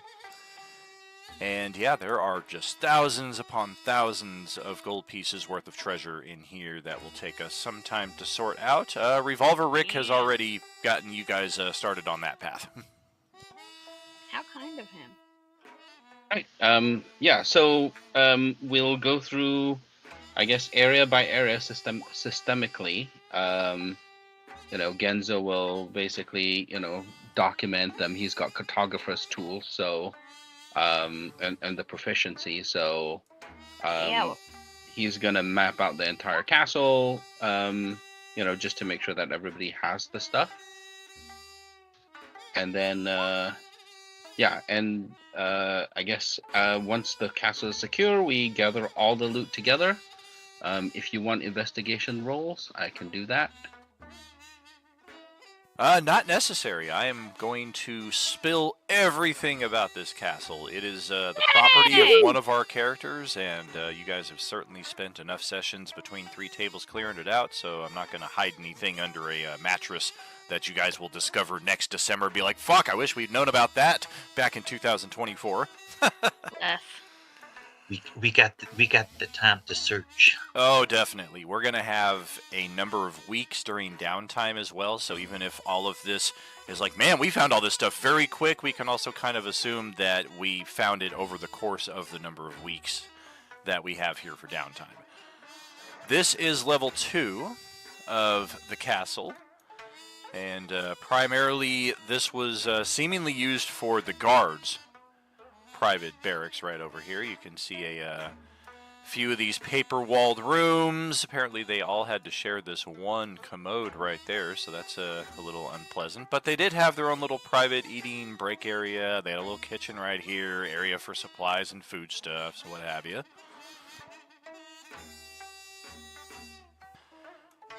Some of these areas appear a bit more ornate, and while there are large tables set. Only one of them appears to have seen recent use based on the pillows that have been laid around it. The others, based on the dust accumulation, appear to have not been used in some time. So these doors are all closed up and just nothing has been disturbed in here for at least a month or two, you would guess, upon your examination. This is a very, very stocked library. Of course, all of the texts are in Japanese.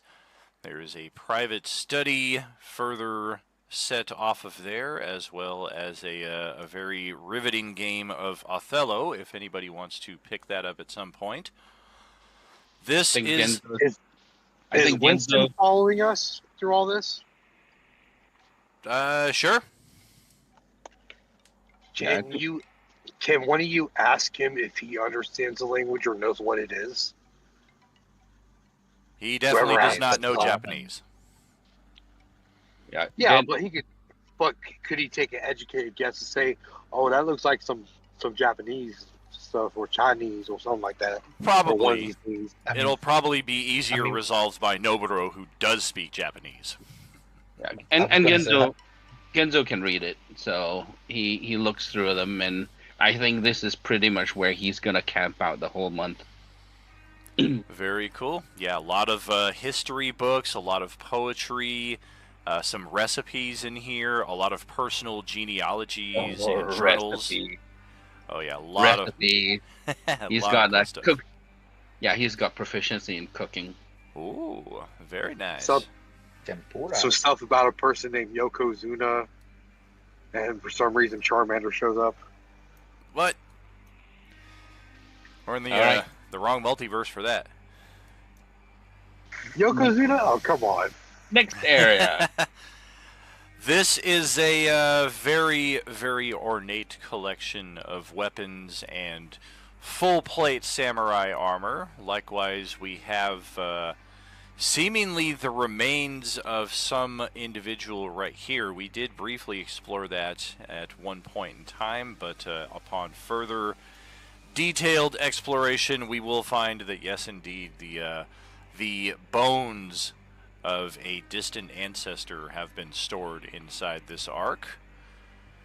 The weapons themselves are all, to use an outdated 3E term, mastercraft weapons. They don't have any mechanical benefit for 5E, but they are very ornate and nice to look at. Same thing with the armor that we find here.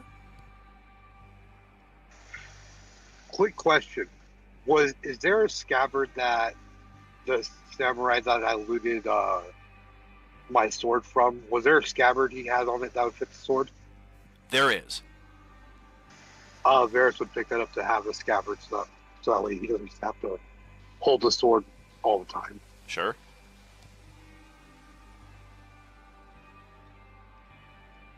These would appear to be the private personal quarters of the daimyo, as well as any chosen guests / geishas that he wishes to keep him company. This room primarily has all the deckings out of the chosen geisha of the time. This obviously being the master suite here of the daimyo. There are assorted weapons and other treasures, which will all get tallied into the spreadsheet that I've put together. The notepad that I've put together for all of you inside of the chest right here. Nerd. There is a private shrine right here to a deity that, unless you guys are familiar with Earth Japanese pantheons, this would just kind of be like, who's this weird bald guy here? It's definitely a holy artifact of some kind, but you guys are all from Forgotten Realms and Dragonlance and Greyhawk and Eberron and Strixhaven and shit, and you're just like, what is this? I still want to rub a big belly. My character is just from some dude's imagination. Imagination. We've got another private library right here. The daimyo's private books. These are perhaps even more valuable and more detailed than the general library that you found downstairs. There is also another private study right here. Nobody even, you can tell by the open doors and the closed doors where people have been, where they have not. So this was one room that nobody explored until now as we're clearing all of this out. There is likewise a private hot tub up on this level. I feel like Tank's going to replace the water. Tank's going to replace the water with oil and make it an oil bath. No. I would like to use the hot tub before Tank decides to use it as an oil bath. Right? Too late. Tank No. also, Yeah, Tank Tank also showed got up. a wish spell. I wish the water was replaced by oil. Don't make it a gasoline bath. Fun fact, you can boil gasoline and not have it explode, as long as there isn't an open flame. I feel like that's tar with Don't extra encourage steps. people. Don't encourage people. We've got I'm not saying another. do it, I'm just saying you can. I mean, it's actually not the liquid that's flammable, it's the gases off of it, so... It's the fumes. Exactly. Yeah, I remember back in auto shop when the teacher had a guest come in and the guy lit up a cigarette and tossed it into a pool of gasoline. I was like, we're all gonna die! And he's like, no, that doesn't work that way. I see a lot of you even read the You take cover, hide under a desk or a table or Yeah, something. exactly. This would represent some of the more potentially, and as we will discover soon enough, definitely magical gear that has been left here in an ornate and reverential, whatever the fucking plural of that would be, capacity.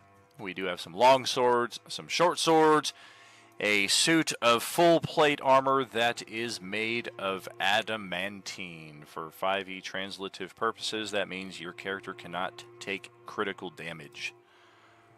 Oh, wow. Up to level 4, we've got the final stage here. We also have a couple of secret doors. Or, I'm sorry, one secret door that nobody found here at all. We found the locked door. I think Varys briefly came up here and tried to toggle the lock. Nope, doesn't even look like he tried to do that. But this door is locked. Nope. I just came over there, took a gold set off and left. Exactly. We've likewise got a balcony out here with a ballista and some chests that have some extra ammunition, a couple benches.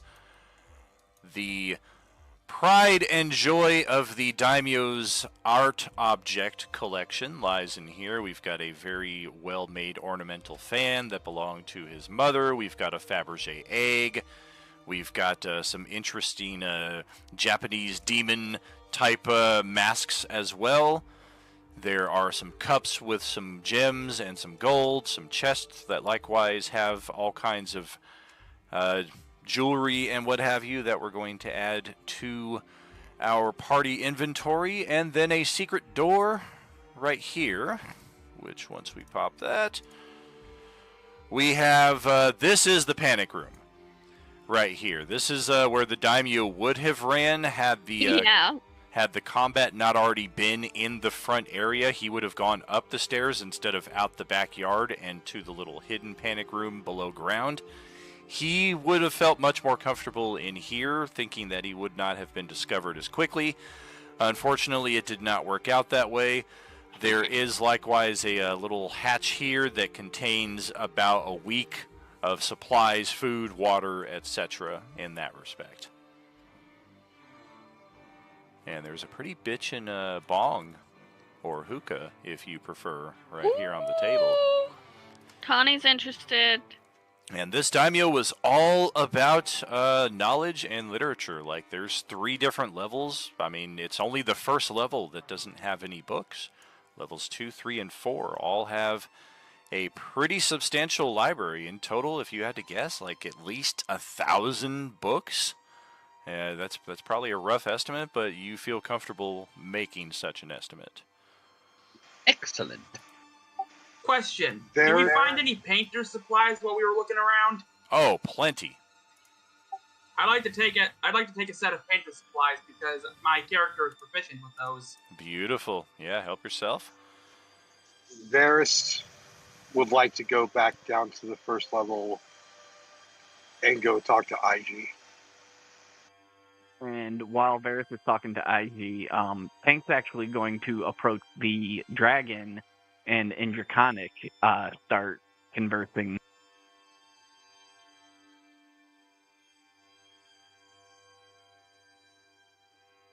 The Yeah, dragon. Genzo will be taking notes. The dragon does not respond to any attempts to communicate with it. The mistress, however, seems confused at Tank's attempts to communicate. I am over here, if you wish to communicate, and you need not use such an antiquated tongue. Yeah. I think my understanding was the mistress is just like an extension of the dragon. No, the dragon's an extension of the mistress.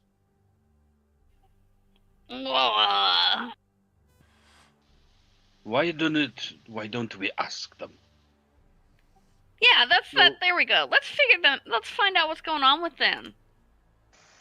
So, Mistress, if you are speaking for both yourself and this dragon, what is this dragon?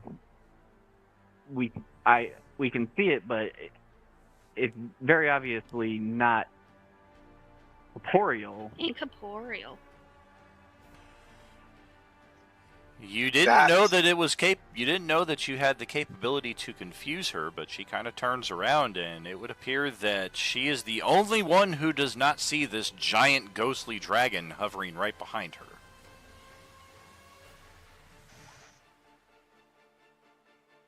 IG, what happened at the battle with Nihilus?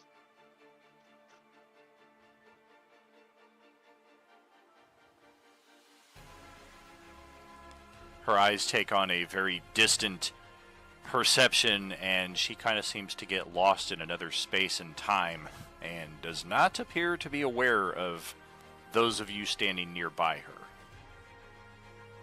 Can I make an Arcana check to see if I can figure out, like, the origins of this dragon or anything along those lines? Sure.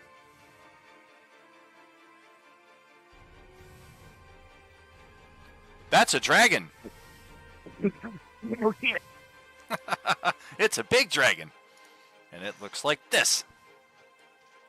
As will say, that's the demon dragon. It was a time dragon that was living in between time. He helped the people against the battle against Nihilus, or was supposed to. Can I roll a history check to see if I know anything about the dragon as well? Sure.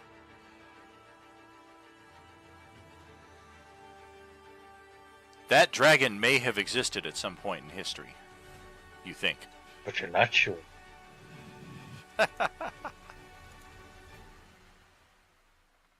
So glad I'm not in combat. If that's the role I'm going off with starting off, I'm so glad we aren't fighting anybody. Should I roll to see how good of a drawing I do of the mistress and the dragon? If you're... Yeah, do so.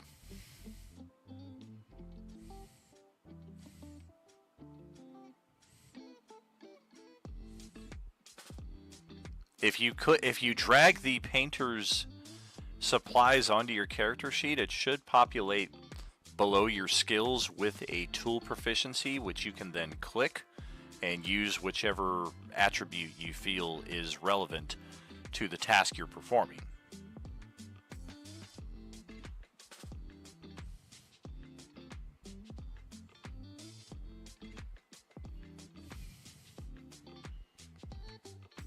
Not entirely important here, but if that's something you want to make a habit of with the character, it just translates a little better and it's less manual necessity on the spot.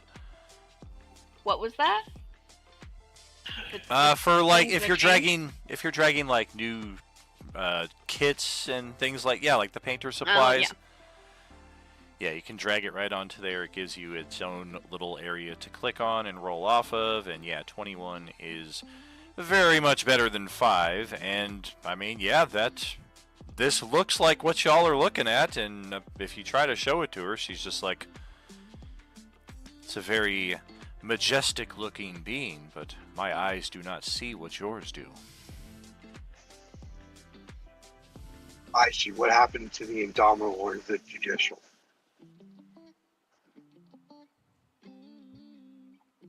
I am not certain they still exist. I am not Do you know if certain where this place is in existence to that. From what I can tell so far, part of it's water deep, but it's confused with a different time and a different land. We found books in a language I've never seen or heard of before. Yes, this entire place had no connection to the events transpiring on Lorth.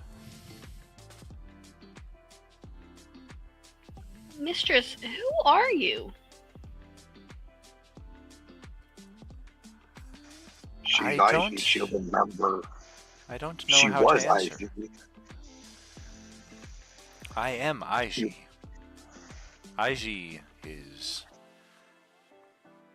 an entity that exists in many places at many times at the same time. I am not certain which Aiji I am, or if I am a new creation, spawned by... And that is where her eyes kind of take on that distant perception again, and it's like, alright, is she still here with us? Hello, hello? She was at the final battle with everybody else, but she didn't have the demon dragon attached to her. Maybe she fell during the battle.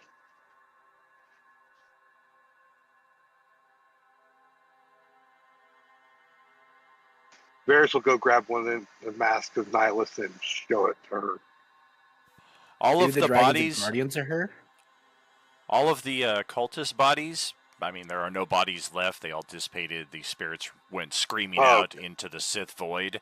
But the robes, the masks, and the lightsabers still remain. So anybody who is looting any of the bodies... Yeah, anybody who's looting any of the cultists, we will find all of those objects. Not identical. Each of them has their own flavor of lightsaber. Most of them are made out of wood. One of them has some kind of strange, almost like gravelly texture iron to their saber. And then one of them, much like we encountered on Monday night, has a Rancor's tooth as a lightsaber hilt. And one of them... And this is something we did not cover last night during the Orange Enemir finale, but this would have been the case then as well. One of the cultists is carrying one half of a pair of sending stones. I'm immediately going to grab that because I would recognize that and sure, see if I can't talk to whoever is on the other side of it. How do you attempt to initiate communication? You're like, breaker 420, this is Smokey 69. Copy over. I got the green. Nice. I got the green. Hey, girl. That is not how CB radio, truck drivers use CB radios. If we're just talking normal shit, we just talk normal shit. We always say breaker if we need to call everybody attention on the road. I don't know diddly squat about CB radios, my guy. You're talking to a semi-truck driver. I know about the CB radio. We will defer to the expert. So I'm going to, in common, just use the sending stone and ask if there's anybody out there that can hear me with it. Is there anybody out there? Ground control to Major Tom.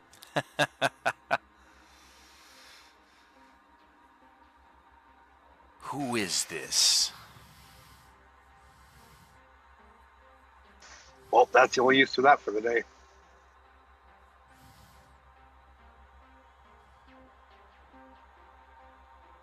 This is Soldier 1465. You can just call me Tank, though. Did you enjoy the taste of your imminent demise? If you're talking about the joke that we so easily defeated, yes. Your concept of victory and defeat does not exist on any level that we are familiar with. We see in spectrums far beyond your slight grasp of reality. Does Varys recognize the voice? It sounds like me. No, you don't recognize the voice. Well, I was going to say, since we heard, since Varys was around all the announcements from the Judicial and the Indomitable, maybe he might have recognized. Oh yeah, the ship's announcer was very DJ like, "Hey there, everybody on board the Indomitable. We got a special for you today in the cafeteria. It's gonna be baked potatoes and fried bacon." So you would definitely remember that one.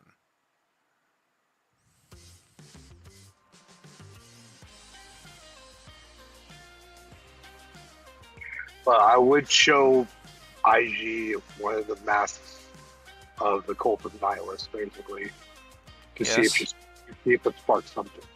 That is the mask of the Destroyer, the Unraveler, the one who would see all life extinguished. But you don't remember facing him. Yeah, you seem to have caught her in that time loop again. It seems that every time you ask her about it, she will disappear elsewhere. I suggest that if you want to have more information, refrain from asking her the same thing over and over again.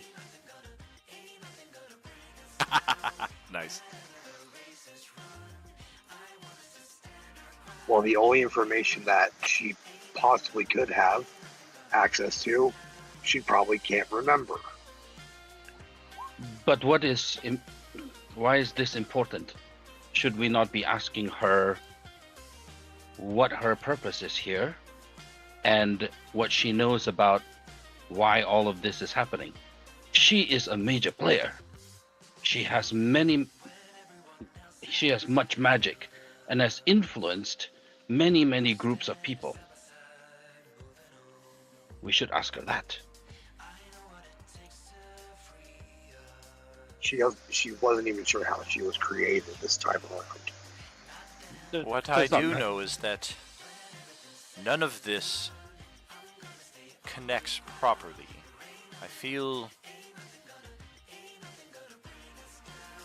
as though I just said this, but to a different group of people. It is like two halves of a recipe that do not go together.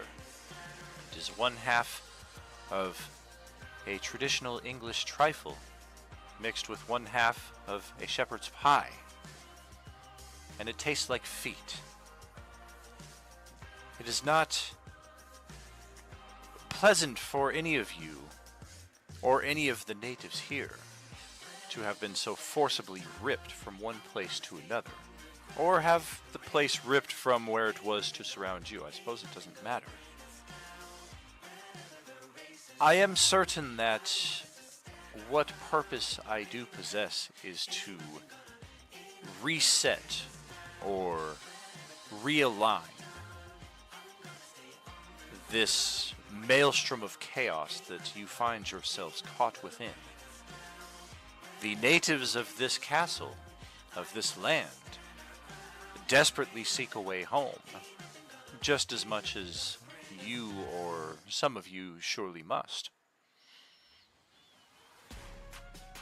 I do believe we will have considerable time ahead with which to reflect, strategize, and perhaps gain more knowledge about the situation that we all find ourselves within.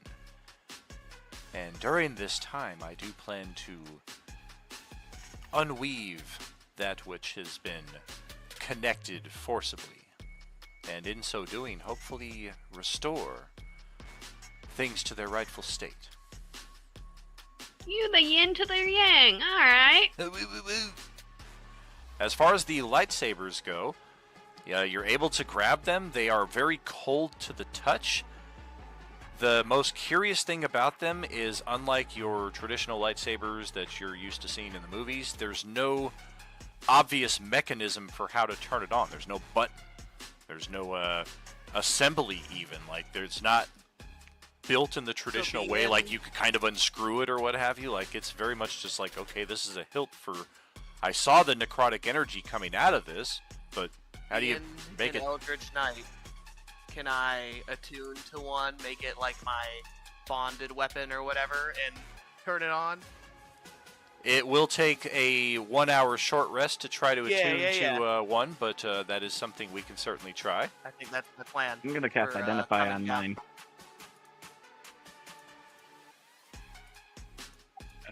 I'm gonna try and focus really hard on the lightsaber. How many are there? I guess we gotta count the cultist bodies. I got 4. There's one upstairs for 5. There's one downstairs for 6. So I believe that's all of them, yeah. 6 masks, 6 sabers, and 6 pairs of robes. So during combat, I took the one that I'm actually next to. I took his hilt. So that would be the one that I already grabbed. I cast Identify on it to see if I can figure out how to use it. All right. Genzo also has Identify, so he'll help with identifying any of these magic items. Very cool. Yeah, as far as the dark sabers go, the only bit that you're able to identify is that they can only be attuned by one of evil alignment. Damn it. Any additional information to be found about these are locked behind that evil alignment paywall.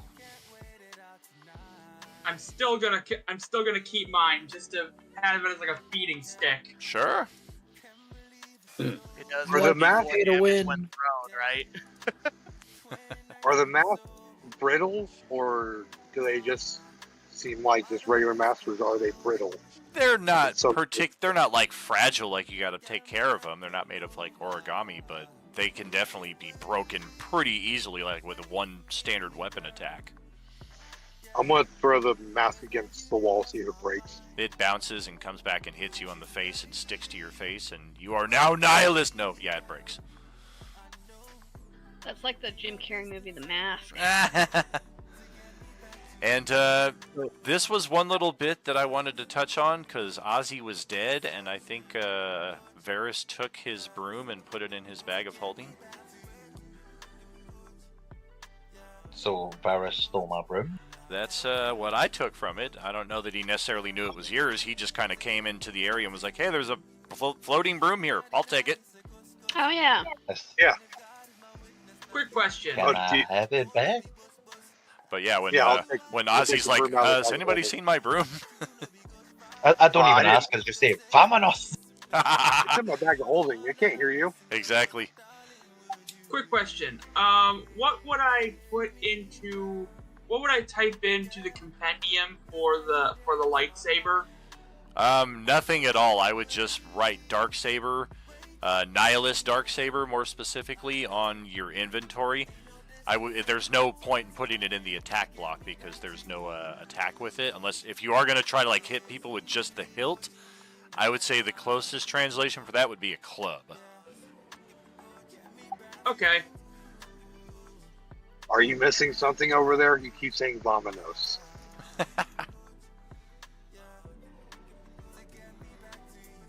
I'm gonna go. Andale arriba!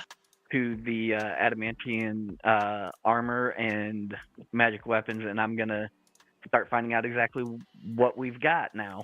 All right. Yeah, let's break out the treasury here. As soon as he starts talking about the broom, I'll go ahead and pull out the broom from the bag of holding and give it to him. Good man. All you had to do is mention the broom, dude. Instead of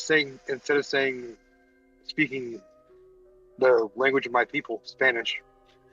That's the command word to have it come to me.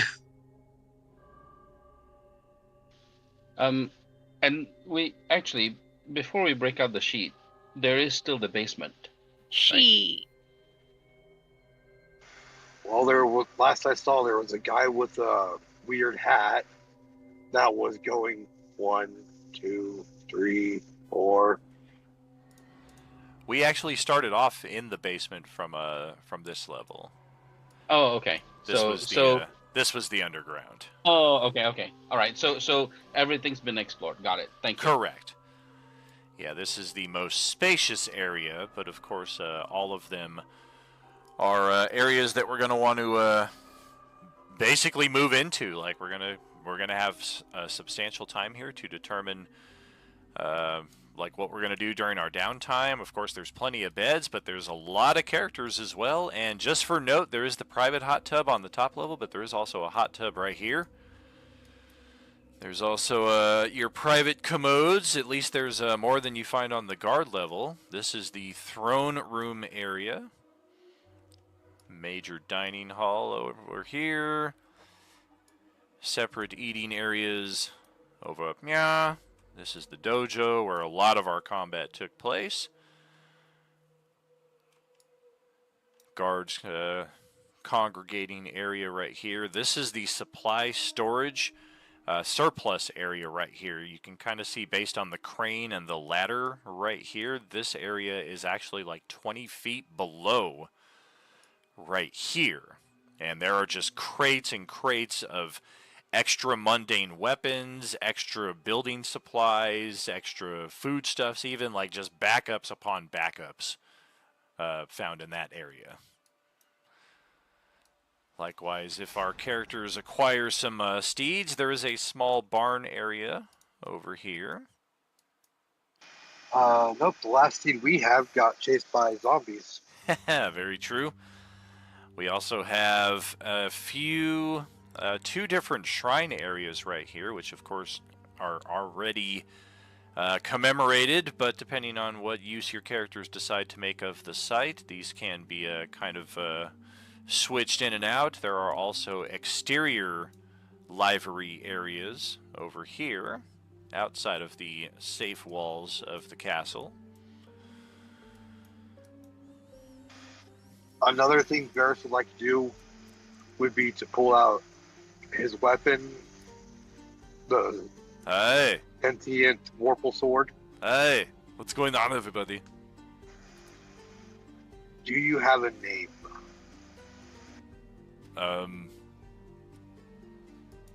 The famous comedian. Call me Arnie. The famous comedian. That's right. Puppy. Yeah, I'm not going to tell you just yet. I'm going to let you stew on this for a while and sit in anxiety, because that's kind of what mood I'm in right now. You're going to hate this fucking sword, dude. You're going to hate this fucking sword. You're going to make me hate the sword? It's always been the plan. We just haven't had the opportunity.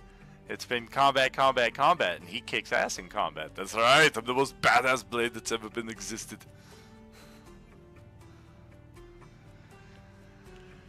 Alright, well, let's start going through the list here. I'm going to reveal these one at a time, probably in order of coolness, least to greatest. So let's begin with... Yeah, we're just going to find these stashed all over the place. Any of them that were carried on the samurai or the master assassins or the daimyo, they already took theirs. So these are found kind of secretly stashed in the private quarter areas for the most part. 16 dusts of greater healing instead of potions. Just our little thematic Whoa, bit whoa, here. whoa! There are... So should we be recording this, or is that somewhere else? It's all going to be put on this treasury handout that I post out for you, and you guys can control it after that. I'm just kind of, for suspense, revealing these things one at a time. Okay, cool. We do have 5 dusts of superior healing, which will give you 8 die 4 plus 8 back, so on average 30 hit points or so with one of those. Nice. For any of you melee type characters who are not yet in possession of the most base magical weapons, we've got 3 plus 1 katanas, we've got 2 plus 1 wakazashis. I love the way you say Take that. one of those katanas. Such a cool word.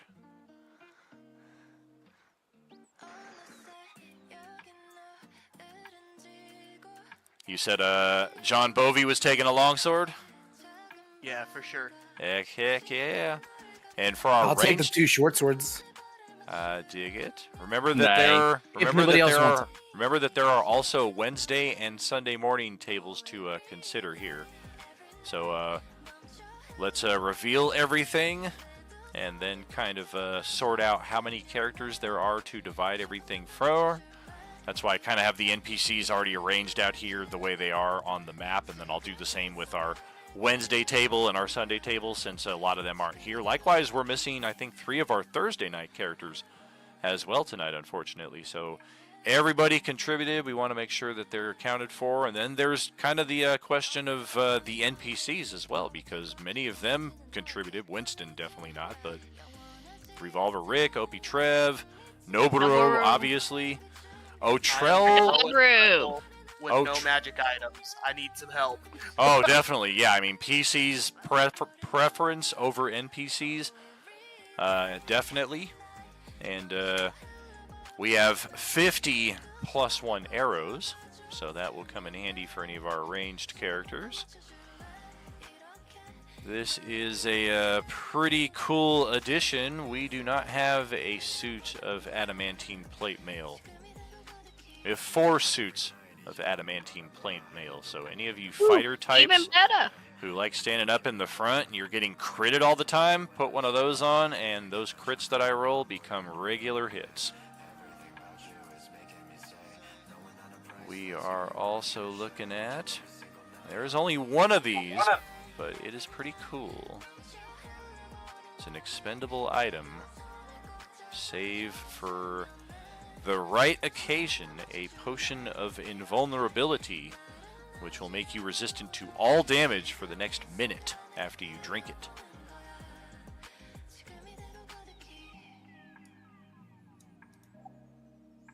I'm gonna yoink the potion of invulnerability. No, you stop that. You put that down. None of us are yoinking right now. I am bulletproof! We have a pair of magical gloves right here. I think anybody can attune to these. Gloves of missile snaring will definitely help if you're getting pelted with long-range attacks. At least once around, you'll be able to mitigate some of that damage.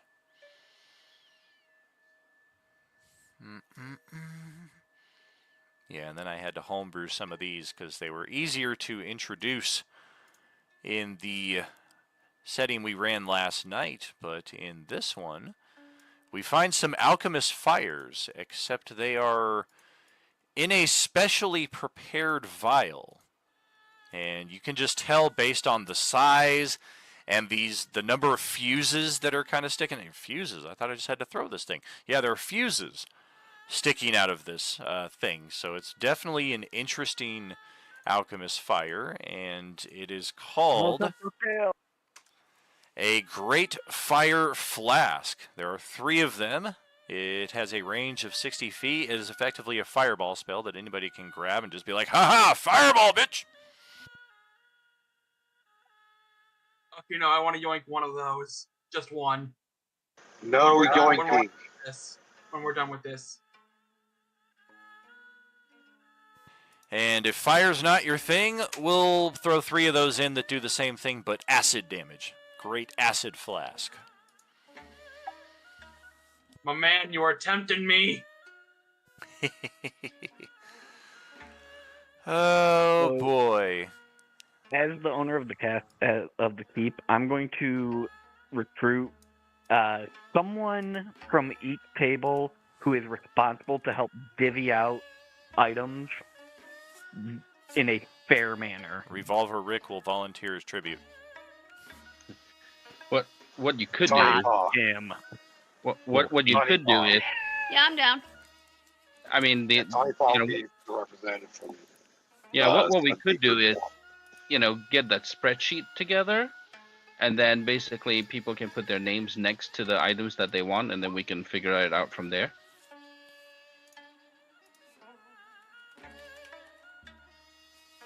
I like that idea. This is a very fun item, and possibly the most unique of the lot. The Ring of Collecting. It is a very rare, requires attunement. It enables you to cast the Leomund's Tiny Hut spell as an action once per day. Additionally, as a bonus action, you can use the ring to disintegrate any non-magical piece of art within 60 feet that is no larger than medium size. That art now appears inside the tiny hut for you to appreciate whenever you desire. If you try to remove this art from the tiny hut, it vanishes forever. You can steadily improve this space, but only by denying such beauty to the rest of the world. For every 1,000 gold pieces of art acquired, the tiny hut increases in size by adding another foot to its radius and lasts 1 additional hour. Artsy puff. Nice. You are sure you want to put action casting Leomund's Tiny Hut into the game? You're sure. It's in the game. Holy shit, you know what you can do with this? I can dispel it. I can counterspell it, but it can also be used pretty cool in other respects as well. It is definitely this is one of the items that was in the daimyo's personal chamber. Holy shit, I love this thing. Oh yeah. But I've got a lot of items already, so other people feel free. But basically, if you have in siege situations like this, it's fantastic. Oh, absolutely. It's a great place to stash characters. And we had, likewise, one of these revealed last night. It was a little easier to do from a technological standpoint. This is definitely something that an artificer or our feudal Japan equivalent demolitionist has put together. It is a pressure trap. It functions as a placed mine. It does a fireball's worth of damage. Radiant damage. There's only one. Make more. Yeah, Zombie landmine. Oh yeah, use it wisely. There's only one. So And Genzo. Finally, So Genzo I'm is sorry. an alchemist. Genzo's an Renzo, alchemist. you and I are going to figure out how to make more. Exactly. Can how do we figure out how to make these things? Well, you'll have to be higher level for one. This was created by a very high level character. No, what we need to do is make variants of these that are necrotic. Yeah. That will definitely hurt the cultists, but remember the cultists can fly too. Last but not least, you guys have seen multiple chests and vials and all kinds of things located throughout the castle here, containing 50,000 gold pieces and assorted gems, coins, and art objects. I think that's the one thing that we already kind of revealed before. This has now been added to all of the sheets. All of the players have the ability to modify this document, i.e. claim things and erase them from the list, add things to it as the party gains more things. Just remember, 2 other parties of adventurers did assist in a great way in clearing this place out, Wednesday and Sunday morning alike. So let's start clearing all of these bodies out of here. Make it a little easier to locate our friends. I'm just going to delete all of the zombies. and all of our assassins and whatnot.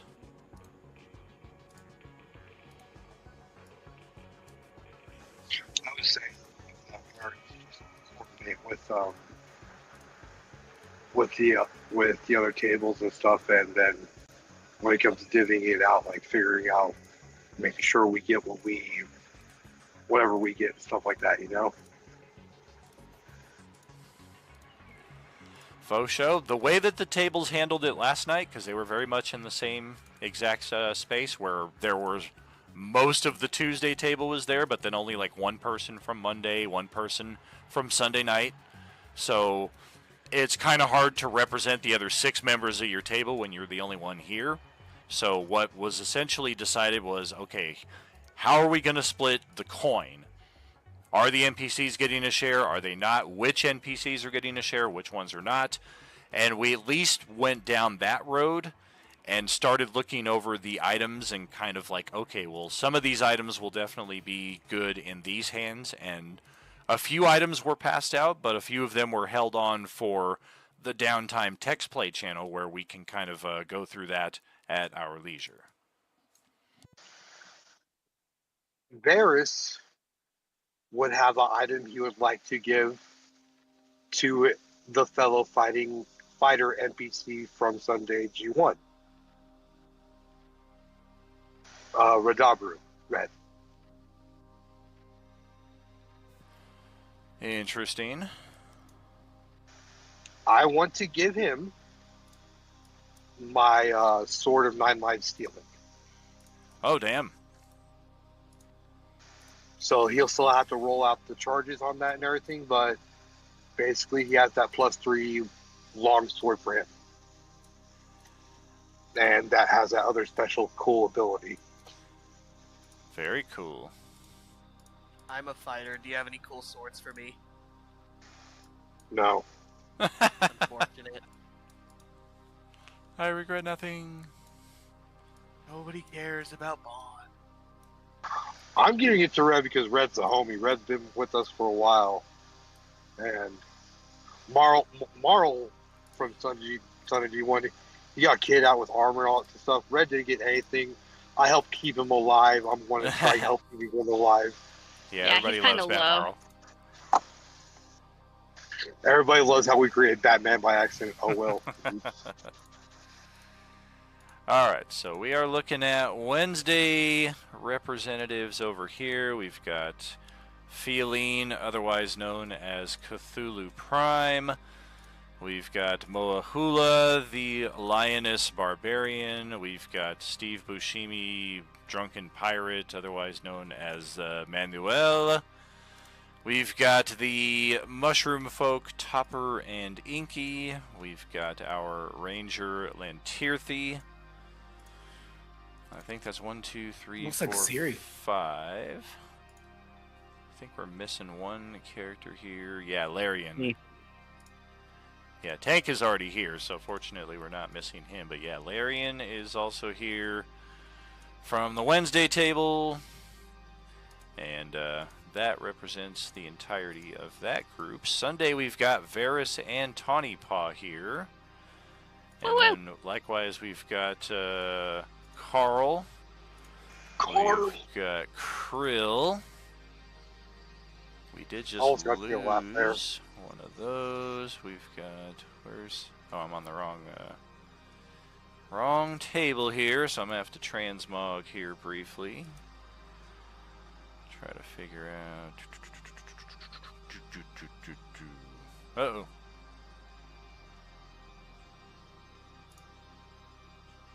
There we go. Yeah, who else goes here for this table? Ilaric, yes. Ilaric, Fenrix, Sahar. And there is Alexander. Yeah. And then the other character he briefly played, Alessandro.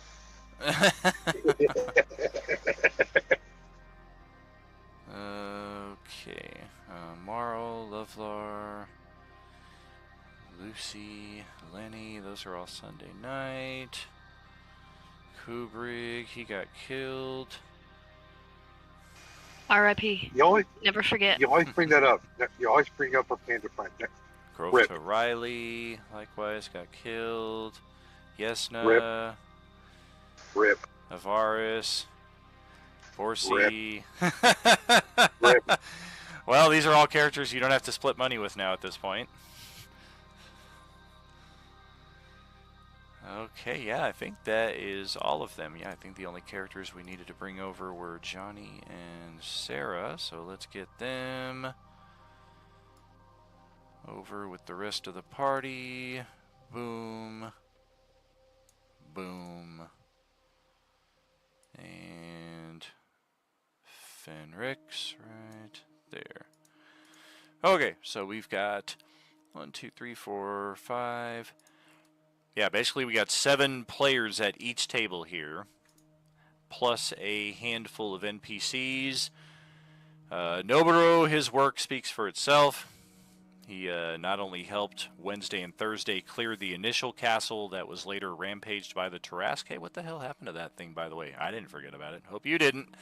Noburo's work pretty much speaks for itself. Winston's work likewise speaks for itself, or his lack thereof. Otrell, however, is very much faded into the background at this point. He was one of the first characters present in text play before we even had our first session. But because the Thursday table began with like 15 or 20 low-level NPCs, the equivalent, just like Sunday morning did, you guys had that family with you. Thursday just had like 5 families equivalent with them. They opted to leave those people behind at the starting location, and Otrell, the level 1 rogue, was left to care for all of these people. Most of them survived and will make their way here to the castle during our downtime, including Otrell, who at this point is at least level 2, if not level 3. So his work is not as obvious, but he did do some work off stage left where he was left by the Thursday crew. Lilith, likewise, she is a former party member from the Thursday table from last campaign. She was encountered in the very first pagoda and has really just kind of been lingering in the background as an observer. She has not helped kill any zombies. She has not been targeted by any attacks. Marl, I mean, he has been pretty amazing consistently. From his status as a non-heroic 12-year-old boy to his now level 2 status as Batmarl. He has, however, already been decked out with offense and defense, so take that into consideration with how you want to approach any potential split with him. Radabaru has a very cool, unique weapon and a unique shield that he can use for shield bashing. He was likewise just gifted a very rare magic item, so likewise take that into account with any split with him. Revolver Rick has been involved since the first session with Thursday Crew. He was also unfortunately assassinated by one of our party members on his debut, Blaren, and since then has been... You don't need to bring that up. Yeah, exactly. It's just a footnote. It's not like I have his kidney in my backpack or anything. Oh, is that where that went? I was looking for that thing. Likewise, Revolver Rick has been in the front lines for most of this combat in actually all 3 of the locations that the Thursday table has been at. And his partner, Opie Trev, the Elf Ranger Rogue, likewise from Thursday table, has been involved in all of the battles that we have faced here on the Thursday table. So Wednesday's NPC primarily has been Noburo. They didn't really meet anybody else. Thursday, it's been these 2 guys. There used to be a monk named Ru Odonostru. That guy unfortunately got killed like session 3, so he's no longer with us. Lilith is likewise part of Thursday, but has not really been a contributor. Thursday would also technically include Otrell. That's kind of up to you guys to decide how you want to do that. As far as Sunday's concerned, both of their NPCs have already gained some items and treasure. Winston has gained nothing, and that's up to you guys to address as you will. Now that we have all the items in hand and all of our players on the field, you guys can take our halftime break here to start looking over all of that stuff. And we will address party splits as much as you guys want to cover that on the other side of that. Are you with us? Yep. All right, catch you after the break. Yep. Yeah, I think Genzo, once as people are clearing out the bodies, he'll get into the kitchen and start preparing like a big meal for everybody to eat around, and then maybe we can start the discussion around a bunch of different things then, because he's got questions to ask everyone. Yeah, and so while doing that, just so that we have a reason to know what everything is, Hank will have gone through and looked at all the items we found and identified everything that he could. Nice. Gotta have an in-game reason for knowing what everything is. Yeah, I'm almost done with the spreadsheet too. Oh, thank you. Yeah, I think the main thing that Genzo wants to ask is, number one is what is our goal, right? And then, he wants to get collective information around, what we hit the cult of nihilist people with, so that he knows what they're resistant to and what their weaknesses are. Same thing with the zombies, the different classifications, what types and what they're weak against.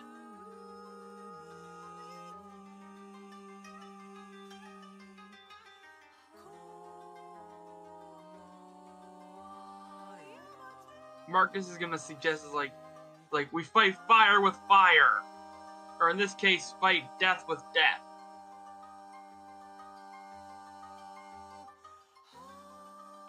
So we turn Marcus into a zombie. Not quite what he meant, but okay. If we turn Marcus into a zombie, do you think then they would be able to use one of the lightsabers? Is a zombie necessarily evil? I don't know. These are, I'm just thinking out loud here. I mean, we're all scientists here. Let's figure this out. I'm going to post the link to the loot spreadsheet in RU Crew table chat.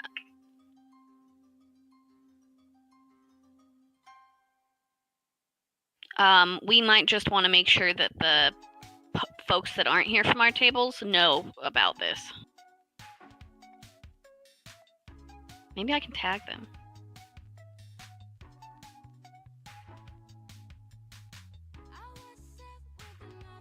Yeah, if I could get anything, I can. If I could get anything from the loot, I just want to get one of each of the two great flasks. That's it. That may be asking a lot because of how much loot we have and how many folks are at these tables. The plus one. So we have Sunday G1, and then what are our other two tables? Thursday? Thursday Crew and Wednesday and Thursday.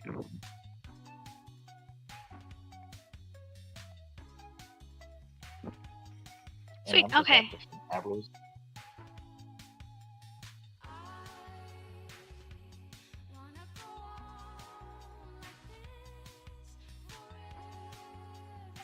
I mean, there's still going to be like two of each flask left if I take just one of each.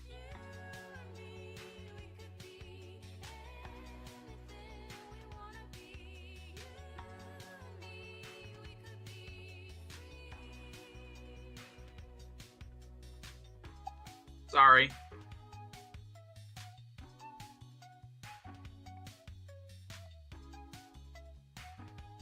We're in the basement.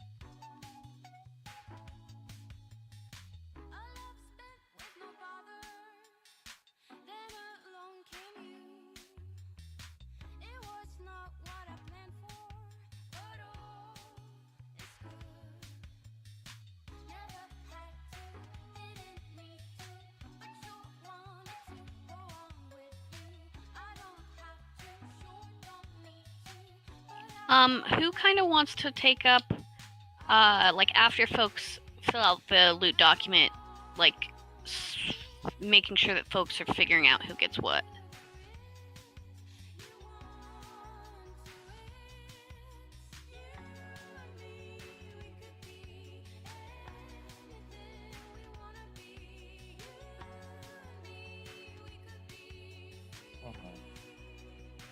No idea. No worries. Waited for your table already. What about our table? Didn't somebody nominate you to be Oh, the yeah. representative? Oh, I see what you're saying. Yeah, have the representatives, and then yeah. Man, we just hit like 300 followers a week ago or so on Twitch, and just tonight we hit 311. That is pretty awesome. Yeah. That is pretty sweet.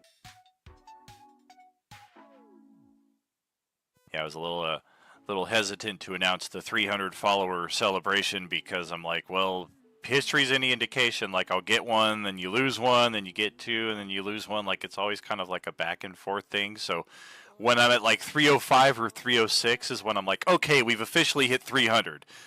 And just all of a sudden it was like, no, we're not even going to play that game. We're just going to go 1, 2, 3, 4, 5, 11. It was, all right, freaking cool. Unfollow. Heck yeah, 3 new annual subscribers too this week. New Epic subscribers as well. New supporter. You guys are awesome. And you also have the new record for the hype train this week. Right. That's like 2 massive hype trains in the same month. It really is. And it's really good news more than bad news at this point, but I had a little identity theft issue like a month ago, unfortunately, for like the piddliest amount, but I had to get the new debit card process and all that shit. And unfortunately... Dude, same. I was out like $200. It's fucking dumb. Oh man, mine was like literally $15. It was so stupid. Ridiculous. Imagine stealing from poor people. Right, and I was like $15, like whatever. So we switched. I got the new debit and everything, but it came at the perfect time for the subscription payouts to come through for Roleplaying Unlimited. So November, which should have been a really good month with all the new subscriptions, the big hype train we just had, nothing came through. So it all got deferred until December, which now we just had a second huge hype train, and we've also got extra subscriptions as well. So yeah, December is just going to be freaking amazing.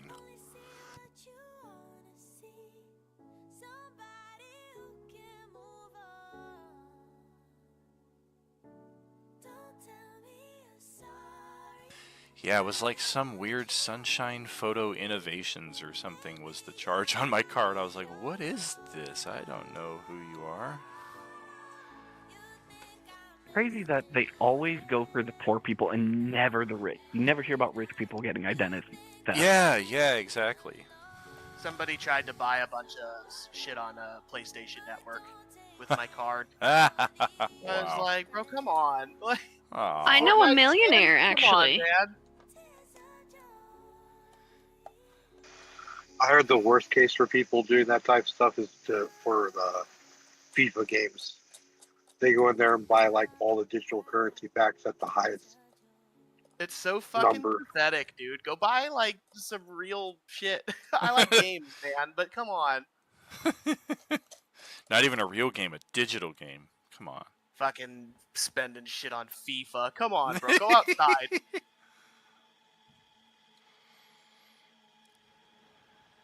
Like at that point, use the money to go buy like some Rolexes Some that you soccer can balls, pawn. maybe.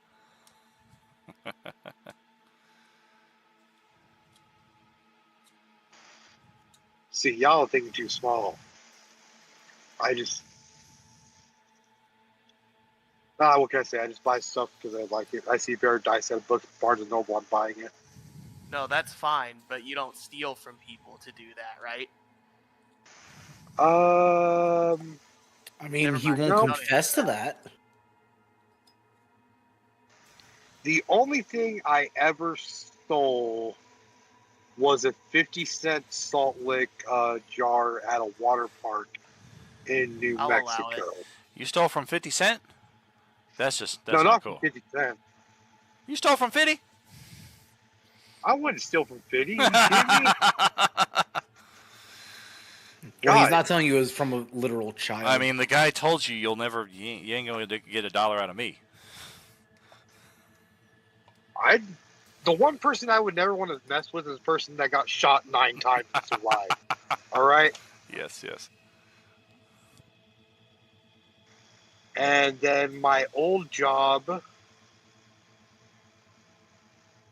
there would be boxes that would be broken, and we could take those home. But they said, you aren't marking correctly, so you're stealing. I'm like, no, I'm not. I just don't know how to mark it correctly. Well, start marking correctly. And I was like, keep talking. I had the cleanest truck at my old job as a Schwann's delivery person because they gave you $20 a week to keep it clean. Plus, it's also good at keeping it clean to begin with. I would just wash it real quickly, dry it, and somehow $15 to $17 would go into my own pocket.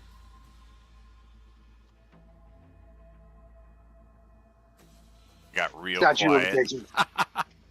Statute of limitations cannot come after me for that. That was 1 years ago. I don't do math. You don't do math, but you do spreadsheets. Yeah. I mean, the Army pays an exorbitant amount to move me from Tennessee to Texas, and knows they paid way more than it cost me to actually move. So. Nice. What was the other thing I heard about? Hey, Steven, did you watch that that Mike Tyson and Jake Paul fight? No, I don't like watching rigged fights. So I saw the greatest. It was like the poorest example of Photoshop ever, but that just made it all the more charming. I believe it was the Kevin Nash and Hulk Hogan match from WCW where he just touches him and he goes down for the pin. But of course they Photoshop Jake Paul and Mike Tyson over it. It's just the funniest shit. Oh, damn it! I just reminded myself I had to watch that Netflix documentary about Mr. McMahon. Dude, that was really good. I mean, I didn't want to watch a 6-part documentary. I was not prepared for that much TV, but it is pretty fucking riveting. Dude, no one was prepared for Tiger King, but look what fucking happened. Oh, were you talking about the Vince McMahon documentary or whatever? Yeah, exactly. Dude, that shit was fascinating. Right? Dude, so I haven't watched it yet. I'll probably watch it here in the next weekend or so. But the one thing I'll say, how crazy is it just the timing of events? Because I know basically they started shooting the documentary and they were going through it, and that's when the allegations came out. Yeah. So this was literally like Vince McMahon before all the allegations came out. It's like, Yeah, it's pretty cool how that plays into the actual documentary itself. Like, you're kind of like watching the first few episodes, like knowing the allegations, and then the final episode is, and then these allegations came out, and Vince did not want to return for the final round of interviews. It's like, oh, crap. Shocking. Absolutely nobody. Yeah, exactly. I was like, is anybody surprised at this? you know what who I think the craziest person to listen to nowadays? Mark Calloway. Since he retired from being the Undertaker, or he'll still show up and stuff like that. But ever since he started his retirement, like some of the stories he tells about back in the days and stuff like that, it's insane. How about how's he compared to Val Venus though? Well, it was like, I think the funniest story I heard so far was when he had the Godfather on. He's like, Godfather was the only person that he's like, oh, I'm working with him today. Oh, it's going to be a great friggin' day because I'm working with my best buddy. Oh, okay. Well, we are back. Oh, go ahead. Oh, well, I was going to say, well, the base of the story was that the Undertaker had to attack him mid promo because he was trying to get him to break, and he almost broke. Where he's like, "I know the one thing the dead man wants, and that's hoes." So he just had to attack him right there because he was like biting the inside of his cheek, stopping from laughing. Well, we are back in the midst of it here, friends. What are we thinking with some of this this divvy out here? I see that Ari posted and tagged our respective tables, so at the very least, they got no reason to not be aware of what's going on. Of course, their response time, as far as interacting right here and now, we probably shouldn't have too many expectations in that respect. I would make the recommendation that for those big fireball or acid ball flasks, since 3 groups helped with those, 1 group each gets 1 of those flasks. So Wednesday gets a fire and an acid, Sunday gets a fire and acid, Thursday gets a fire and an acid. I was thinking similarly about the healing dust.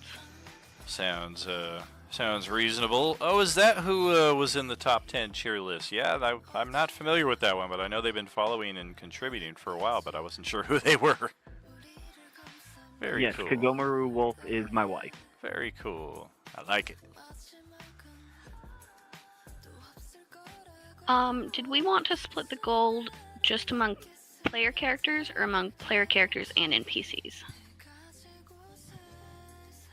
Well, seems kind of silly to give the NPCs gold.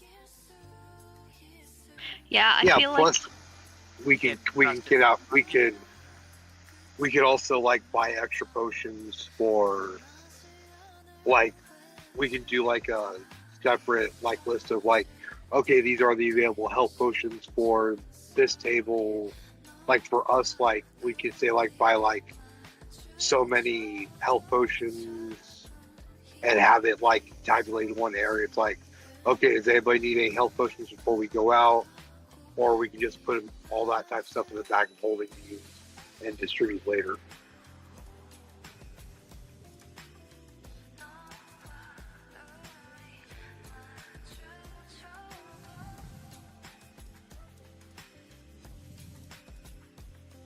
Well, to cut to the chase, I will say that any suggestion of the NPCs being left out of the monetary gains is met with very disappointed and angry glances from these 6 in particular. Oh, I'm gonna still throw some change over to tomorrow and Radabra. It's just I have to have my character sheet open, and so they can buy some stuff they want. Well, Trail hasn't been here. Put him next to Winston. Get him out of there. how many player characters do we have across these 3 tables, and how many NPCs for consideration? 21 players, and I think it 8 NPCs. I just posted. Counting. Yes. I will say if Revolver Rick and Opie Trev, if we don't end up giving NPC share, I will give Revolver Rick and Opie Trev some from mine. Like I'll give them 500 each. Yeah, even that, like they're sounding pretty pissed at these. Like we'll get a share of somebody else's share. Like they're kind of like, we were here for all of this. We spilled blood. Some of us, in fact, like nearly died. Okay, so hold on. So I am recommending that the like the gold and gems, the monetary stuff, get split evenly, PCs and NPCs alike. As far as the magical items, I think the representatives from each table should help distribute those. And if someone wants to lay claim to something for one of them, that I think that would probably be okay. But NPC or PCs should definitely get priority as far as the magic items go. Oh yeah, their primary thing is they really just want the coin because they are as aware of the between session mercantile as any of you, so they're not particularly interested in getting the choiciest of the goods. Like Noburo would be the only one that might be like, I did as much work as any of you. The rest of them are kind of like, Yeah, look, that's we were true. here, we fought, we bled for you, we bled with you. Some of us helped keep some of you stable, some of you helped keep us stable. So there's really no illusions on their regard as far as like Revolver Rick being like, I kicked as much ass as anybody else. But as long as they get a share of the coin and can kind of equip themselves in a manner they find fitting, that will satisfy them. As far as the magic items go, if you guys choose to give them any, that's a bonus as far as they're concerned, but none of them are like, I want those flasks or I want one of those +1 swords. Those are entirely for PCs. Maybe So let's Valerian just can split give him the give Rick his piggy back. let's split the 50K or whatever it is amongst everybody, PCs alike, except for Winston. He didn't do shit. Yeah, ran. Winston and Lilith are kind of Lilith. like, they're kind of like, I mean, Lilith really seems to have no use for anything monetary. Winston is kind of interested in what's going on, but at the same time, he's just like, I mean, I'm just grateful you guys saved my life and are giving me a place to live. Like, he's satisfied with that. Okay, so our 50,000 divided by 21 players and 6 active NPCs. 1850 each. 1850. So on the party inventory sheet, Well, the treasury 1851. sheet that I gave you guys, change the 50,000 or put in parentheses after it that 1850 each. So as people come into the page and reference it, they can see that. And then hopefully Winston will get himself a character level during our downtime, and then in Act 5 he can start contributing on a combat basis so that next time a distribution comes up, he will be part of the exchange. And of course, all Can of he our be a Wednesday, party members kicked ass. All of our Sunday party members kicked ass.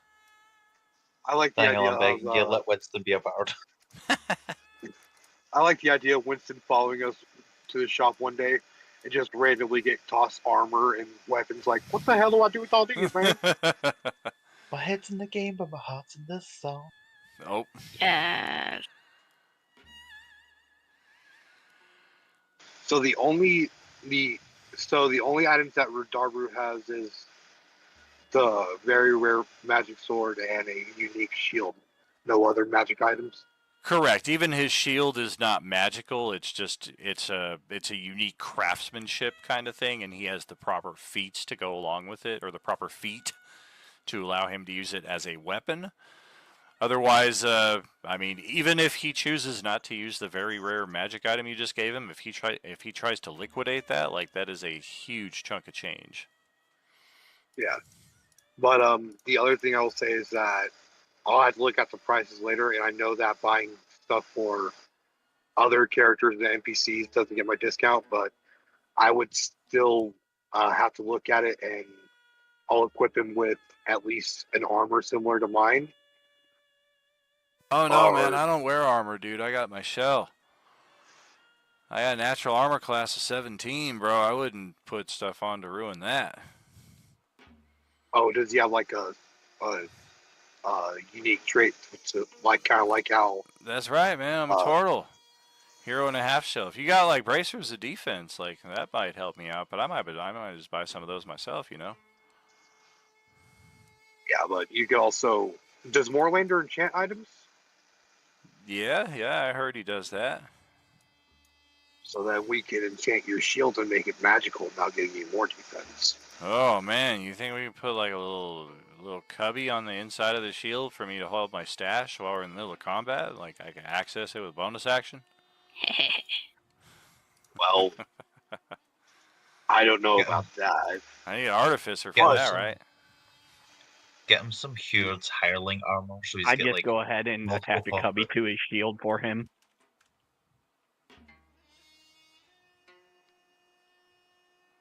But like other items can help him out, like cloak of displacement can help.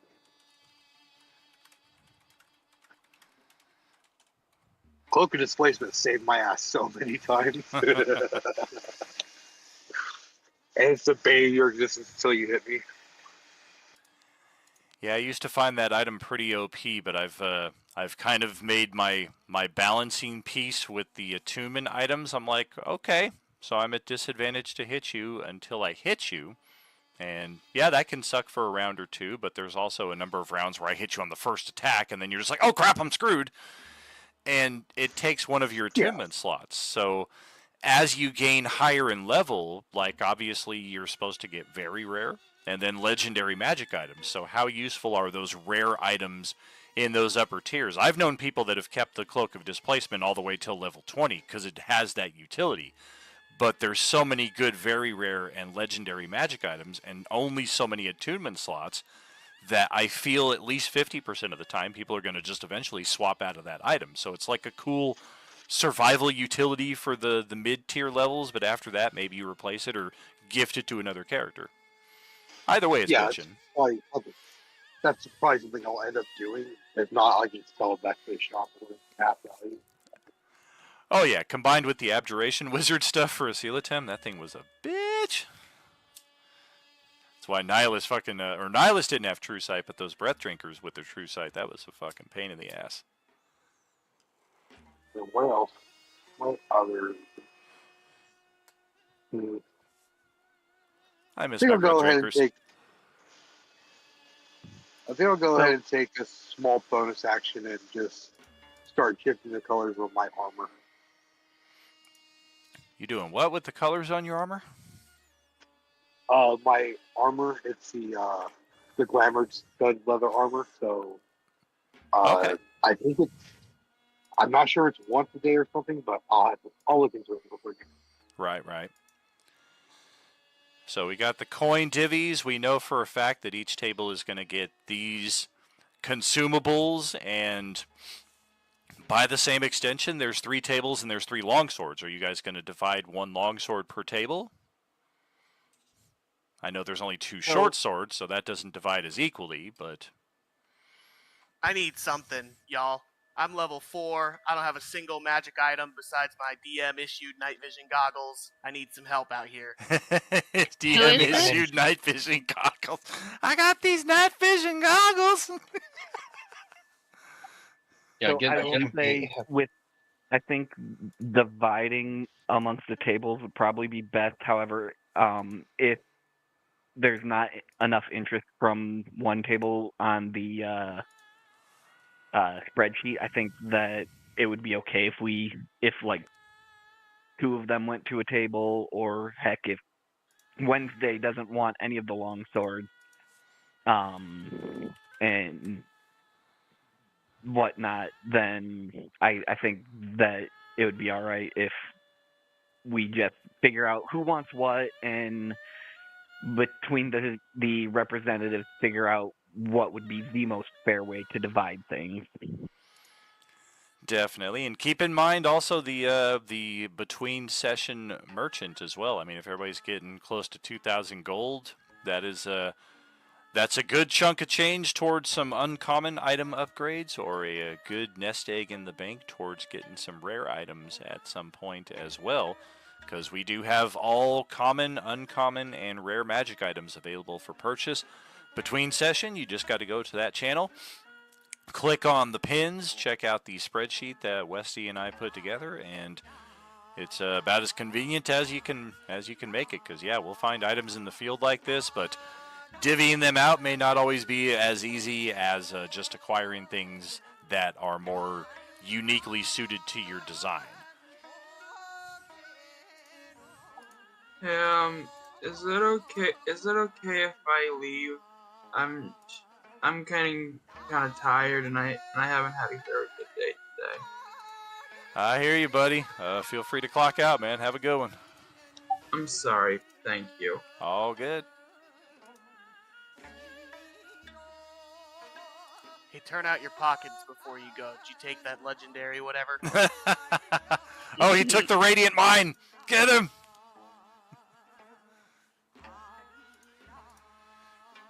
And then, of course, the Ring of Collecting, I think, will be probably the odd one out of all of this. I mean, it's a... is it rare or very rare? I think it's rare. No, it's very rare. So, yeah, this thing is worth a good chunk of change, somewhere between 5,000 and 50,000 gold pieces.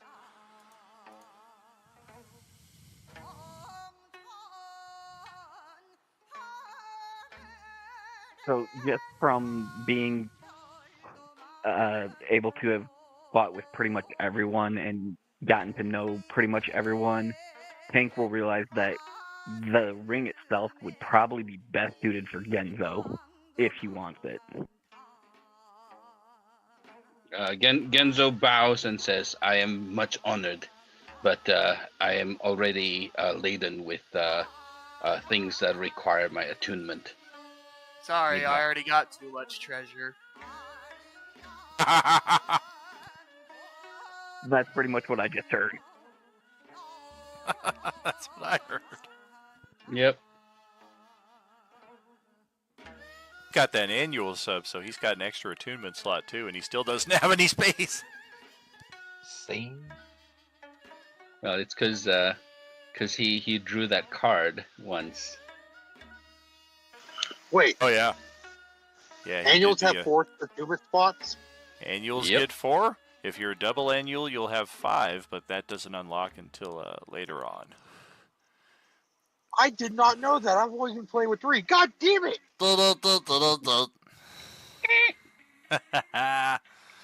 Yeah, there's a lot of bonuses for those upper tier stuff, so I definitely encourage you to check that out. As especially if you are a subscriber at that level, like definitely refresh yourself from time to time, because some of those more elusive ones tend to fall through the cracks. And even for me, like I'm in the middle of running the game, so I don't always remember. Like, hey, you have this. Remember? Like the auto nat 20 and stuff like that. Yeah, when combined with the fucking the butt sucker great axe thing that you had. I hit him for 670 points of damage.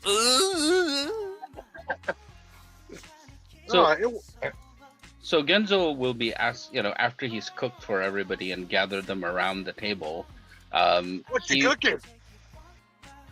Just all sorts of stuff. Whatever he's finding, he's basically, I think for simplicity's sake, he's probably just making this massive pot of stew and, some kind of like starch. And then basically, ladling it out to people. But what he's interested in, I think, is he will say, "What is our goal? Are we Are we going to be helping this Aji? Do we all wish to stay here? Are we going to explore? Are we going to destroy all the zombies?" I think it's impossible to destroy every zombie.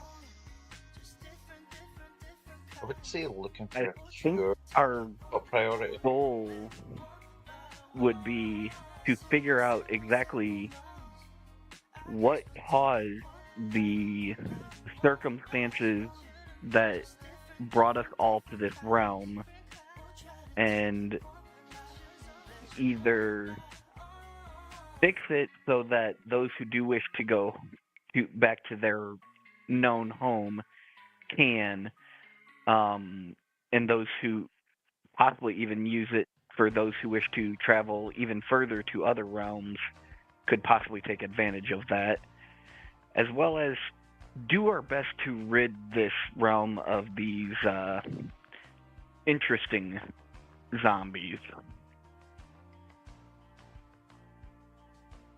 Interesting. You mean foul undead? I was more speaking of the fact that they're unlike any zombie I have encountered before on any battlefield. Whoa, man, I've never encountered a zombie. Well, I have a theory, but there's no way to prove it. So y'all are like, how have you not encountered a zombie by this point? Oh, yeah, no, I meant like prior. These are the only zombies I've ever known, man. All right. If that is the case, then I think it would be important for us to figure out what our combined resources are able to do to further our goal.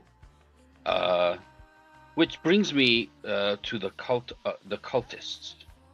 Now, we have fought them. We know that they can fly, but there are weaknesses and strengths that they have. Do you all know what they are? They worship something that's hopefully dead. And his whole purpose was to devour the galaxy. So it is important for us to stop them. Now, they have very interesting weapons. But Yes. they also have abilities that are very powerful. I remember that they could dispel, counter any of my spells, and they could continue to do so. Did you experience this? Yes, I did notice that. I also do know that these weapons can only be used by one who is evil, yet they seem to be healed by radiant sources of attack, which is uncommon for evil beings. Understood. So, yes, it is also something I have noticed. They heal when I use radiant damage, which means my sunsword is not going to be very good against them. I think also they resisted force damage. Have you experienced this? They resisted all forms of elemental damage that I saw them get used with, including ones that they use themselves, because I am able to absorb a elemental damage and send it back to someone, and they did not take as much damage as they should have when I used their lightning on them. Now, I remember casting Chill Touch, which is necrotic. It seems that they do not resist that.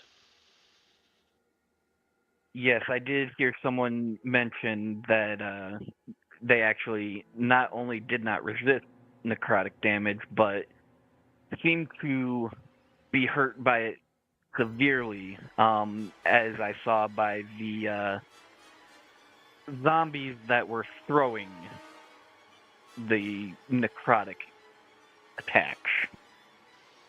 So They were if we- savage.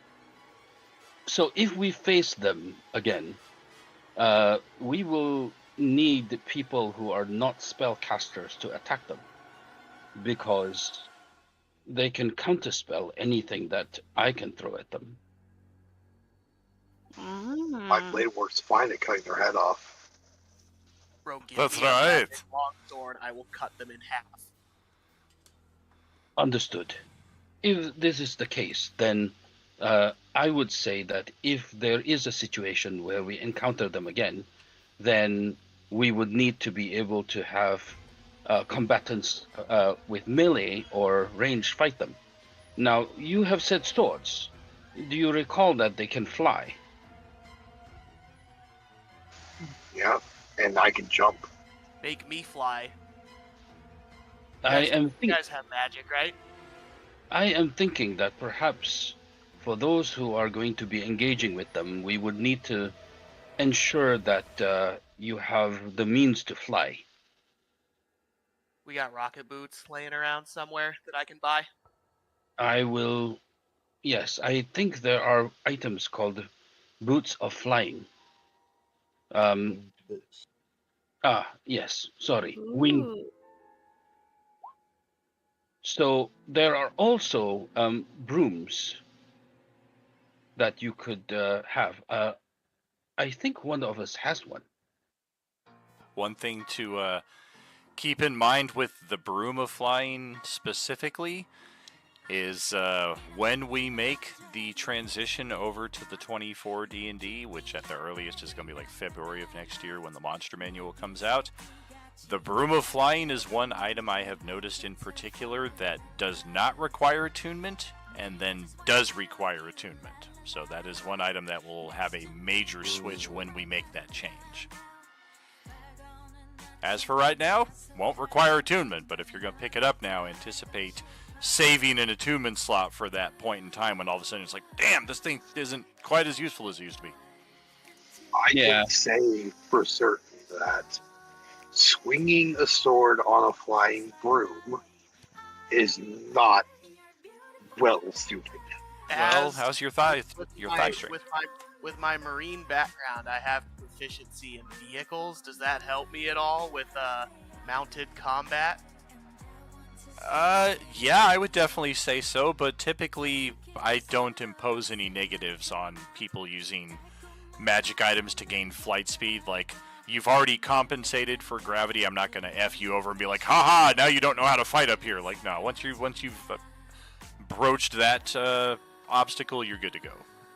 I think Bon on a magic flying broom fighting Sith acolytes is a really funny image. Yes, indeed, there is like a mounted combatant feat of its own as well, but I believe that's like more for actual mounts, like if you get a flying steed or a horse or something like that. Broom combat, I wouldn't qualify.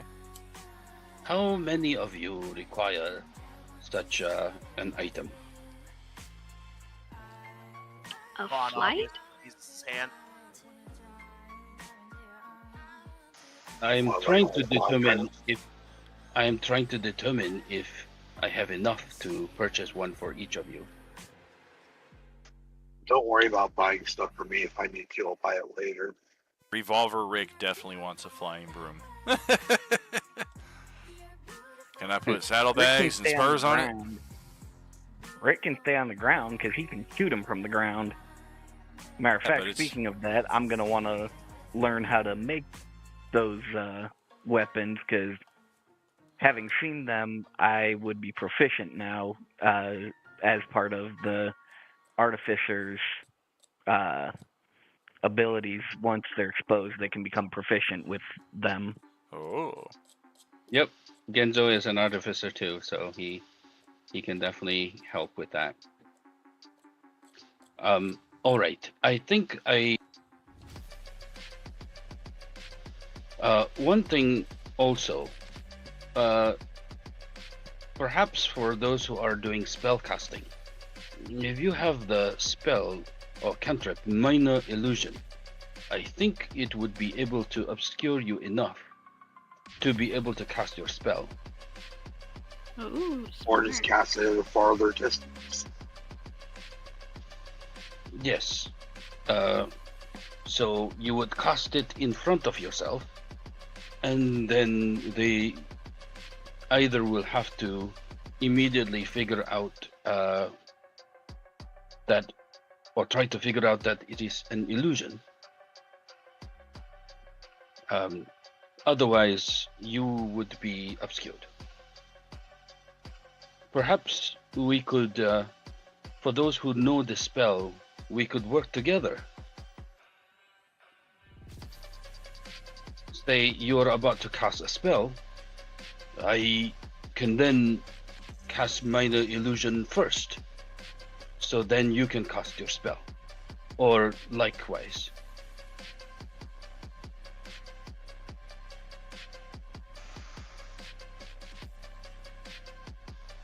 I will speak with you all separately on this matter. I think it's a good idea. Sounds There like was- a sound tactic. There was a sending stone. What information did you get from that? Not very much. They claim to understand victory and defeat in a way that we do not, and deemed their attack here as victory, even though we very much destroyed several of their members. And that makes you question how many members they have. There is Hey, probably research to do. Hey, Jay, which one of your characters, and I might be wrong on this entirely, but doesn't one of them have the boon of true sight? No, neither of them do.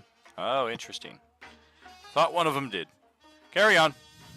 Yeah, I think that was the last game. Okay, that sounds about right. Well, I already know what's going on then, just by that question. I have a feeling what's going on. But well. Something is hidden I that mean, you if can't see. That's almost always a guarantee. Well, if your character knows, then Genzo will probably start wheedling your character to disclose. Oh, my character don't know.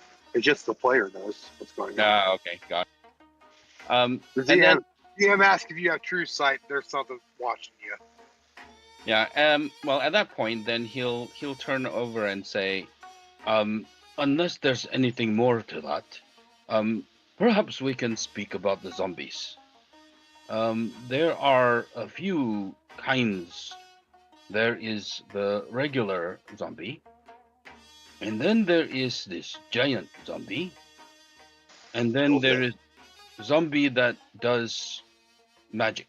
Yes? Yeah. Is there any other type we have encountered? That we have Well, encountered? I always seem to end up finding a zombie asking where its bottom mouth is. Sorry, can you repeat that? I always seem to find a zombie that asks where its lower jaw is. Never kill him, though. Never get the chance. He's been killed multiple times, yet still keeps coming back. It's getting ridiculous. Yeah, he dropped a freaking bombshell last week, though. It was great. He was like, I may be missing half my face, but I still have all of my brain. So it was a unique zombie? Probably, but the only thing I can tell for sure is that some of the zombies, if they drop you, that's when they latch on and try to infect you. Other ones don't do that. The one that was throwing necrotic blasts, I believe he dropped Tawny Paw, but instead of going in for the bite, he decided to continue his attack elsewhere.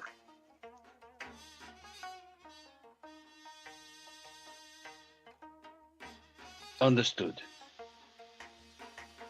So And different zombies have different tactics. we also encounter a friend who I think is infected. Did you kill her? She is here. Her name is Lilith. When was she infected? My understanding is that she was infected some time ago.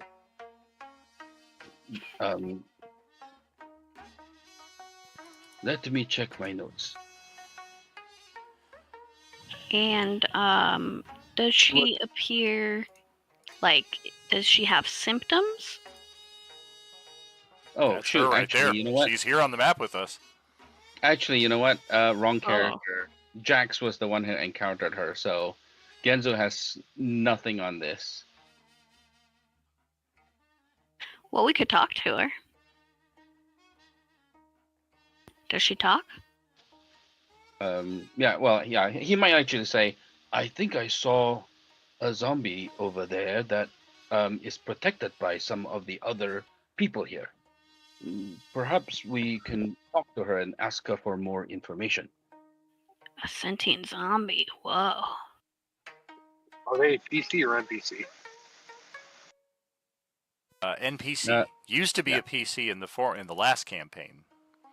Okay. This campaign, she's playing Celestiana over here. Last campaign, she was playing Lilith, who is now this thing. Okay, so I guess try talking. I don't know.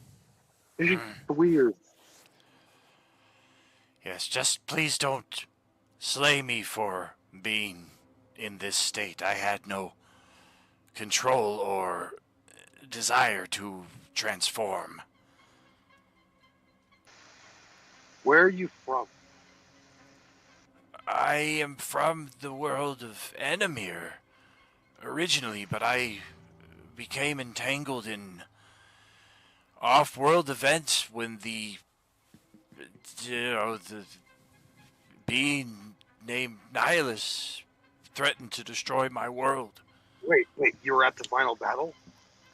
No, but I did hear of it. He arrived on Enemir sometime before the battle that the Allied forces put him against. I did not participate in that battle. I thought, aboard one of the Star Destroyers, observing from the monitors. You were on the judicial or the other one? The judicial sounds familiar. I think it might have been that one. So you found yourself here, but it turned into a zombie. Yes. So I found myself here, not a zombie, but without any of the items I required throughout my other journey. Yes, I too lost all of my equipment and everything that I had made use of until that point. It was as if suddenly time ceased to exist, and then I ceased to exist, and then I came to in this form, in the pagoda that was eventually leveled with the earthquake.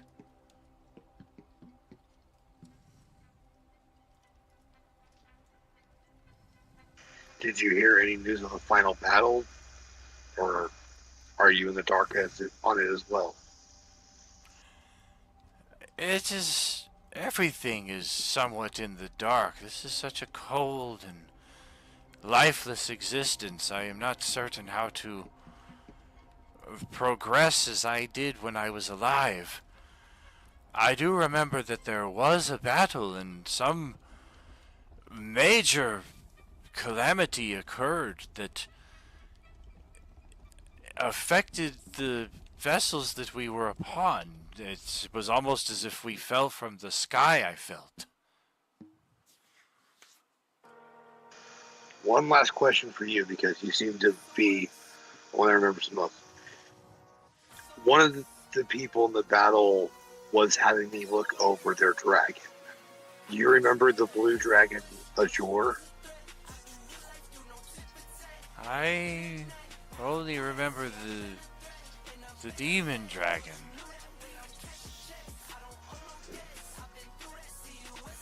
Have a good night, Dave. We will definitely save you a sword or acquire you one, it looks like. Right on. See you guys. Peace out, brother. Have a good one.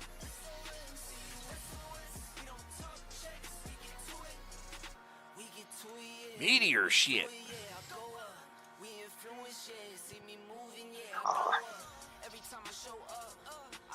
Well, I guess it's good to see someone else that's familiar-ish then.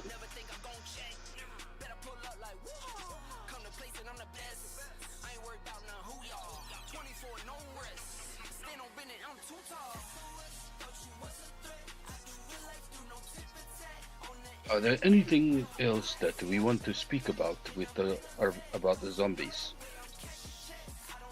Oh, when my group first got into the city, we heard somebody ringing a bell over and over again, and it drove the zombies bonkers. Have y'all found out anything about that? We were going to go check it out, but then the ringing stopped. Morlander shows up. Hi. Yeah, that was me. Asshole. Oh shit, where'd you come from? You broke ourselves like 5 times more, Lander. Somebody summoned me, I think. But yes, I too was brought here unexpectedly, like some of you, from the encounter with the Nihilus devil. I was robbed of my inventory by the Daimyo Isano, and some of you did me a service in putting him down and retrieving my inventory for me. As such, I am indebted to you to provide my services as you require them. And once you, if you are able to acquire the necessary Beskar scraps throughout your journeys, i.e. lurk and engage on Twitch and acquire those channel points, we will eventually unlock a greater surplus of inventory, i.e. the very rare items.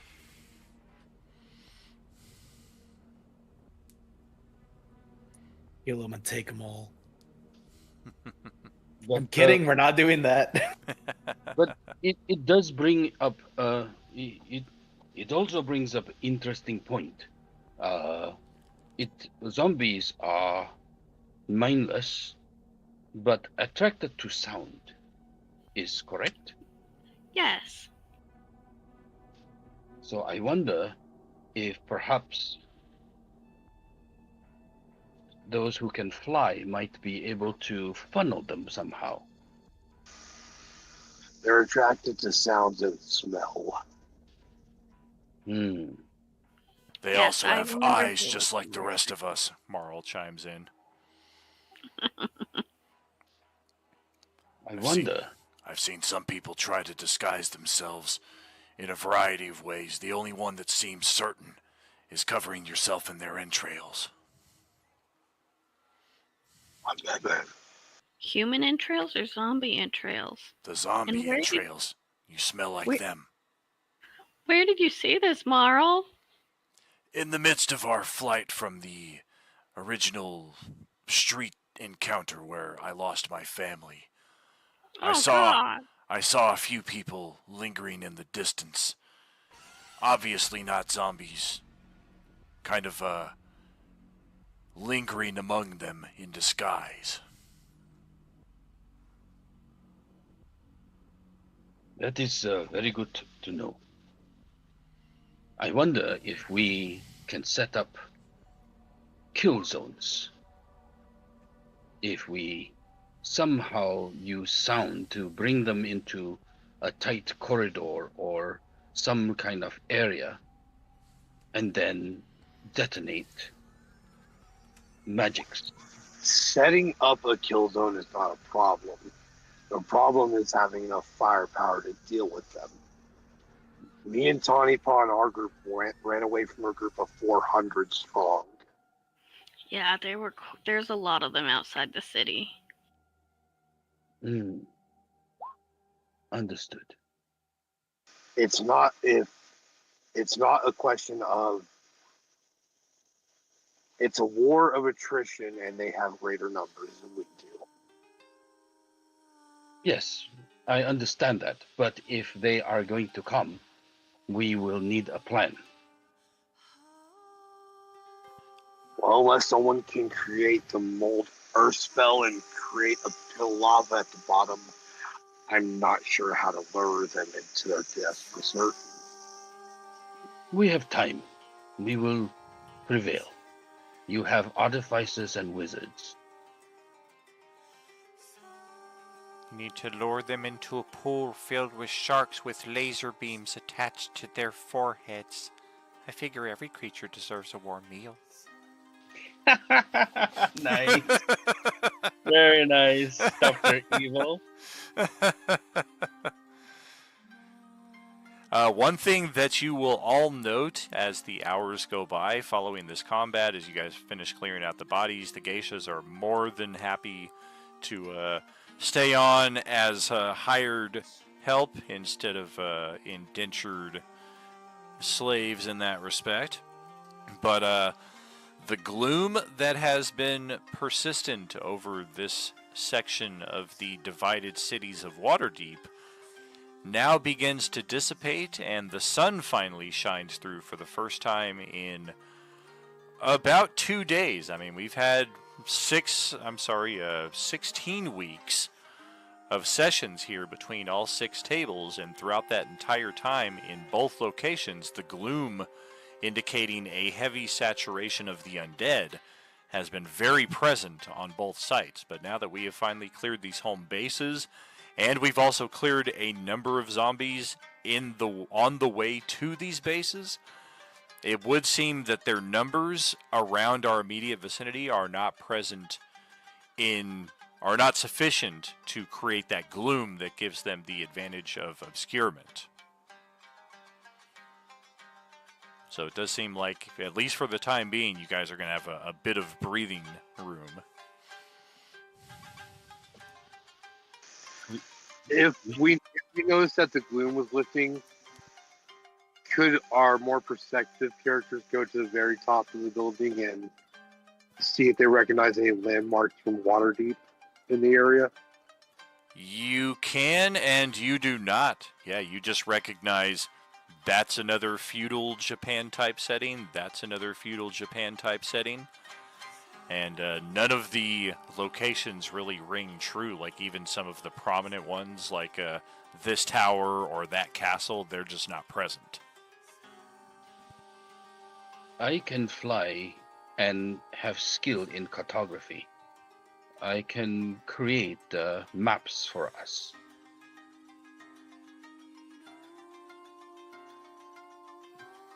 That would probably be useful later on. I think we should definitely work on getting those made.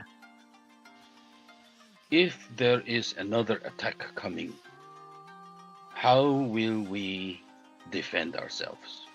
I think perhaps that is my first concern.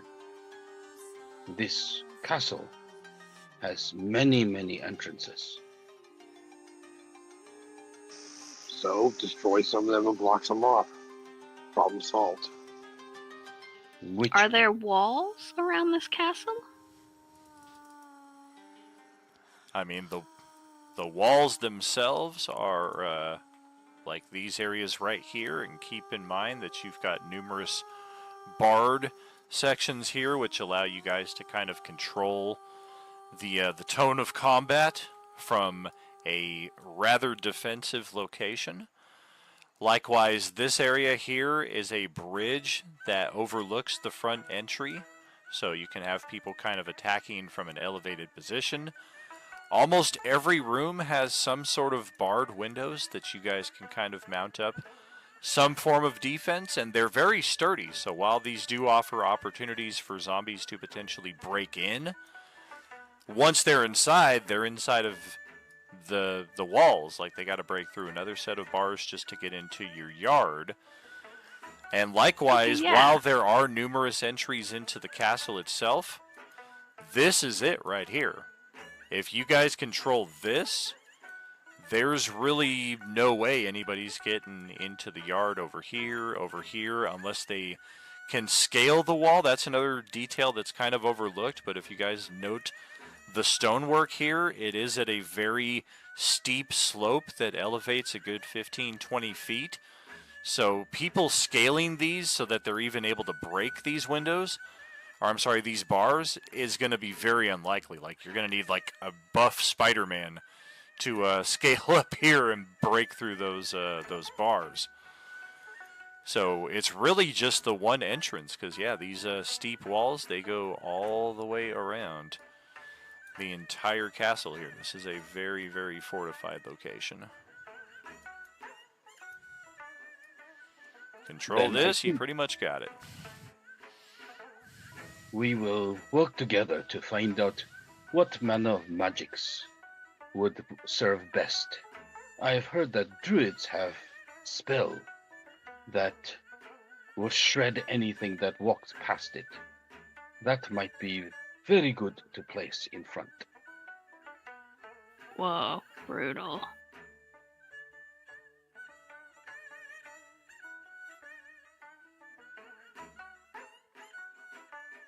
But So- let us plan for the future.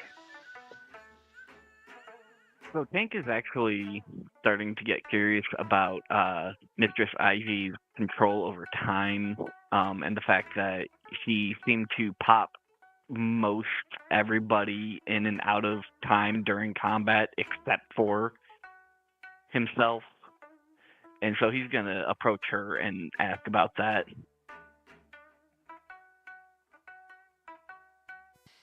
What is it you wish to know, my metal child?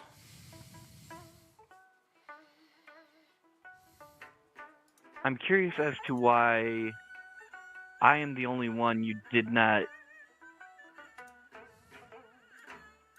capture in your time voids, or however you want to, whatever you want to call them, and why I was chosen to fight throughout the entire duration of this siege. Oh, that is quite simple, because you alone of everyone belong in this space and time. My aura does not affect you as it does others.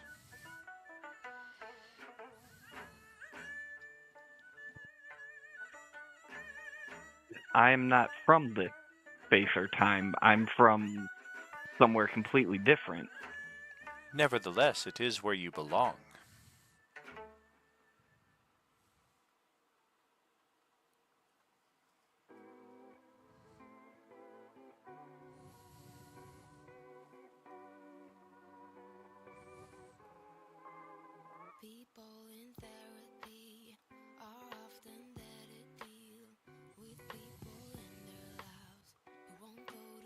Not quite sure how to respond. No, not sure how to respond at all. I understand. This is uncharted waters for all of us.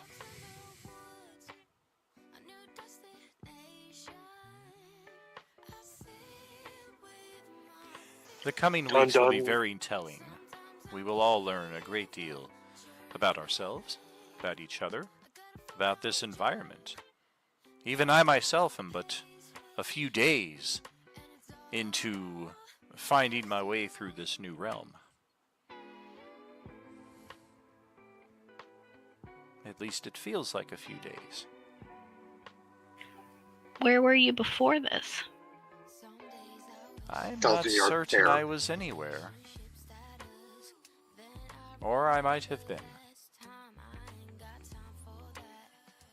I'm hopeful that this break from incessant combat will prove beneficial to me as well in deciphering some of the questions I have.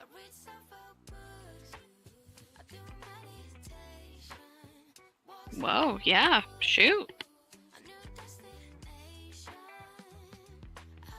And again, I do plan to use a great deal of this upcoming reprieve to hopefully unweave these chaos energies that have trapped us all in this place.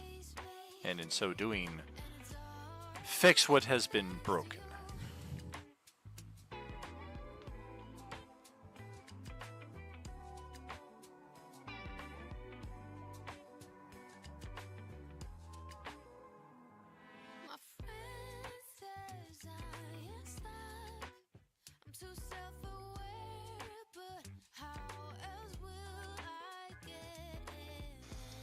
Well, this was a fun meeting.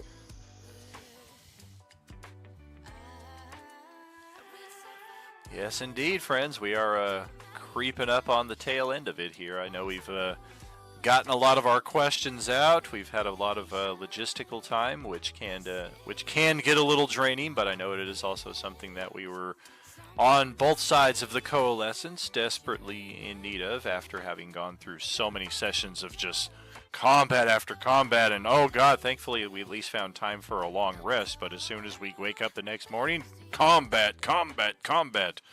And there's a lot of fun to that as well. I mean, you're playing with most of the mechanics of the game that the game is designed for. But we've got our social interactions here as well. We've got some mysteries and some storylines to resolve.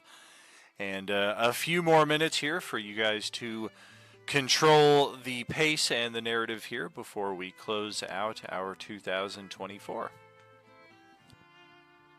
Is there a gate or a door at the front there?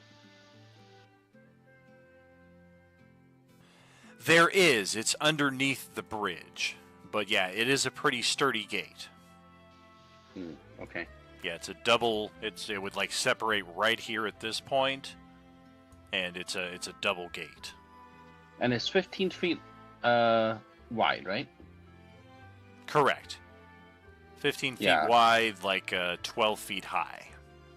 Oh man, you could just wedge the tiny hut right in there and nothing will get through.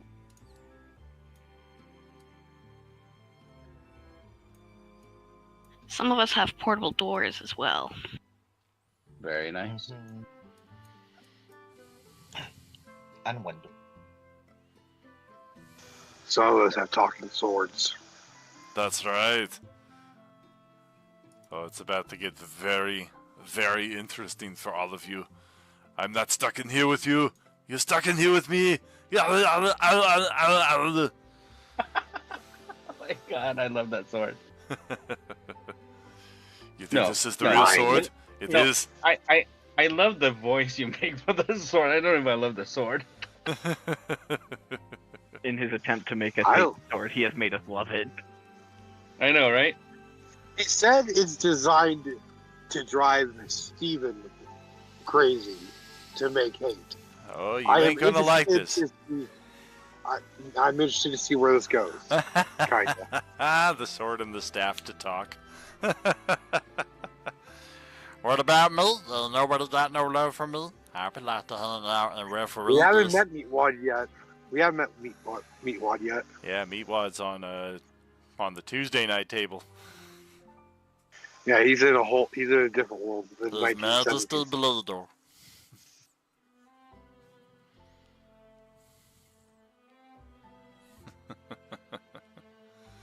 I'm just excited to finally have my Steel Defender back. Heck yeah.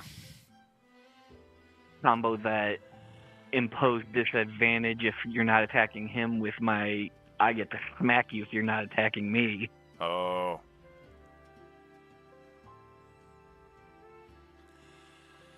Yeah, we definitely have some a lot of new abilities between all of our different characters here for the adventure coming up. And as I was telling the table last night, I'll let you guys in on the same theme that I've kind of been building here as well. And this only really came into place maybe a year into the Coalescence campaign. So, but as the story began to evolve and I kind of started seeing the bigger picture for what I wanted it to become, I was like, okay, well, we are in the first trilogy of 3 trilogies, which that is an instant identifier right there. But the first trilogy, of course, being the one of high power, high excitement, high action. We've got a very, very devious, devilish foe that requires a great force to thwart. And that was kind of what we did with our Coalescence chapters 1 through 3. Now we're kind of in the nitty-gritty, more down-to-earth, more focused locales of our episodes 4, 5, and 6. So we're definitely kind of following the Star Wars theme in that respect. And we're just finishing up our episode 4, where we all kind of began from the dirt, from the ground. We all started as level 1. We didn't have much of anything to speak of. Some of our earliest combats were, crap, zombies, run! Oh my god! And here we are at the end of episode 4. Many of us are very heroic. We've accomplished some heroic deeds.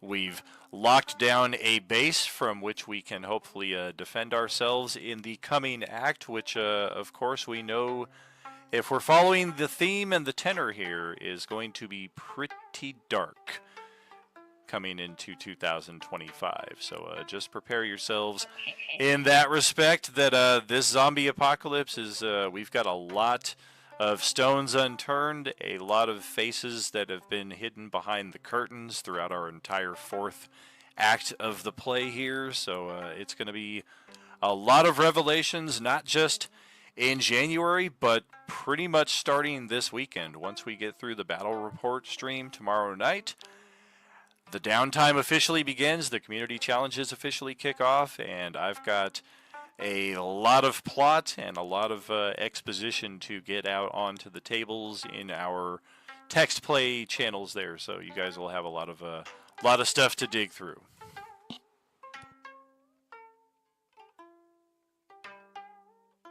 Woo! We're looking forward to it.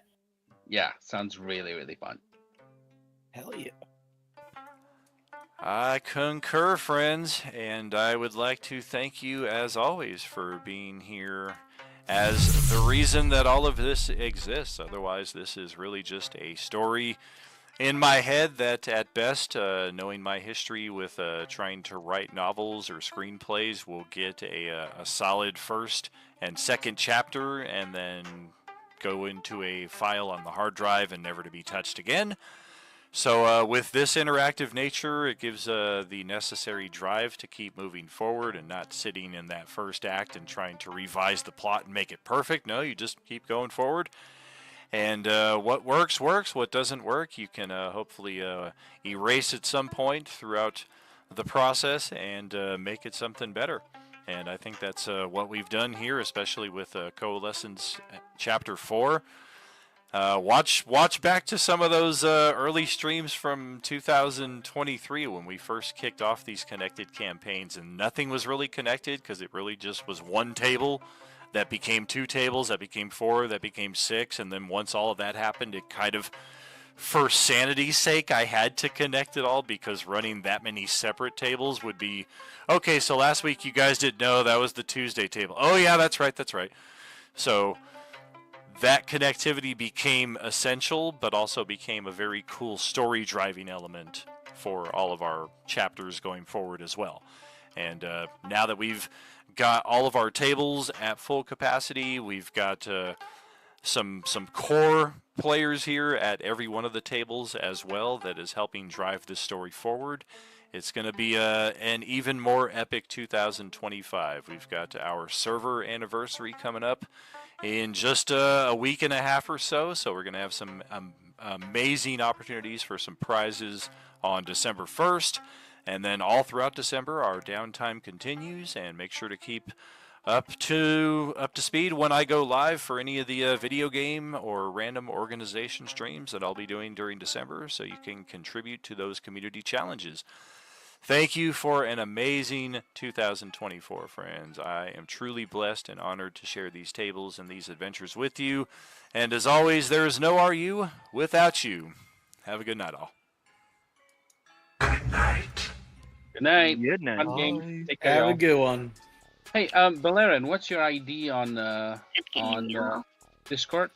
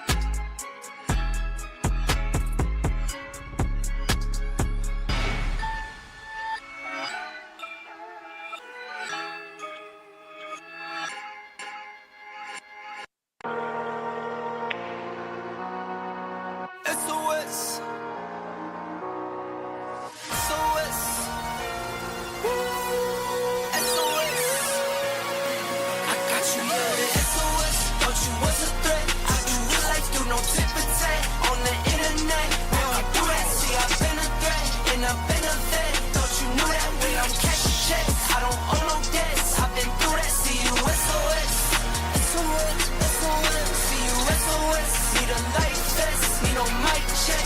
SOS, SOS, SOS. See you SOS. We don't talk checks, we get to it. We get to it, yeah, we do it, yeah. I go up. We influence, yeah. See me moving, yeah. I glow up. Every time I show up, I can flip my switch out. They act like they know us, but they know dog, I'm big dog. Asking if it's still a flex. Say they better go ask Booyah. Never think I'm gon' check. Better pull up like whoa. Come to place and I'm the best. I ain't worried about none who y'all. 24, no rest. Stand on business, I'm too tall. Thought you was a threat. I do real life, do no tip and tat on the internet. We don't do that. See, I've been a threat and I've been a vet. Thought you knew that way. I'm cashing checks. I don't owe no debts. I've been through that. See you SOS. SOS. SOS. See you SOS. Need a light vest. Need no mic check. SOS. SOS. SOS. See you SOS. We don't talk checks. We get to it. All in for the jackpot. Every time I want the last shot. Championship ring. Went to starter from a mascot. Went to rollies from a G-Shock. Brand new kettle, no teapot. You should know I don't play. Go sicko mode like I'm T-Scott. Eagle vision from the treetop. Went to image from a green dot. Never had no limit, but I had some Reeboks. Keep it humble, but the fee's not. In the game, no free spots. But I earn what's mine. Nothing less, I'ma shine. Thought you was a threat. I do real life, do no tip and tat on the internet. We don't do that. See, I've been a threat and I've been a vet. Thought you knew that way. I'm cashing checks. I don't owe no debts. I've been through that. See you SOS. SOS. SOS. See you SOS. Need a light vest. Need no mic check.